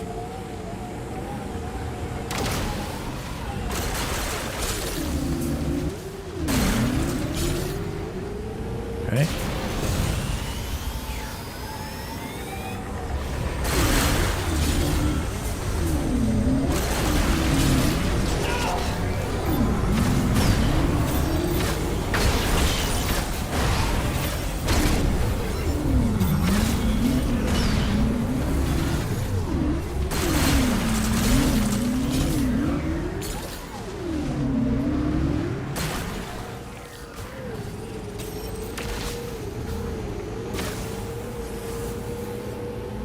Yeah, it's my second playthrough.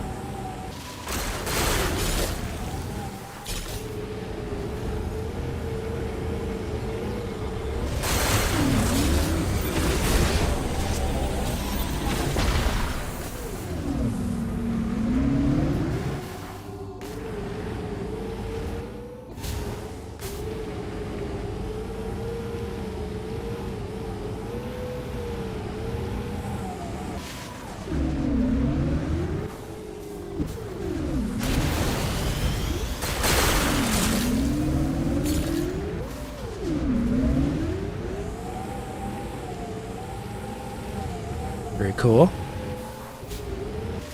No, it's normal mode. It's not hard mode.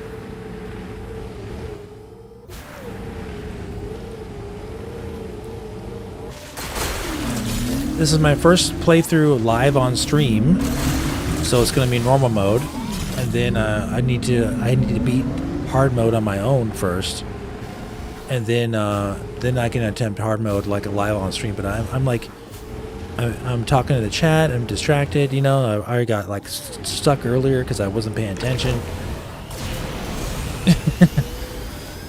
That's what happens when you're trying to live stream a Metroid Prime game. You can miss stuff real easily.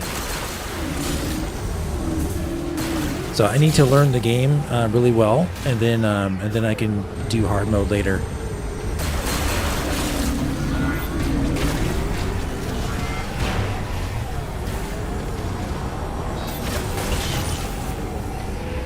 These guys wake up after a bit.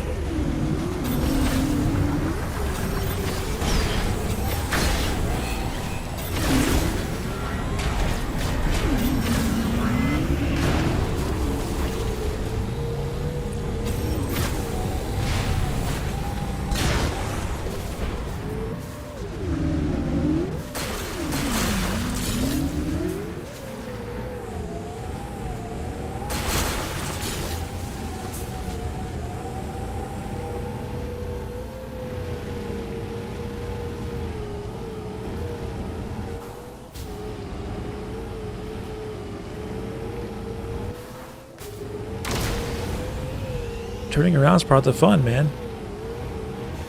You can skid out.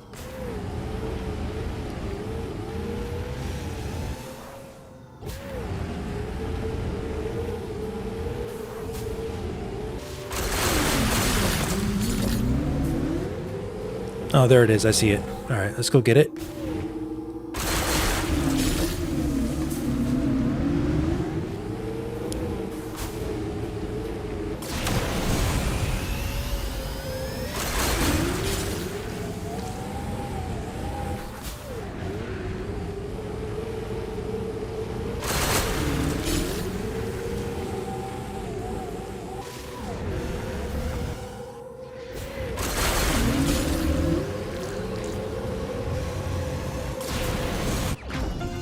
Nice. That's always fun.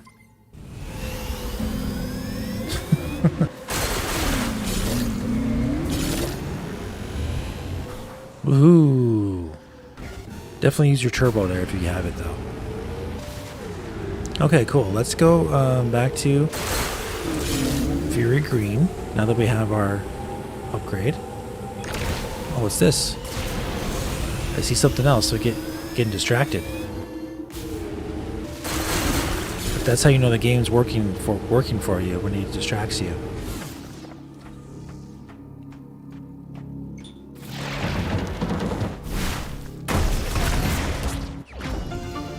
Nice.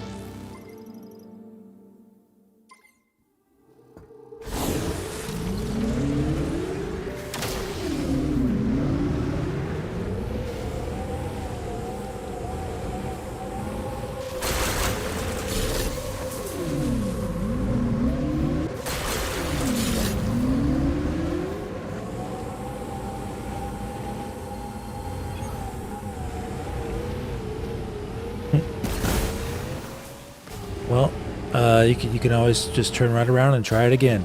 It's fun doing those big jumps. So.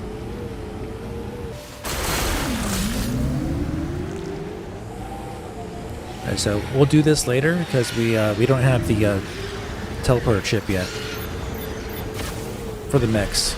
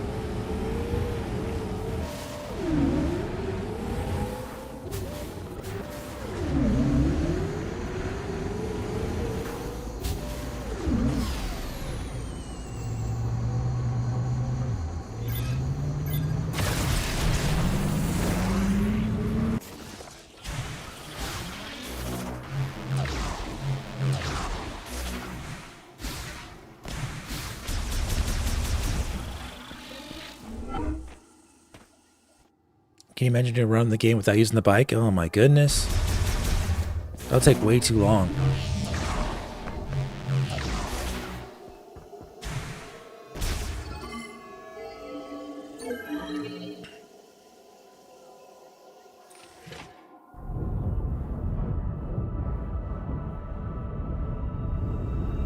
You can skip most of this except for this part.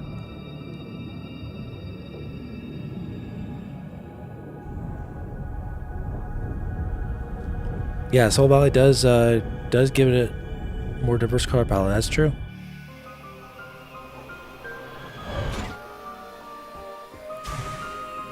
But yeah, if you want to cut back on your backtrack time, make sure you skip the loading screens and play the Switch 2 version.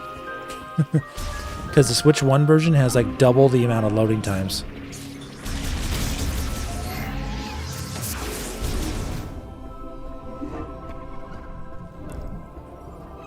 Welcome back, Samus.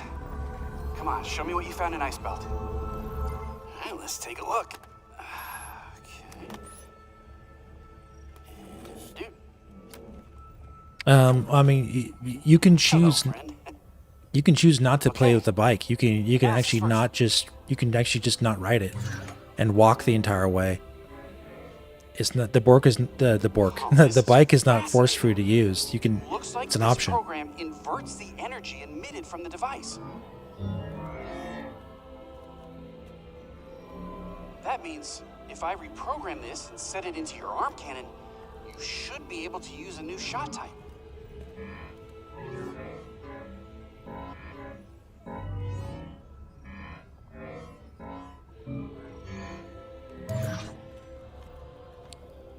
Wow, that's a massive upgrade, J-Ron. Now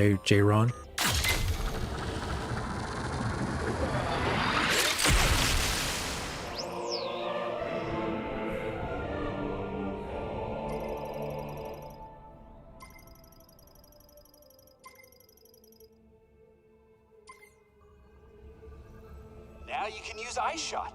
It temporarily freezes the target when hit. You can freeze living organisms to stop their movement. And you should be able to use it on high temperature objects like magma to freeze it for a short period of time by lowering its surface temperature. If you find anything else, bring it into me. I'm sure I can turn it into something useful. High temperature objects, yeah. Let's see. Yeah, I love the eye shot. It's really cool.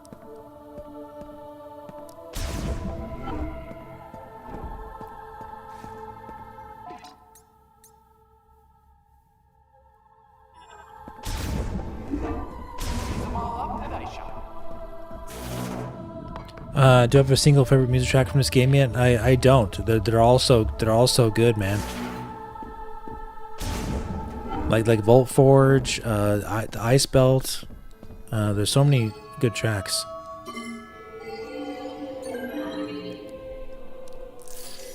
I'm playing this with a dual stick analog. I'm not using any gyro.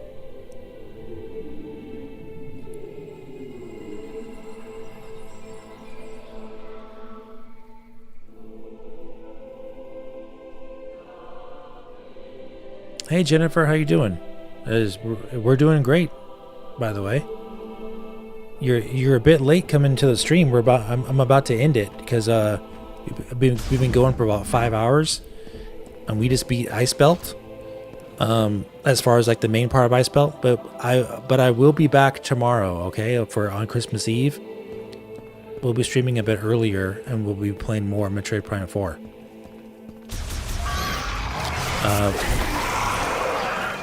I'll be playing for a few more minutes. I'm gonna do a couple more upgrades here.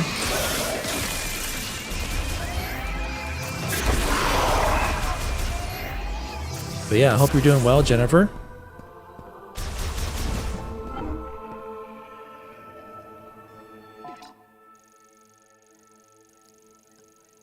I believe there's a I should go in there.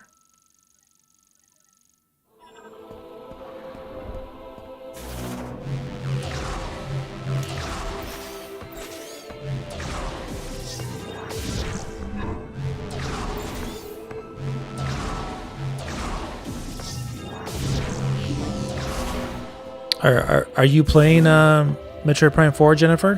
And if you are, how far are you? Or have you beat it already?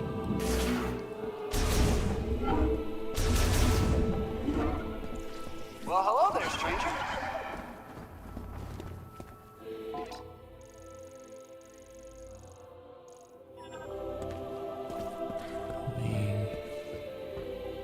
It's the right way? Yeah. Have fun out there.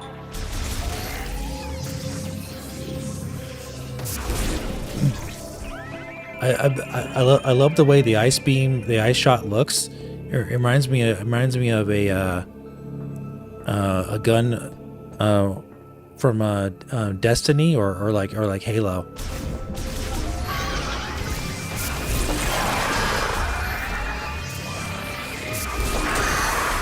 Really cool.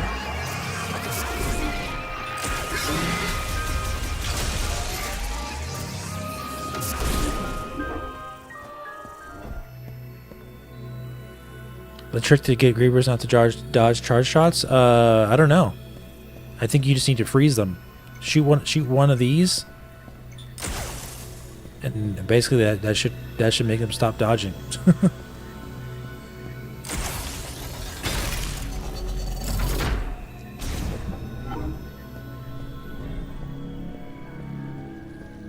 Okay. Little mini puzzle to get the thing.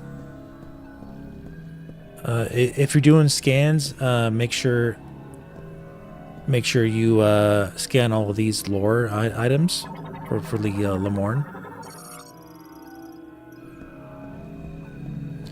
Yeah. The boost ball is really powerful in this game. You know, a couple hits from that, they die too. But they are pretty jumpy.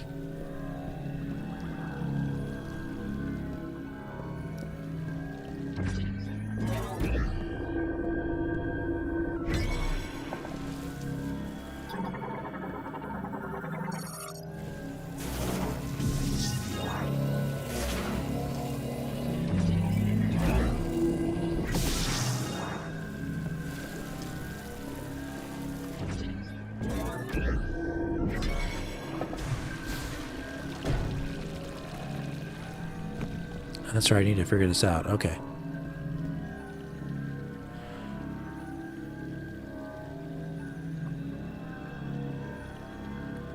I haven't seen your video or your opinion about Metroid Prime because I haven't played it yet and don't want to spoil me at all. I think it's fantastic. You like Metroid Prime 3, right, Jennifer? If you love Metroid Prime 3, in my opinion, I think Metroid Prime 4 is better than Metroid Prime 3. It's really, really good. I think you really like the game quite a bit. I would say it's a no-brainer. I think you should definitely pick it up and play it. This game improves upon so many things from Metroid Prime 3. It's like across the board. I would say it's really good.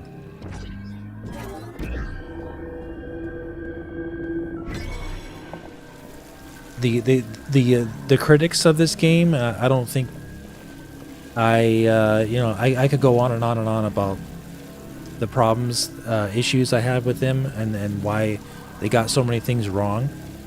So they factually got things wrong about the game in their reviews that are unacceptable. So yeah.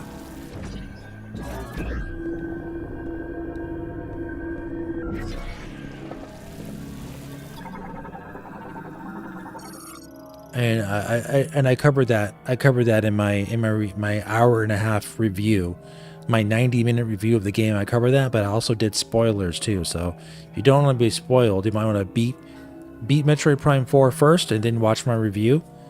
Or you can skip the spoiler section in my review. But my review is 90 minutes long.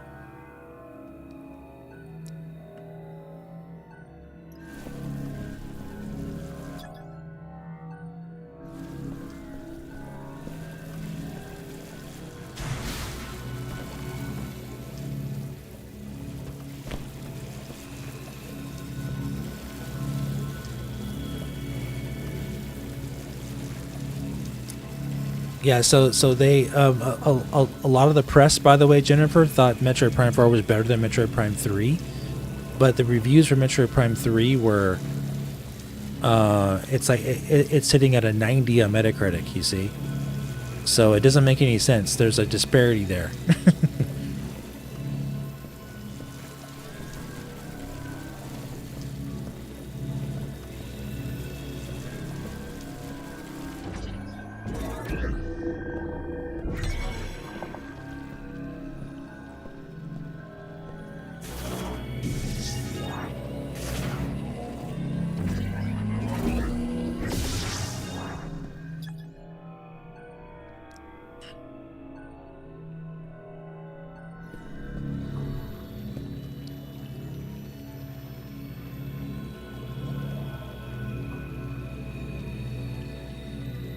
Hey, Dwayne Davis. Yeah, Ubisoft said that they're expecting, updates for DLSS, and they're going to work with Nintendo to improve VRR on the Switch 2 handheld mode. So yeah, there's only going to be good things continually happening with Switch 2 as we move forward. Thanks, Jennifer. Yeah, can't wait to see your review for real. I love how you express. Oh, thank you. Thank you very much.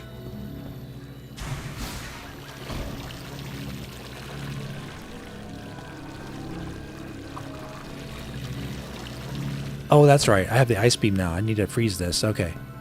I'm thinking, what am I doing wrong here?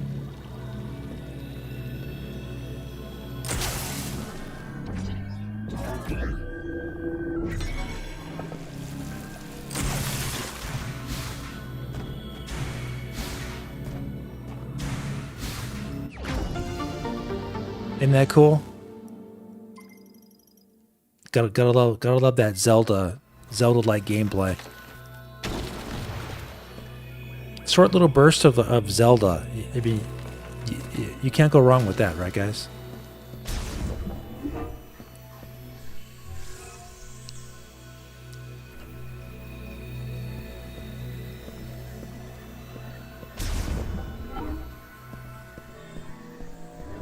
Yes, that's one of them.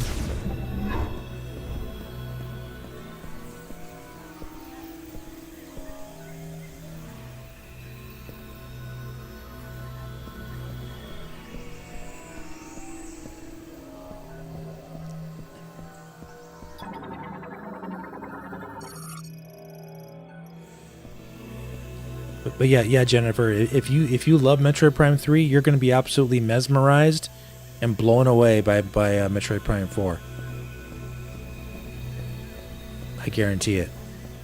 Did I play Hyrule Warriors Age of Imprisonment? No, I haven't. I haven't played that yet. Is it good?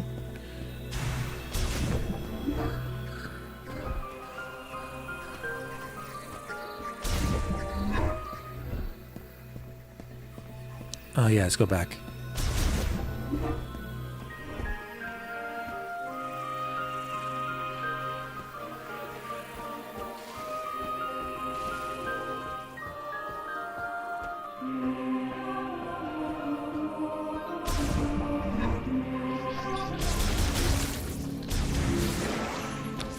Yeah, one of the biggest mistakes that the reviewers made for this game is that they did not compare it to Metroid Prime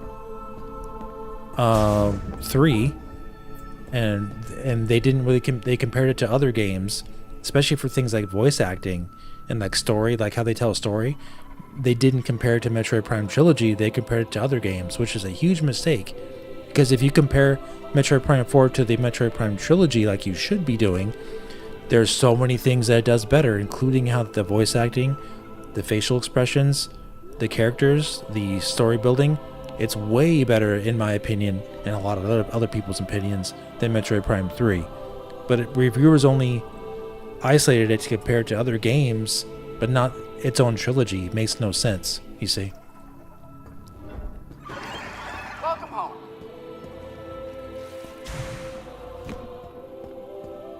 So yeah, I thought the whole process was flawed.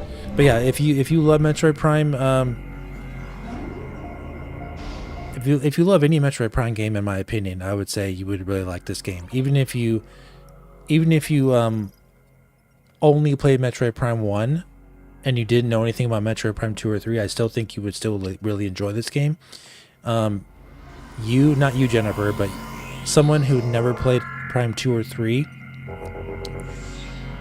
may be a little confused as to why there's so much voice acting because they didn't play Prime 3. But like I said, if you played the trilogy, then this is a huge improvement on so many levels. So I think you'll really enjoy this. All right, guys. I'm gonna end it tonight. There, we've been going for over 5 hours, so I'll be back tomorrow early, or on Christmas Eve, and we'll be playing more Metroid Prime 4 tomorrow. Okay, I'll be putting the stream up ahead of time so you can know when it's gonna go live. But yeah, have a great rest of your night. Thanks for all your support. Please do me a big favor and hit that like button on your way out, and I will see you tomorrow. Take care.